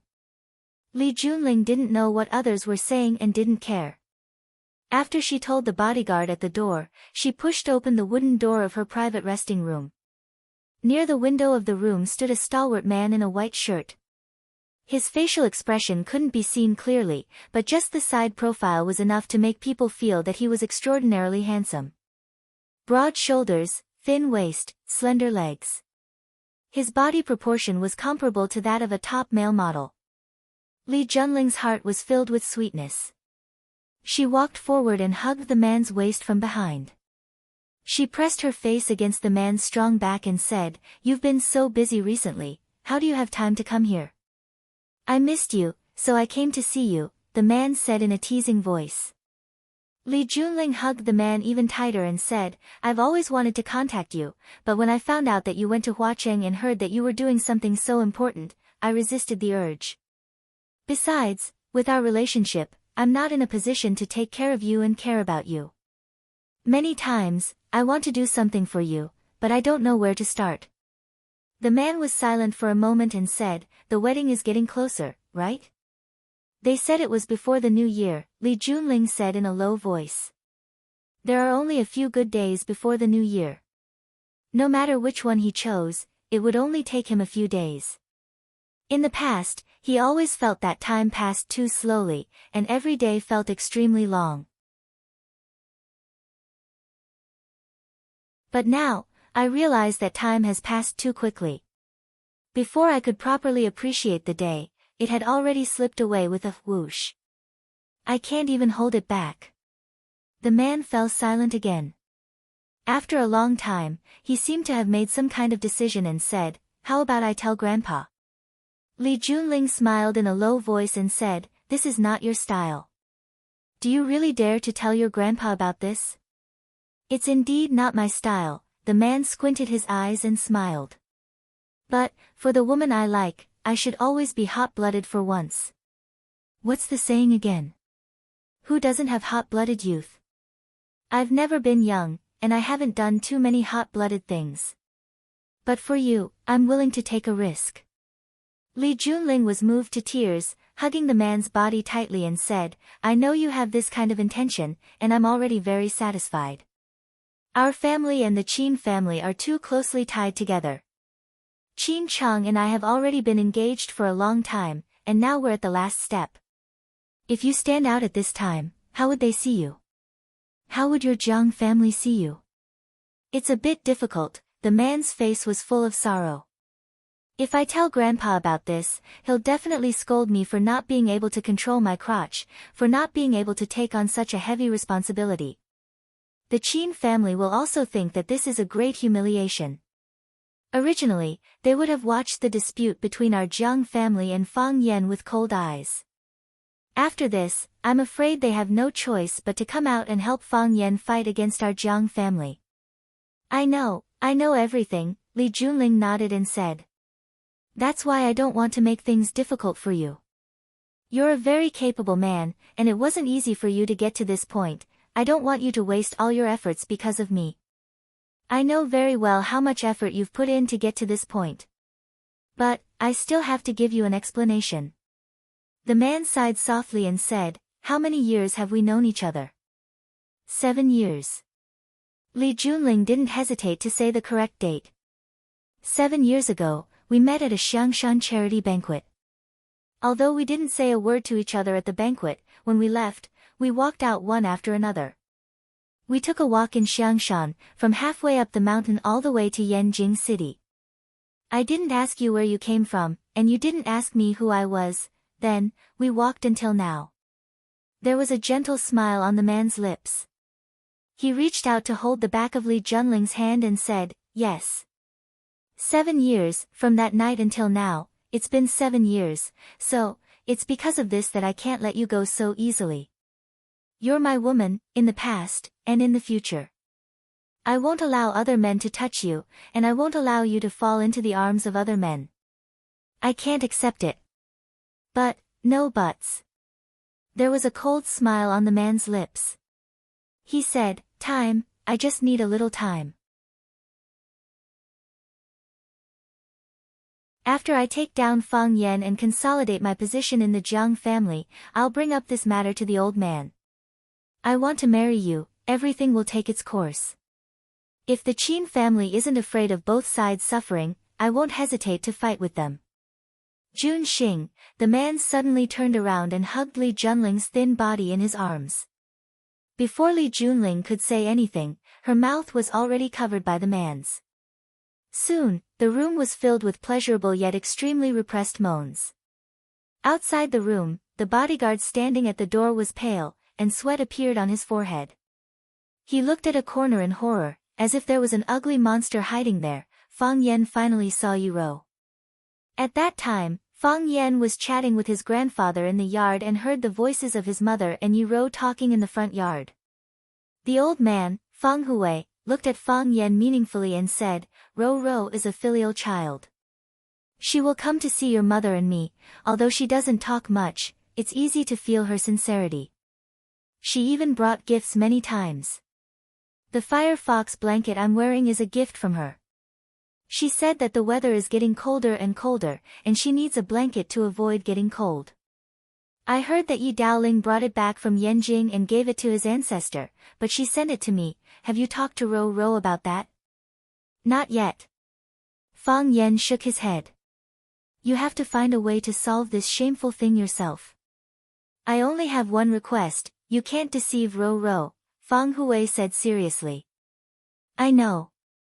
Fang Yan nodded heavily and said, I will find a chance to talk to her. If you can deceive her for a lifetime, you don't have to say anything. Fang Hui blinked and added.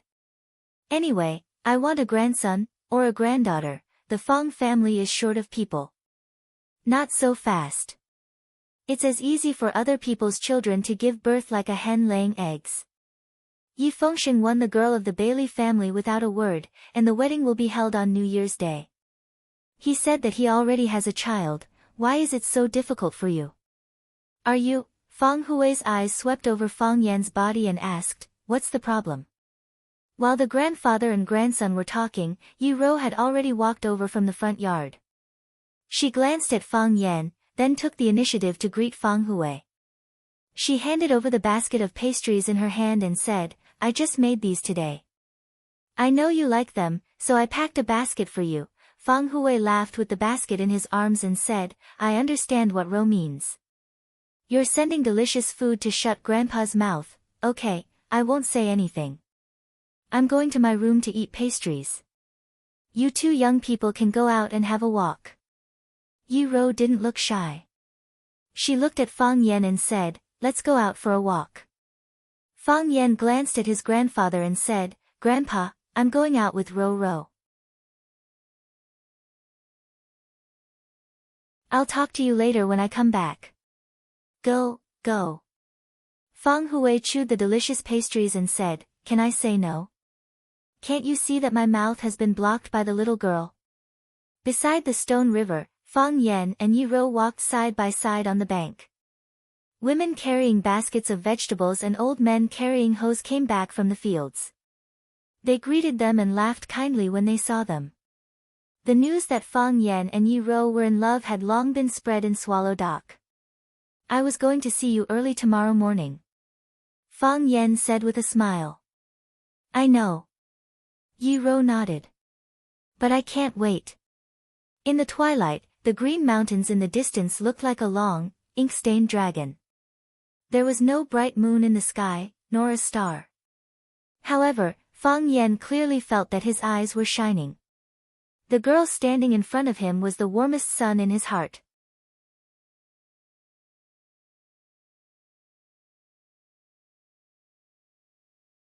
Chapter 802. But I can't wait. Yi Ro said it naturally and relaxedly.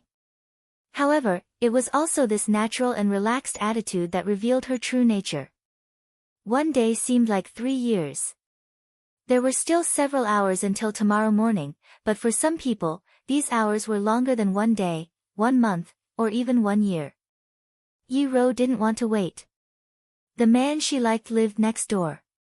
She could see him in a few steps. Why should she wait until tomorrow morning? Who would care about the neighbor's slander or the man's family's contempt? As for being reserved, she wouldn't care about it. Why did the word reserved have to be imposed on women? Why didn't men know about being reserved? Fang Yan looked at Yi Ro's profile and said softly, I shouldn't wait until tomorrow morning. I should ask you out tonight and hold you in my arms. Yi Ro turned to look at Fang Yan and said, don't. Someone is watching. You don't care about it anyway. Fang Yan held Yi Ro in his arms and let her head lean on his shoulder. He said, I can't wait to do this. I don't want to wait for a second. Ro, I didn't expect you to be so cute when you say love words. Yi Ro raised her eyebrows and asked, did I say love words? You did. You said, but I can't wait. These words were words of love. The sweetest love words in the world. Fang Yan said with absolute certainty. Yi Ro nodded and said, so this is love words. Your love words are also very nice. Fang Yan held back his laughter and asked, which love words are nicer? You said, I can't wait to do this. I don't want to wait for a second. Yi Rou said softly. I'm very happy to hear that. Hearing you say that you're happy to hear this, I'm also very happy. Yi Rou opened her mouth and gave up helplessly. She said, I don't know what to say. Then don't say anything. Hold me tight. Yi Rou gave Fang Yan a hug, but when she saw someone walking over, she pushed him away immediately. Fang Yan felt wronged and said, do you know that in a normal relationship, if a girl does this kind of action, it will hurt a man's self-esteem? Yi Rou nodded and said, I know. But I think you're different. You're right, I'm different from them. Fang Yan grinned and said, they are all little kids. How can they be compared with a mature man like me? We are more broad-minded and can tolerate more things that young people can't bear. You are thick-skinned, so you can take more blows. You shouldn't feel hurt. The corners of Yi Rou's mouth curled up with a pleasant smile. She was willing to attack Fang Yan like this and tell his friends some jokes about Fang Yan's shamelessness. Fang Yan definitely didn't know that when they were young, she was actually very envious of Fang Yan's friends wherever he went. Whether it was when he bullied her or did other bad things, there would always be a group of friends around his age who would cheer for him. Of course, there were also boos. No matter what, they all liked him very much. Even her cousin, Yi Fengsheng, was one of them. At that time, she was always alone. You misunderstand me. Fang Yan said with a bitter smile. Yi Rou stopped under an old willow tree by the river. She looked at the dark and deep river with a trace of silver floating on it and asked, Fang Yan, how are you? I'm very good. Fang Yan said with a smile. What about the Jiang family? I hope they're not so good. I knew you're this kind of person. Yi Rou's eyes brightened and her voice became light. No matter how strong your opponents are, you won't be easily defeated by them. In the past, the Qianya military department was an opponent that we had to look up to. But in the end, they still lost to you. Although I know you're sincerely praising me, I still can't help but want to correct a mistake. No matter how strong my opponents are, I won't be defeated by them. You used the word easily. Using the word easily doesn't sound right. It sounds like they can defeat me if they put in a bit more effort. That's impossible. But it's still very difficult, right? Yi Rou asked. It's very difficult. The smile on Fang Yan's face gradually disappeared. He said with a heavy voice, it's not easy to be an opponent like the Jiang family. If you're not careful, you'll lose everything. That won't happen. Yi Rou said. What won't happen? Even if you lose, you won't lose everything. A faint blush finally appeared on Yi Rou's cheeks. She turned her eyes to the surface of Shihizi and said softly, you still have me. Fang Yan beamed and said, Rou, why are you so cute tonight? I feel like I'm not afraid of you anymore. Yi Rou stared at Fang Yan and asked, were you afraid of me before? I wasn't afraid. I just respected you a little. I couldn't help but want to respect you. But I was still afraid. Yi Rou said. I really wasn't afraid. If I was afraid of you, why would I want to marry you? Am I right? Fang Yan, I want to talk to you about something. Rou, I also want to talk to you about something. Fang Yan looked at Yi Rou and said with a serious face. Yi Rou pondered for a moment and looked at Fang Yan thoughtfully. She nodded and said, okay. What do you want to say? You know about the existence of Lu Chaoga, right? Yes.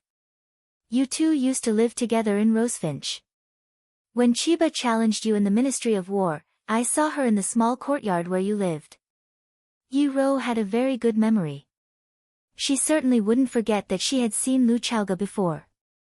Pausing for a moment, he added, a very capable and charming woman. When she saw me, there was wariness and hostility in her eyes. But she didn't know about it. Between me and her, Fang Yan dodged her eyes and didn't dare to look into Yi Rou's eyes. Before seeing Yi Rou, he felt that he had made enough mental preparation.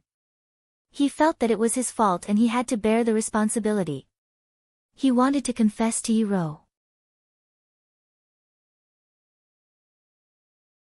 He wanted to beg for Yi Rou's forgiveness or accept Yi Rou's unforgiveness. In any case, he had to let Yi Rou know. Otherwise, if the truth was exposed, it would hurt Yi Rou and Lu Chaoge more. Of course, the current situation itself was a kind of injury. Have you slept together? Yi Rou asked aloud. Can you imagine how Fang Yan felt at this moment? He just wanted to drink some water, but someone fired a powerful water gun and sprayed it on his face. Fang Yan stared at Yi Rou and asked in surprise, how do you know? Grandpa told me. Yi Rou said expressionlessly. I've only heard of people who set up their fathers. How could there be someone who set up their grandson? Fang Yan felt that he was killed by the old man and his family. Didn't we agree that, let me solve this matter by myself? Didn't we agree that, I must confess by myself and no one can help me? Didn't we agree that I shouldn't hide it or hide it for the rest of my life? Grandpa, what the hell are you playing at? Don't you know that you will kill me by setting me up like this? Don't you understand that love is sometimes very fragile? Of course, Grandpa didn't understand. At that time, they must have been arranged by their parents. They didn't even know what their grandmother looked like before they entered the bridal chamber. The muscles on Fang Yan's face twitched. After swallowing a few mouthfuls of saliva, he looked at Yi Rou cautiously and asked, Grandpa, what did he say to you? Nothing much. Yi Rou's expression didn't show any sadness or joy. She said lightly, he just asked me if I like Lu Chaoge. Ah. Grandpa asked me if I like Lu Chaoge. I'm not familiar with Lu Chaoge. Why would he ask me this question? Of course, it's because you are familiar with her. Fang Yan, I just don't want to think about it, but I'm not stupid. Grandpa has already hinted so clearly, how can I not know what he means? I think the relationship between you two must be extraordinary, otherwise, you and Grandpa wouldn't be in such a difficult position. Yi Rou's expression became serious. She looked at Fang Yan with murderous eyes. Yes, it was indeed murderous. Yi Rou, who had entered the heavenly Tao realm, gave people a feeling of gentleness like water. Even the coldness from before had melted a lot. She looked like an ordinary woman. However, at this moment, Yi Rou was filled with danger. It made people feel the biting cold aggression that could kill with a touch. Yi Rou looked at Fang Yan and asked in a deep voice, Fang Yan, aren't you afraid that I'll be angry? Plop. Fang Yan's body retreated continuously, and his back leaned against the hard stone wall of someone's house. He looked at Yi Rou with a sad face and said, I'm ready. You can do whatever you want. Of course, I know this still won't solve any problem. So, before you make any decision, can you listen to me first? I don't like to listen to nonsense. Yi Rou's tone was cold. I know. Fang Yan said in a deep voice. I love you.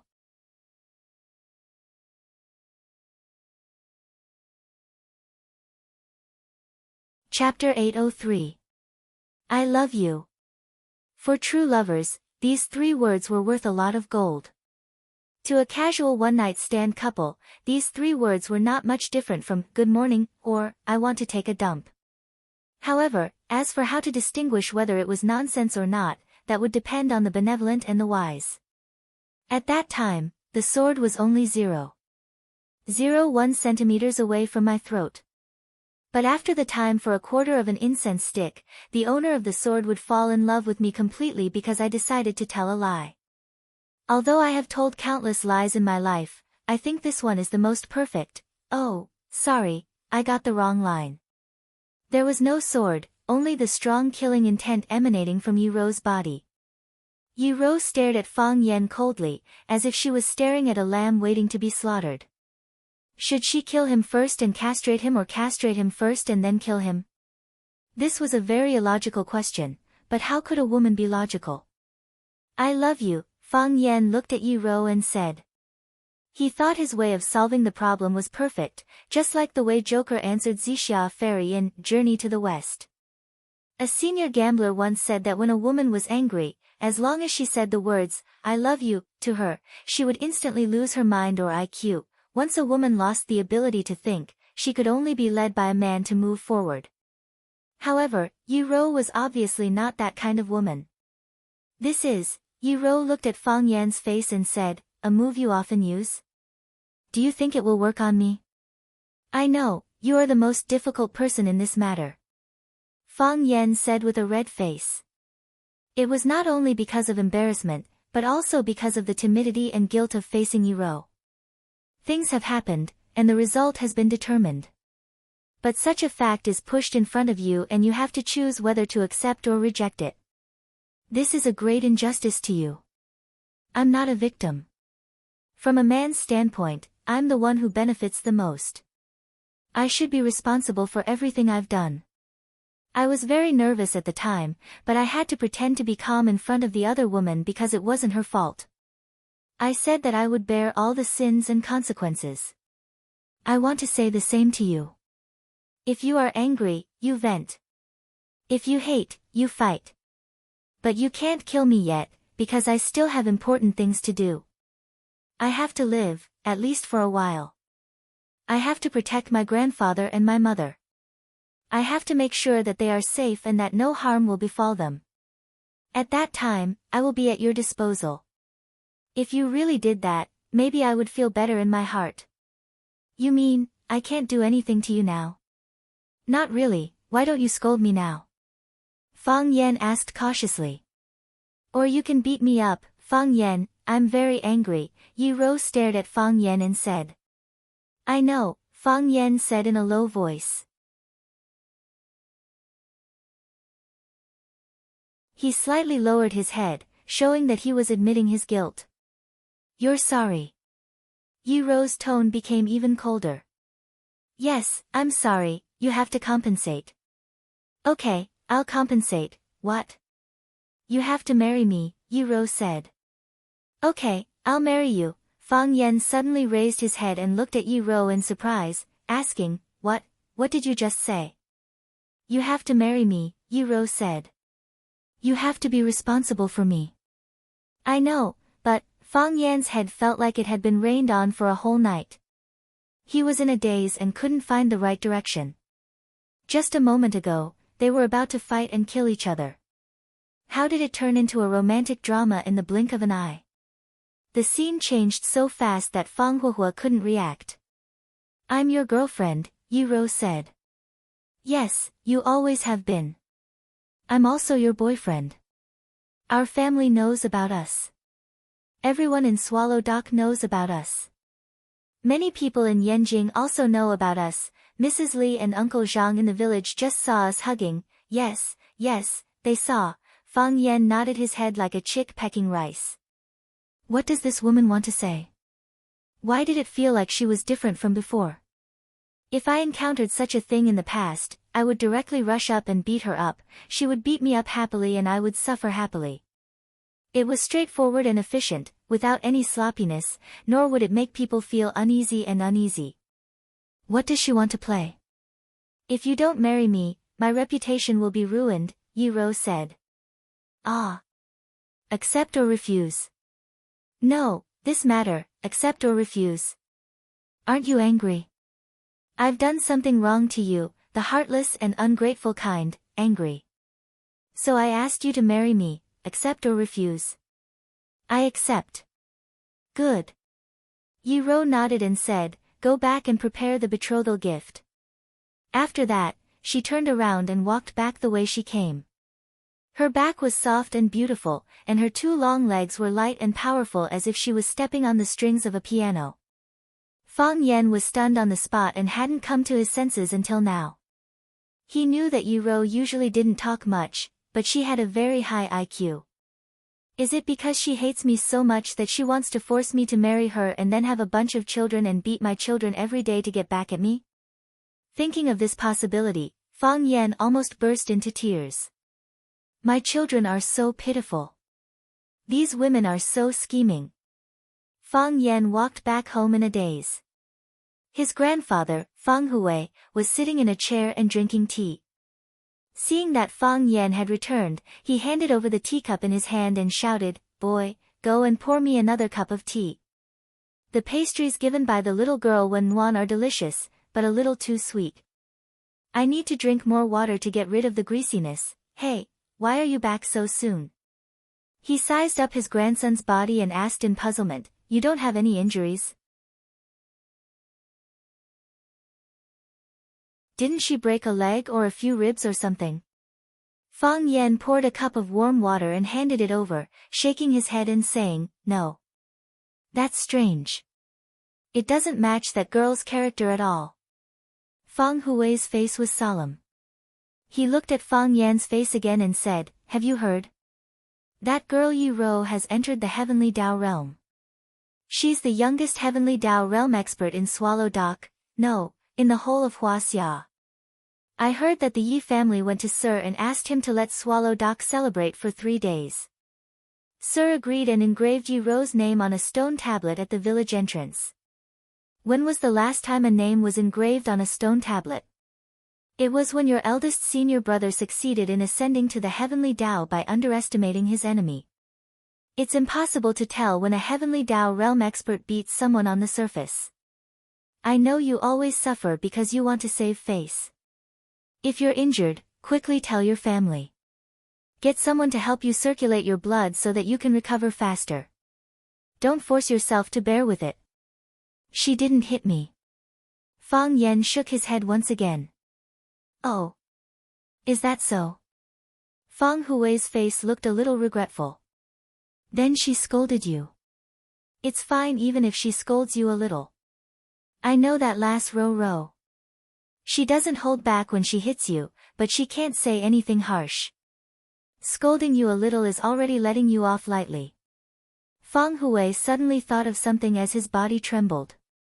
He said, "Don't tell me Ro wants to break up with you. Has it already come to this?" "No." Fang Yan looked at his grandfather with a grumpy look.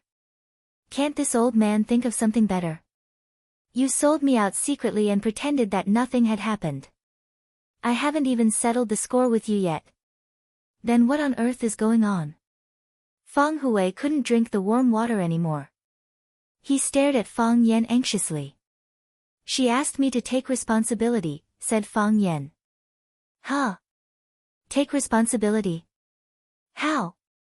Things have already happened. You can't do anything to Miss Xiaoga, can you?" "She asked me to marry her," said Fang Yan.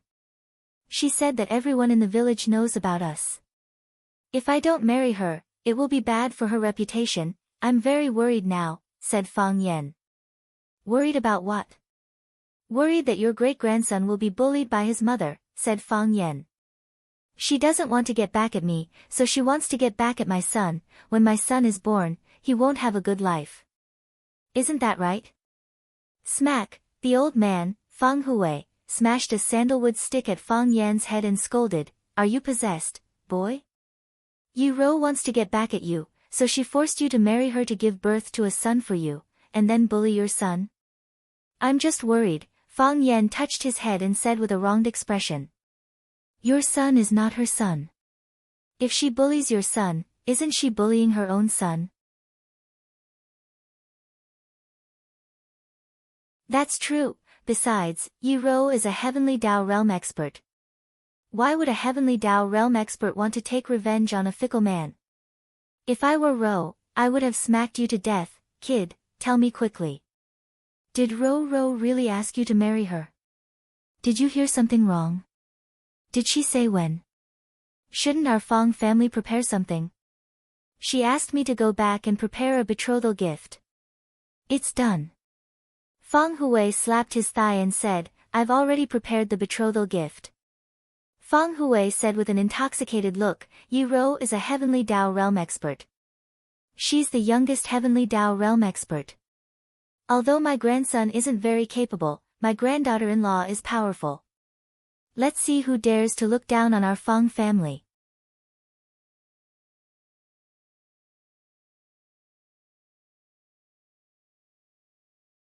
Chapter 804. Children were always better than those from other families. Therefore, there was a miraculous existence, children from other families. For his good-for-nothing grandson to be able to marry the heavenly Tao realm Yi Rou, it made Feng Hui overjoyed.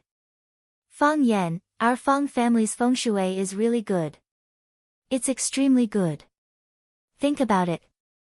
In the past century, how many heavenly Tao realm experts have appeared in Swallow Dock? 2, in total, there were only 2 of them. They were the one who underestimated the enemy 20 years ago and the one who became gentle 20 years later.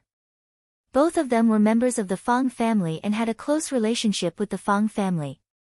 Although our Feng family has only one descendant, every generation is an outstanding elite. Although outsiders think that each generation is worse than the last, 20 years ago, due to Azure Dragon underestimating enemy's existence, our Feng family was not to be belittled. This time, if what you say is true and reliable, and Yi Rou is really willing to marry you, willing to marry into our Feng family, then our Feng family will have another heavenly Tao realm expert. When we return from underestimating our enemy, our Feng family will have 2 heavenly Tao realm experts holding down the fort. Old man Feng's face flushed red as he danced in joy. He was so excited that he couldn't even speak properly. 2 heavenly Tao realm experts. How powerful would that be? There are only a few heavenly Tao realm experts in all of Huaxia.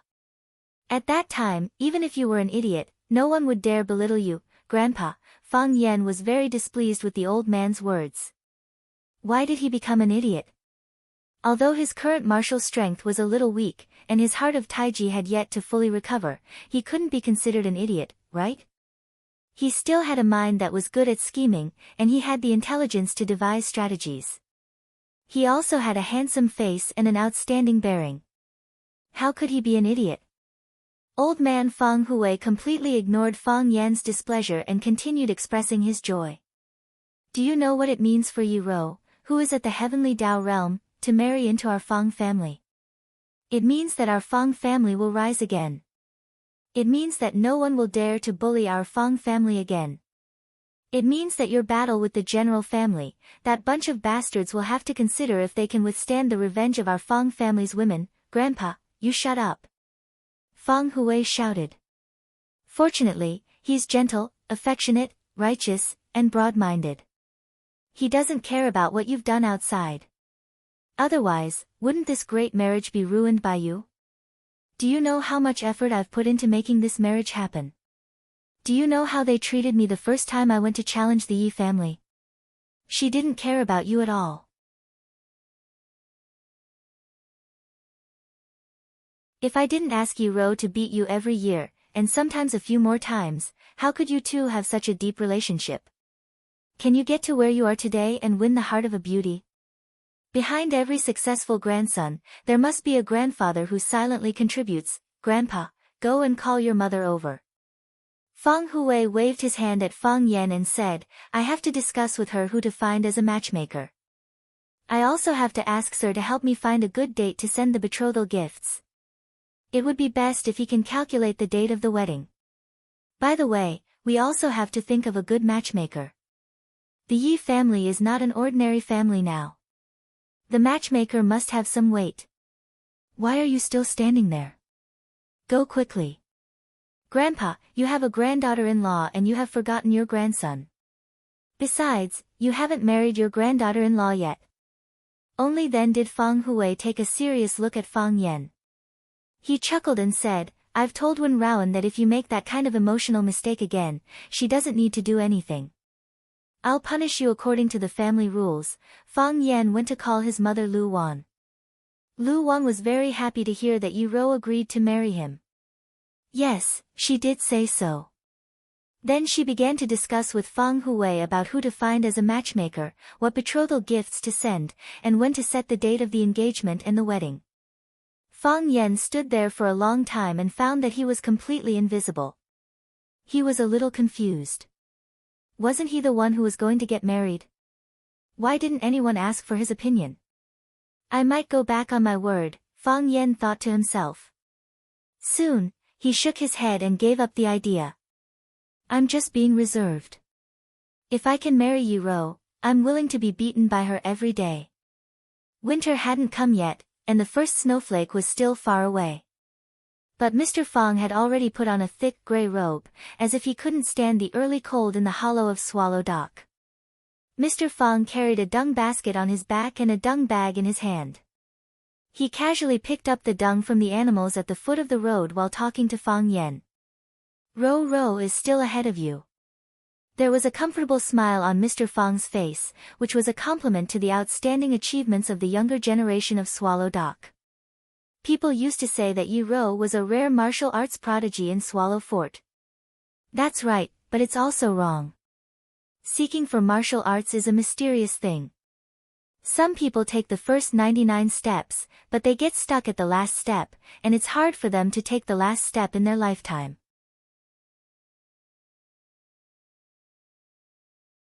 Some people fall behind by 99 steps, but the latecomers catch up, as if they took the 100 steps in one night. At that time, there were 4 people in Swallow Dock who stood on the same level, Yi Ro, Bailey Liu, and Bai Xiu. I'm not praising Bai Xiu because he is my apprentice, but because he really has the talent in this area and can give people enough expectations. And you can't deny that he worked harder than the 3 of you. Fong Yen nodded and said, I don't deny that. Bai Xiu worked harder than us. He wasn't a member of Swallow Dock, and he couldn't integrate with us. Because he came from the outside, and because he was too outstanding or too hardworking, we all ostracized him, whether intentionally or unintentionally. Perhaps this was also the cause of everyone's deep resentment.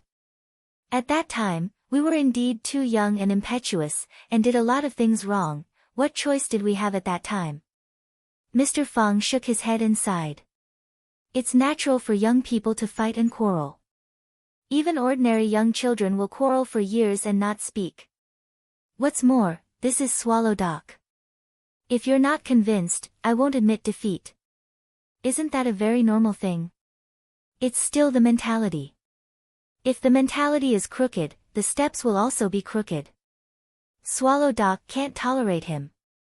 Mr. Fong picked up a pile of dried cow dung on the ground and carried the dung basket forward. But now, only Yi Ro has stepped onto the Heavenly Dao, becoming the youngest Heavenly Dao realm expert in Swallow Dock. So, she's ahead of all of you. This is a great thing for Swallow Dock. How many years has it been since Swallow Dock had a Heavenly Dao realm expert? It wasn't easy for us to have someone like Imo Qingdi, but in the end, we encountered such a thing. So, when Dawen came to me to ask Swallow Dock to celebrate this matter for 3 days, I agreed immediately. With such a thing happening, I'd be happy even if it's a 30-day celebration. Fong Yen nodded and said, it's indeed something to be proud of. Gently stepping onto the Heavenly Dao is very beneficial to us. Bailey Liu has been like a madman for the past few days, trying to find a way to break out of the cage. Such matters can't be rushed. It comes naturally and goes with the heart, Mr. Fong said with a smile. So, are you ready to marry Ting Yuan? That's the case, Fong Yen said with a nod. Then, he looked up at Mr. Fong and asked, does Mr. Fong already know?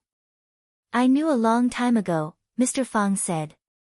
Fong Yen smiled and said, I've troubled everyone regarding Gentle and me. It is indeed troublesome, Mr. Fong said with a nod. Before you came back, when Yuan came to see me, oh?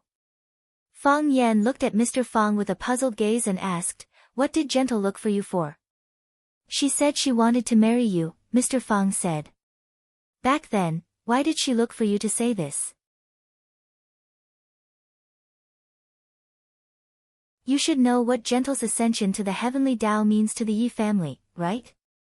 I know. Fong Yen nodded. The Yi family's reputation is rising again. No one can stop it. That's right, Mr. Fong said with a smile. The Yi family's development these years has been too smooth and too rapid. Not only is it unstoppable in Swallow Dock, but it has also formed its own faction in the outside world and become a behemoth. The 3 tigers of the Yi family have outstanding abilities, but they are low-key and introverted. It must be easy for you to overlook Yi Daoling's influence in the political world and Yi Daoshuan's power in the military, right? Fong Yan's mind turned and he looked at Mr. Fong and said, Gentle is worried? On the one hand, Gentle is a little worried. Although the men of the Yi family look like mountains and rivers on the surface, they are extremely tough in their bones, proud and awe-inspiring, and not easily subdued. The development of the Yi family is naturally a good thing for the Yi family. But blessings and misfortunes go hand in hand. Who can be sure that this is not a bad thing? Gentle wants to put a break on the Yi family, so she has to leave the Yi family. The best way to leave the Yi family is to marry into your Fang family.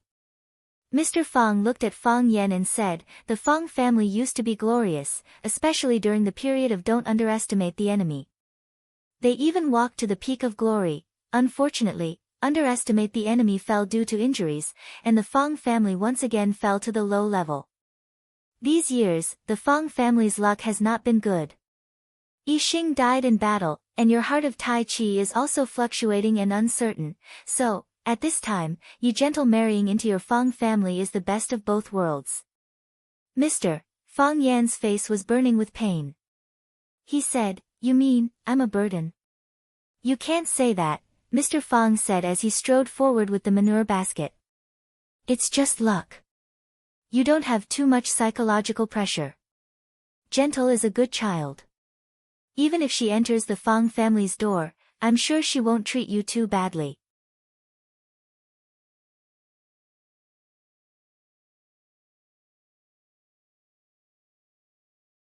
Chapter 805. Fang Yan had always felt that he was the youngest, most handsome, and fair-skinned successor of the Fang Tai Chi. Why did others feel that he was pitiful and deserving of sympathy? He could be Fang Yan, the Fang Yan who fought against the Qianya military department, the Fang Yan who killed the father and son of the Jiang family, the Fang Yan who forced Jiang Junling to be expelled from the family, the Fang Yan who killed the Tao addict Song Zaniang, one of the 7 addicts of Huaxia, the Fang Yan of Tiger Saw Flower City, and the Fang Yan who fought against the Jiang family head-on. As an adult who had just come of age, achieving such achievements could be described as blinding the eyes of others.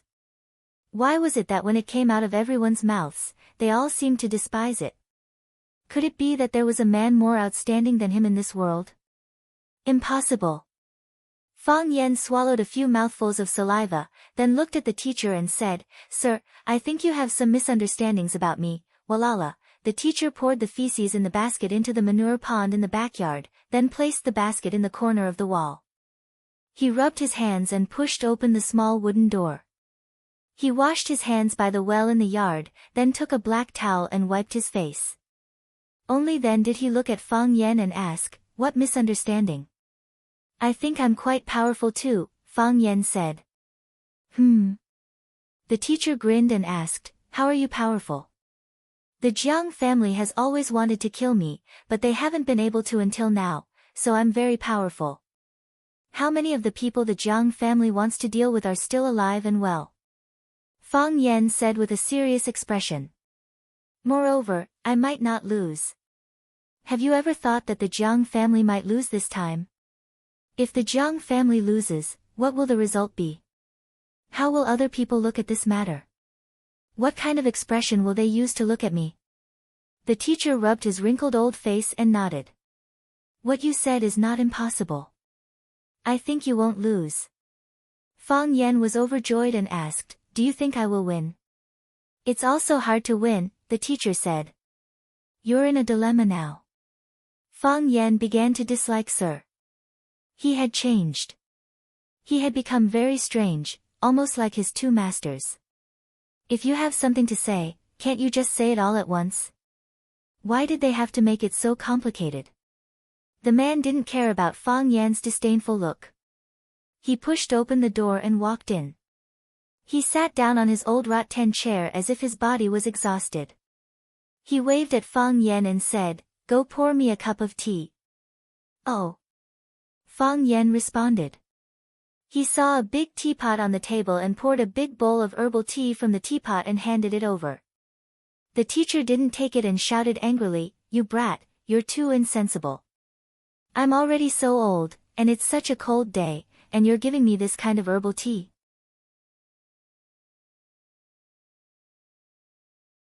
Aren't you afraid of freezing my body? If your grandfather asked you to pour tea, would you pour this kind of herbal tea for him? Fang Yan's face was full of grievance. He knew that with Sir's martial arts cultivation, not to mention drinking a bowl of cold water, even if he was soaked in ice water 24 hours a day, it wouldn't freeze his body. This old man was so unreasonable. However, thinking of Sir's martial arts cultivation, Fang Yan didn't dare to offend him. So, he quickly ran over and added half a bowl of hot water into the tea bowl. Only then did Sir take a big gulp. He looked at Fang Yan and said, "Sit." Fang Yan sat in front of Sir and said, "Sir, I'm from Swallow Dock. I've been bullied outside. You have to help me." Sir held the tea bowl and looked at Fang Yan, asking, "You want to borrow power?" "I want to borrow a knife," Fang Yan said. "If the young and old of Swallow Dock unite, even 10 families of generals won't be enough for us to kill. We can kill our way to the general's old mansion in minutes. You and that old man Jiang Shifu are old friends, so I'll leave him to you. Although your martial arts are good, you have to be careful of him using a spear. I think people at his age can do anything shameless. And then the generals will disappear. We'll return to Swallow Dock and continue to live and work in peace." Fang Yan said with a smile. "I can't promise you. You know I won't promise you. You're pushing Swallow Dock into a pit of fire. If Swallow Dock really did something like that, would it still be Swallow Dock? Would anyone still tolerate our existence and give us these privileges? I'm just saying." Fang Yan rubbed his nose and smiled bitterly. "I just feel so suffocated. Others are already bullying us, but we can't do anything. We can only passively take a beating. This isn't our style. If those heroes who sacrificed themselves knew that their descendants were in such dire straits, do you think they'd be so angry that they'd come back to life and fight the generals? If the generals were really unscrupulous, they wouldn't have only shown this little bit of power. Haven't you noticed? They've always been doing things within the rules. Whether it's touching Du Qing or suppressing the businesses of Chao Yan and your partners, they're all tactics that can be used in business competition. This is also why we can't stand out and say anything. Could it be that just because you came from Swallow Fort that others couldn't snatch or touch your business? Or maybe it's because the generals have deep connections behind them that no one can compete with them head-on. This is obviously unreasonable. But it's immoral for them to kidnap people," Fang Yan said angrily. Master glanced at Fang Yan and said, "You killed the Tao addict Song Zaniang. Will the generals jump out and reason with you?" "So, no one is actually willing to reason with us now?" "No. On the surface, everyone is reasonable.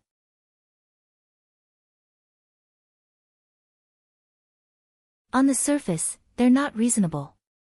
In private, there are many things that can't be done." "Master, you're not willing to come out. Why do you need to come out?" Master smiled. "If you sit here and don't move, the people behind the generals can't move either. If you move first, they'll follow suit." "That's true." Fang Yan sighed. Fang Yan's hands and feet were tied. The generals also couldn't use more of their power. If he didn't have an existence like Swallow Dock behind him, they could probably do a lot of things to make him disappear into thin air. Now that he had to act economically, he had to admit that they must be very uncomfortable. "You're right about one thing," Master said. "Which one?" "You said you're very powerful," Master said. Fang Yan grinned and said, "Master, do you really think so? Do you know why I don't think you'll lose? Because I can't see through you." Master finished half of the tea in his bowl, then handed the empty bowl to Fang Yan and said, "I've seen through so many people, but there are only 2 I can't see through. One is Bai Xiu, and the other is you. Master Zhang has a bad eye for people. I told you a long time ago that Bai Xiu wasn't a good person, but you didn't believe me. Now do you know why I kept my distance from him?" "That's true," Master smiled bitterly. "But, I can see that you have a drive in your bones. This drive is very terrifying, it can make you do anything. Even if you suddenly defeated the generals tonight, I wouldn't be surprised at all. Because I don't know what you can do, I can't even guess what you're planning. To get to where you are now, isn't it because of this drive? I'm currently taking a beating, Fang Yan said. The situation in Flower City isn't very optimistic. I'm planning to return tomorrow after seeing you. What kind of logic is that, leaving your friends behind? The men of Swallow Dock can't do such a thing. Master looked at Fang Yan and said, you won't go back. Why do you say that, Master? Because you didn't get anything. What? You didn't get anything from this trip back to Yanjing, Master said. That's not your style. What do you mean, Master? You came to Yanjing at the most critical moment in Flower City, which means you must have some plans in Yanjing. If you didn't get anything, why would you leave Flower City at this time? Didn't I say that I came to Yanjing to get reinforcements? Fang Yan spread his hands and shrugged helplessly, saying, I just didn't get any reinforcements. If you didn't come to Yanjing, wouldn't you know the final result of this trip? Whether the Qin family will make a move, whether Qin Etienne will make a move, couldn't you have calculated all of this? Master looked at Fang Yan thoughtfully and said, Fang Yan, what do you want to do?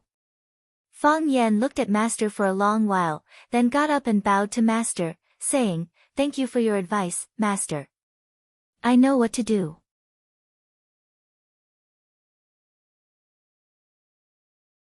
With that, he turned and walked out of the door of the small house. Fang Yan, Master called out. Fang Yan turned to look at Fang Yan and asked, Master. I've already announced the news of Wenru successfully climbing to the heavenly Dao realm. Swallow Dock will celebrate for 3 days. I've also spread the news of you and Wenru getting married, and the day of the wedding has been chosen. It'll be on the 8th of the 12th lunar month. It'll be appropriate for you to get married. Fang Yan stood in the yard and bowed to Master again, saying, Thank you, Master. Master waved his hand and said, Go do what you need to do. You can lose, but you have to come back alive. If you're alive, there's hope. If you're dead, you're just a handful of dirt. Fang Yan smiled and said, Don't worry, Master. I definitely won't lose.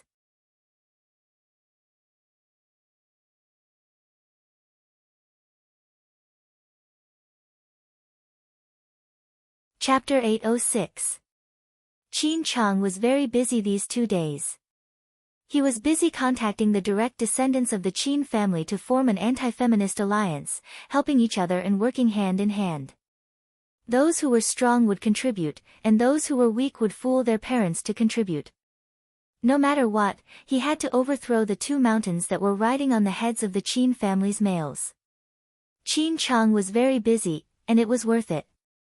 He found that almost all the young men of the Qin family were not satisfied with Li Xinyan and Qin Etienne taking over the power of the Qin family.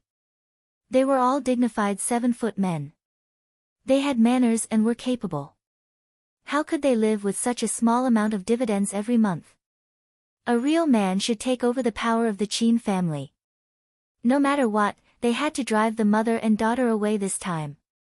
As for who would take over the power of the Qin family, it was not up to him as a junior to decide. However, he personally thought that his 4th uncle was very qualified.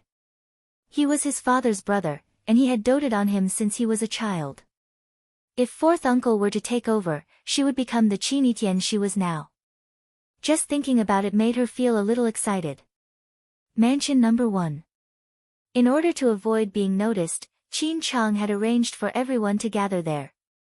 The other brothers were running around outside, while he stayed in the center to collect information and control it. Qin Guan, how is your contact? Qin Chang asked when he saw Qin Guan striding into the room. Qin Guan asked the servant to bring him a cup of Longjing tea. Then he answered Qin Chang's question, My father, my mother, and my uncle have made a decision. They said that some things should be considered carefully. The Qin clan had a lot of men, and the children were all capable. How could they be allowed to idle around all day and do nothing? They have to find opportunities to gain experience, don't they? Qin Chang was overjoyed. He said with a smile, Your father and your uncle are willing to stand up for us. Our chance of success has increased by 10%. I'd like to see how they will talk this time. I'm afraid that the elders in the family. Qin Guan reminded him. Do you think the elders in the family are willing to side with the mother and daughter? Wasn't it for the stability and unity of the Qin family? If they see that the people of the Qin family have changed their minds and everyone wants to kick them out of power, I'm sure at that time, they will go with the flow and agree to our request. Qin Cheng excitedly analyzed the situation and said, besides, don't your grandpa and my grandpa want their children to go there? Now that the opportunity has come, isn't it natural for them to give it a push? Qin Guan nodded repeatedly and said, Big brother, it seems that we can succeed this time. Of course. Qin Cheng's expression was incomparably firm.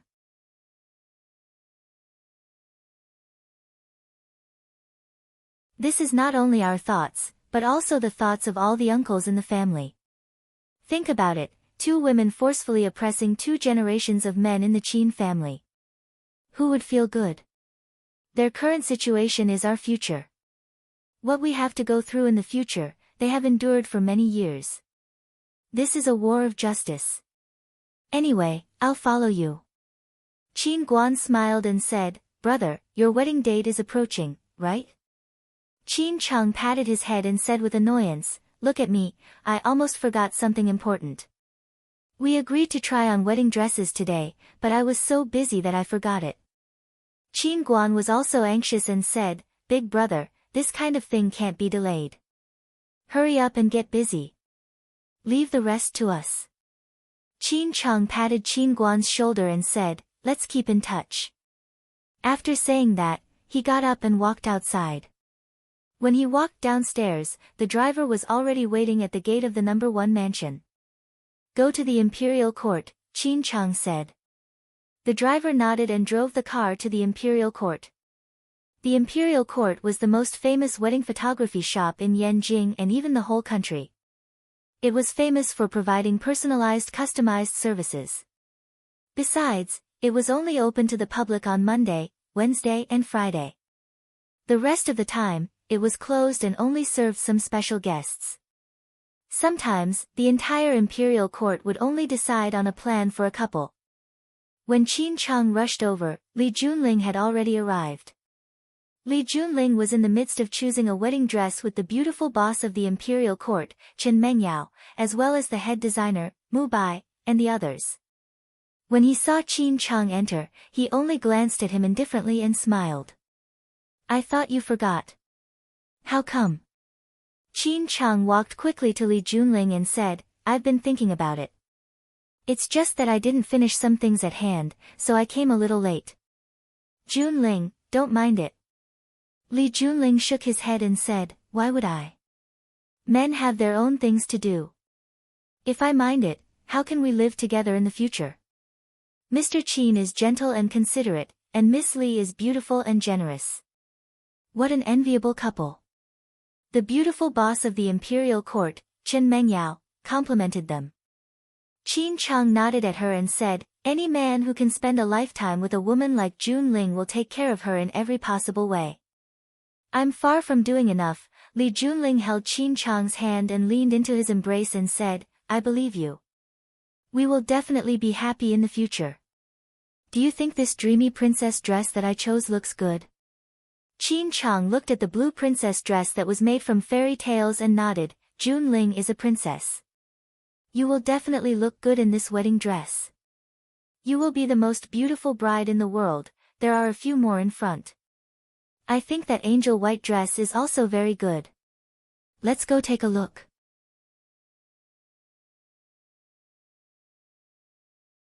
Miss Junling, if you like it, you can try it on, Chen Mengyao encouraged. Can I? Li Junling asked with a smile.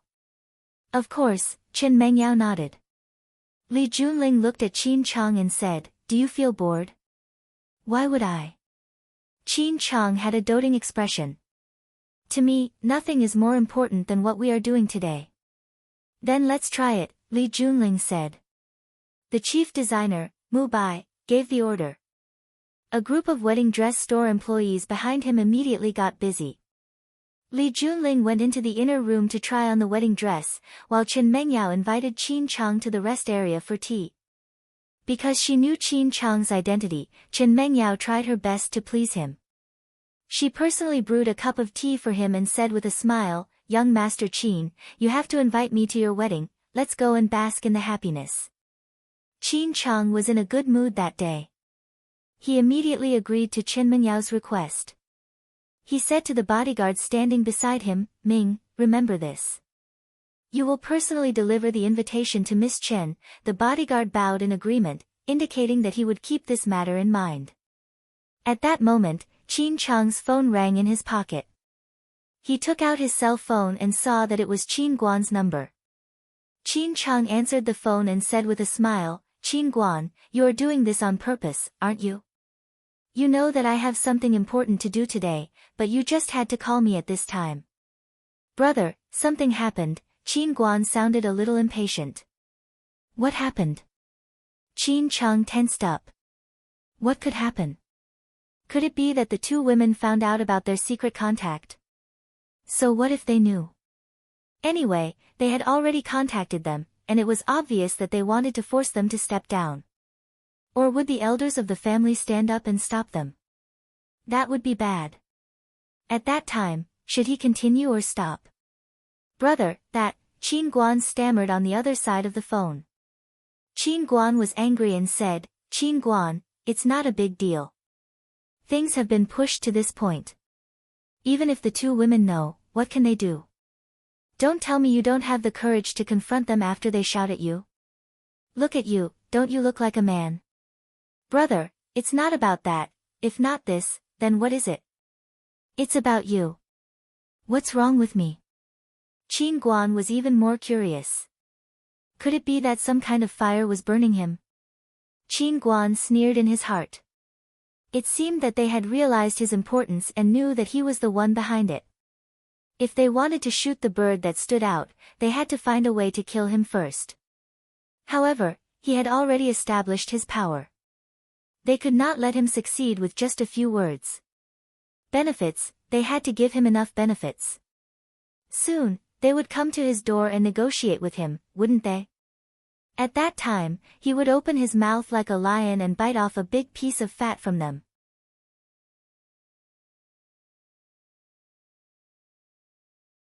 "Sister-in-law, Li Junling, is she with you?" "Call her sister-in-law. She will be your sister-in-law from now on." "Why are you asking about her?" "Brother, didn't you see that video?" "Video? What video?" "You'd better watch it," Qin Guan said anxiously. "Tell me, what video?" Qin Guan was a little angry. This guy could not do anything right. He could not even say a complete sentence. How could he achieve anything great? No wonder the power of the Qin family had been controlled by the two women for so long. The main reason was that these guys were useless. "I'll send it to you." Then, Qin Guan hung up the phone. Ding, Qin Chang received a message on his mobile phone. He opened it and saw a recorded video. He could clearly see his fiancée, Li Junling, with a man. After watching the video, Qin Chang was short of breath and his face was red. His forehead was dripping with sweat, and he looked like he was suffering from a serious illness. "General," Qin Chang roared sadly.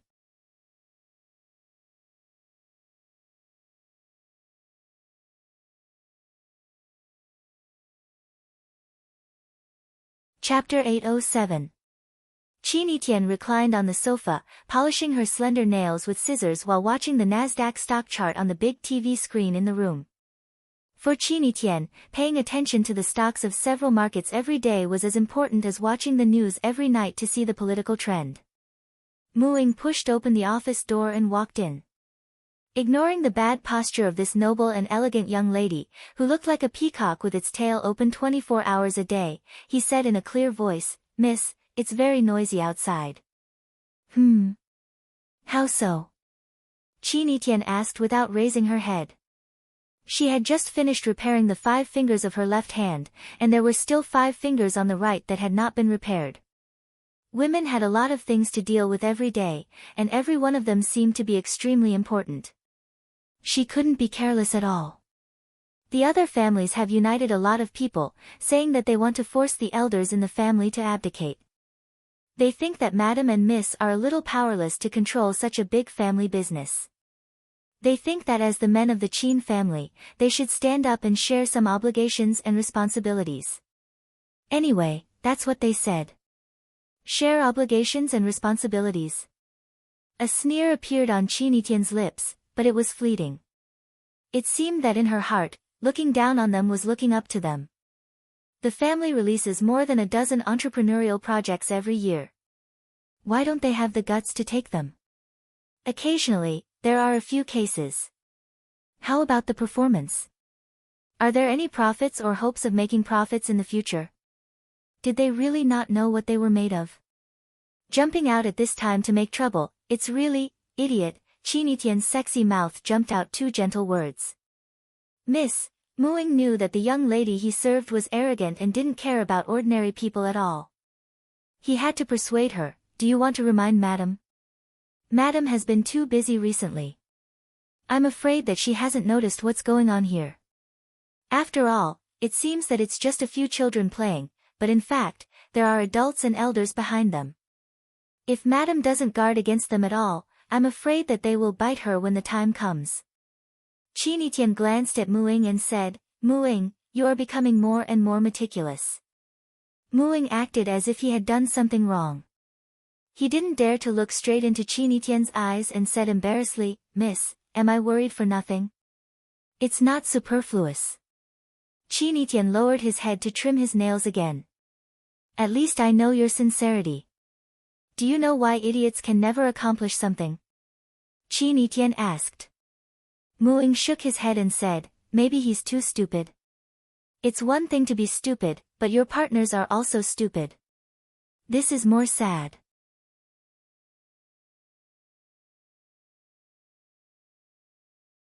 They collude with each other, and the people they colluded with run out to leak information to claim credit. How can such a group of people succeed? I was worrying too much, Muing said with a smile. I didn't expect them to be so stupid. I talked to Mother about this. She said to let them play, she's busy. Qinitian looked up at the latest stock index and pointed to two stocks, saying, buy 97002 and 16321.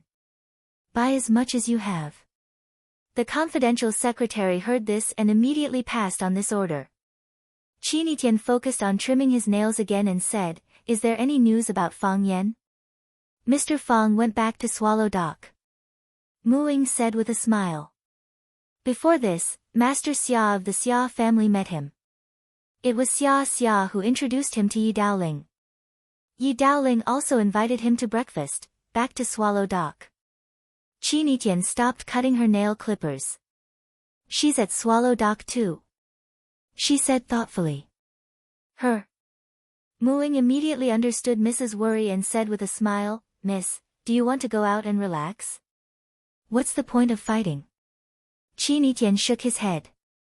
If I go there now, I'll just throw my modesty on the ground and let others step on it again. If I can succeed, I don't care about this. But there's no hope. There's no hope at all. I can see that Mr. Fang has feelings for Mississippi, so what? Qinitian asked. He said it's a teacher-student relationship. Obviously not. Since he said so, I can only believe him. Qinitian smiled bitterly. Who asked me to be one step later than her? It was like a beautiful flower had lost its moisture in an instant. At this moment, Qinitian was still extremely beautiful, but she had lost the aura that she exuded from her bones. Muing thought for a while and said, Miss, you are not someone who gives up easily. Is that so? Qinitian thought about it and said, indeed. If I want something, I will definitely get it. Then Fang Yan, he is an exception. Qinitian shook his head. My feelings for him are like a needle piercing into his flesh. The harder I try, the more pain he will feel. Since that's the case, why don't I make it easier for him? Qinitian waved his hand and said, get out, I don't want to talk anymore. Muing and Qinitian's confidential secretary left together, leaving only Qinitian in the spacious office. Qin Yitian threw the nail clipper into the box and lay down on the soft leather sofa. His black pupils looked at the boundless sky through the transparent glass. He sighed deeply and muttered to himself, "She's here too." Pornographic videos spread faster than viruses. The former tried to seduce you, while the latter made you impatiently fly into the fire like a moth to a flame. At first, it spread in a small circle in Yanjing. Soon, it spread to a larger and larger area.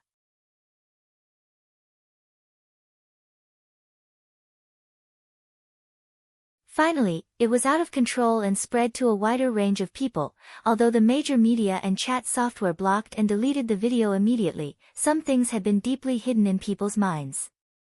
No matter what antivirus software you used, you couldn't find it. Li Junling, that bitch, looks so cold on the surface. I didn't expect that she could do such a thing in the dark. TSK TSK TSK, the Queen of Piano's figure looks good. Let's bet. Qin Cheng versus General Hang, who do you bet on to win? There was a lot of discussion and sarcasm. The world was full of different forms. Everyone knew that a storm was about to come. However, the two parties involved maintained an unusual silence on this matter. No, it was the three parties involved. Whether it was Li Junling, Qin Cheng, or General Hang who intervened in their relationship, none of them expressed any opinion on this matter. Even after the video was released, the three never appeared in public again. During the turbulent times in Yanjing, Fang Yan was dragged by his grandfather, Fang Hui, to the Yi family to propose marriage. The matchmaker that Fang Yan hired was Mr. He was considered the most respected person in Swallow Dock, so it wasn't considered a disgrace to the Yi family. When Mr. came, the Yi family's patriarch also came out to accompany him. Mr. looked at Yi Daowen, Yi Daoling, and the three Yi brothers who had yet to leave and said with a smile, "Dao Xian has lived in the village for a short period of time. He has been busy with the military, so there are many things that he isn't very clear about. Daowen has been living in the village for a long time, and Daoling has come back from time to visit. The two of you should be familiar with this child, Fang Yan. It can be said that we watched him grow up. It's easy for Swallow Dock to produce talents. Let's not talk about the past. Your Yi family's three tigers, which one of them isn't awe-inspiring outside? There's also Mo Qingdi, who stepped into the heavenly Dao realm. Although he suffered this calamity because of his carelessness, it's not impossible for him to recover. If he were to really find the ice dragon's tendon to mend his remnant meridians, wouldn't he still be a heavenly Dao realm expert of our Swallow Dock? In the entire world, how many people are capable of fighting against him? There's no need to mention Wen Wan. She's a rare martial arts prodigy of our Swallow Dock. She succeeded in reaching the heavenly Dao realm at a young age, and is the youngest heavenly Dao realm expert of our Swallow Dock in all of Huaxia. Yesterday, Daowen came to me and said that he wanted to hold a celebration for 3 days. I wouldn't even agree to it for 3 months, much less 3 days. Wen Wan is a good child. Fang Yan is also a good child. And what's even rarer is that the two of them know each other well and have feelings for each other.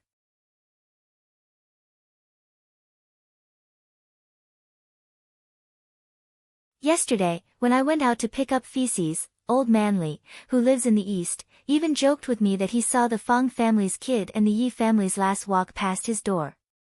He said that he had to come over and have a drink when the two of them set up a feast. The villagers are also looking forward to attending their wedding feast. Sir's gaze landed on Yi Daowen's face as he said with a smile, "Daowen, you are Wen Wan's father. Logically speaking, this matter should require your approval.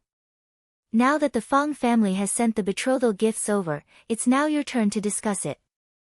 He used his finger in his sleeve to point at the mountain of betrothal gifts inside and outside the house and asked, "Are you going to accept these betrothal gifts or not? Are you going to nod or shake your head?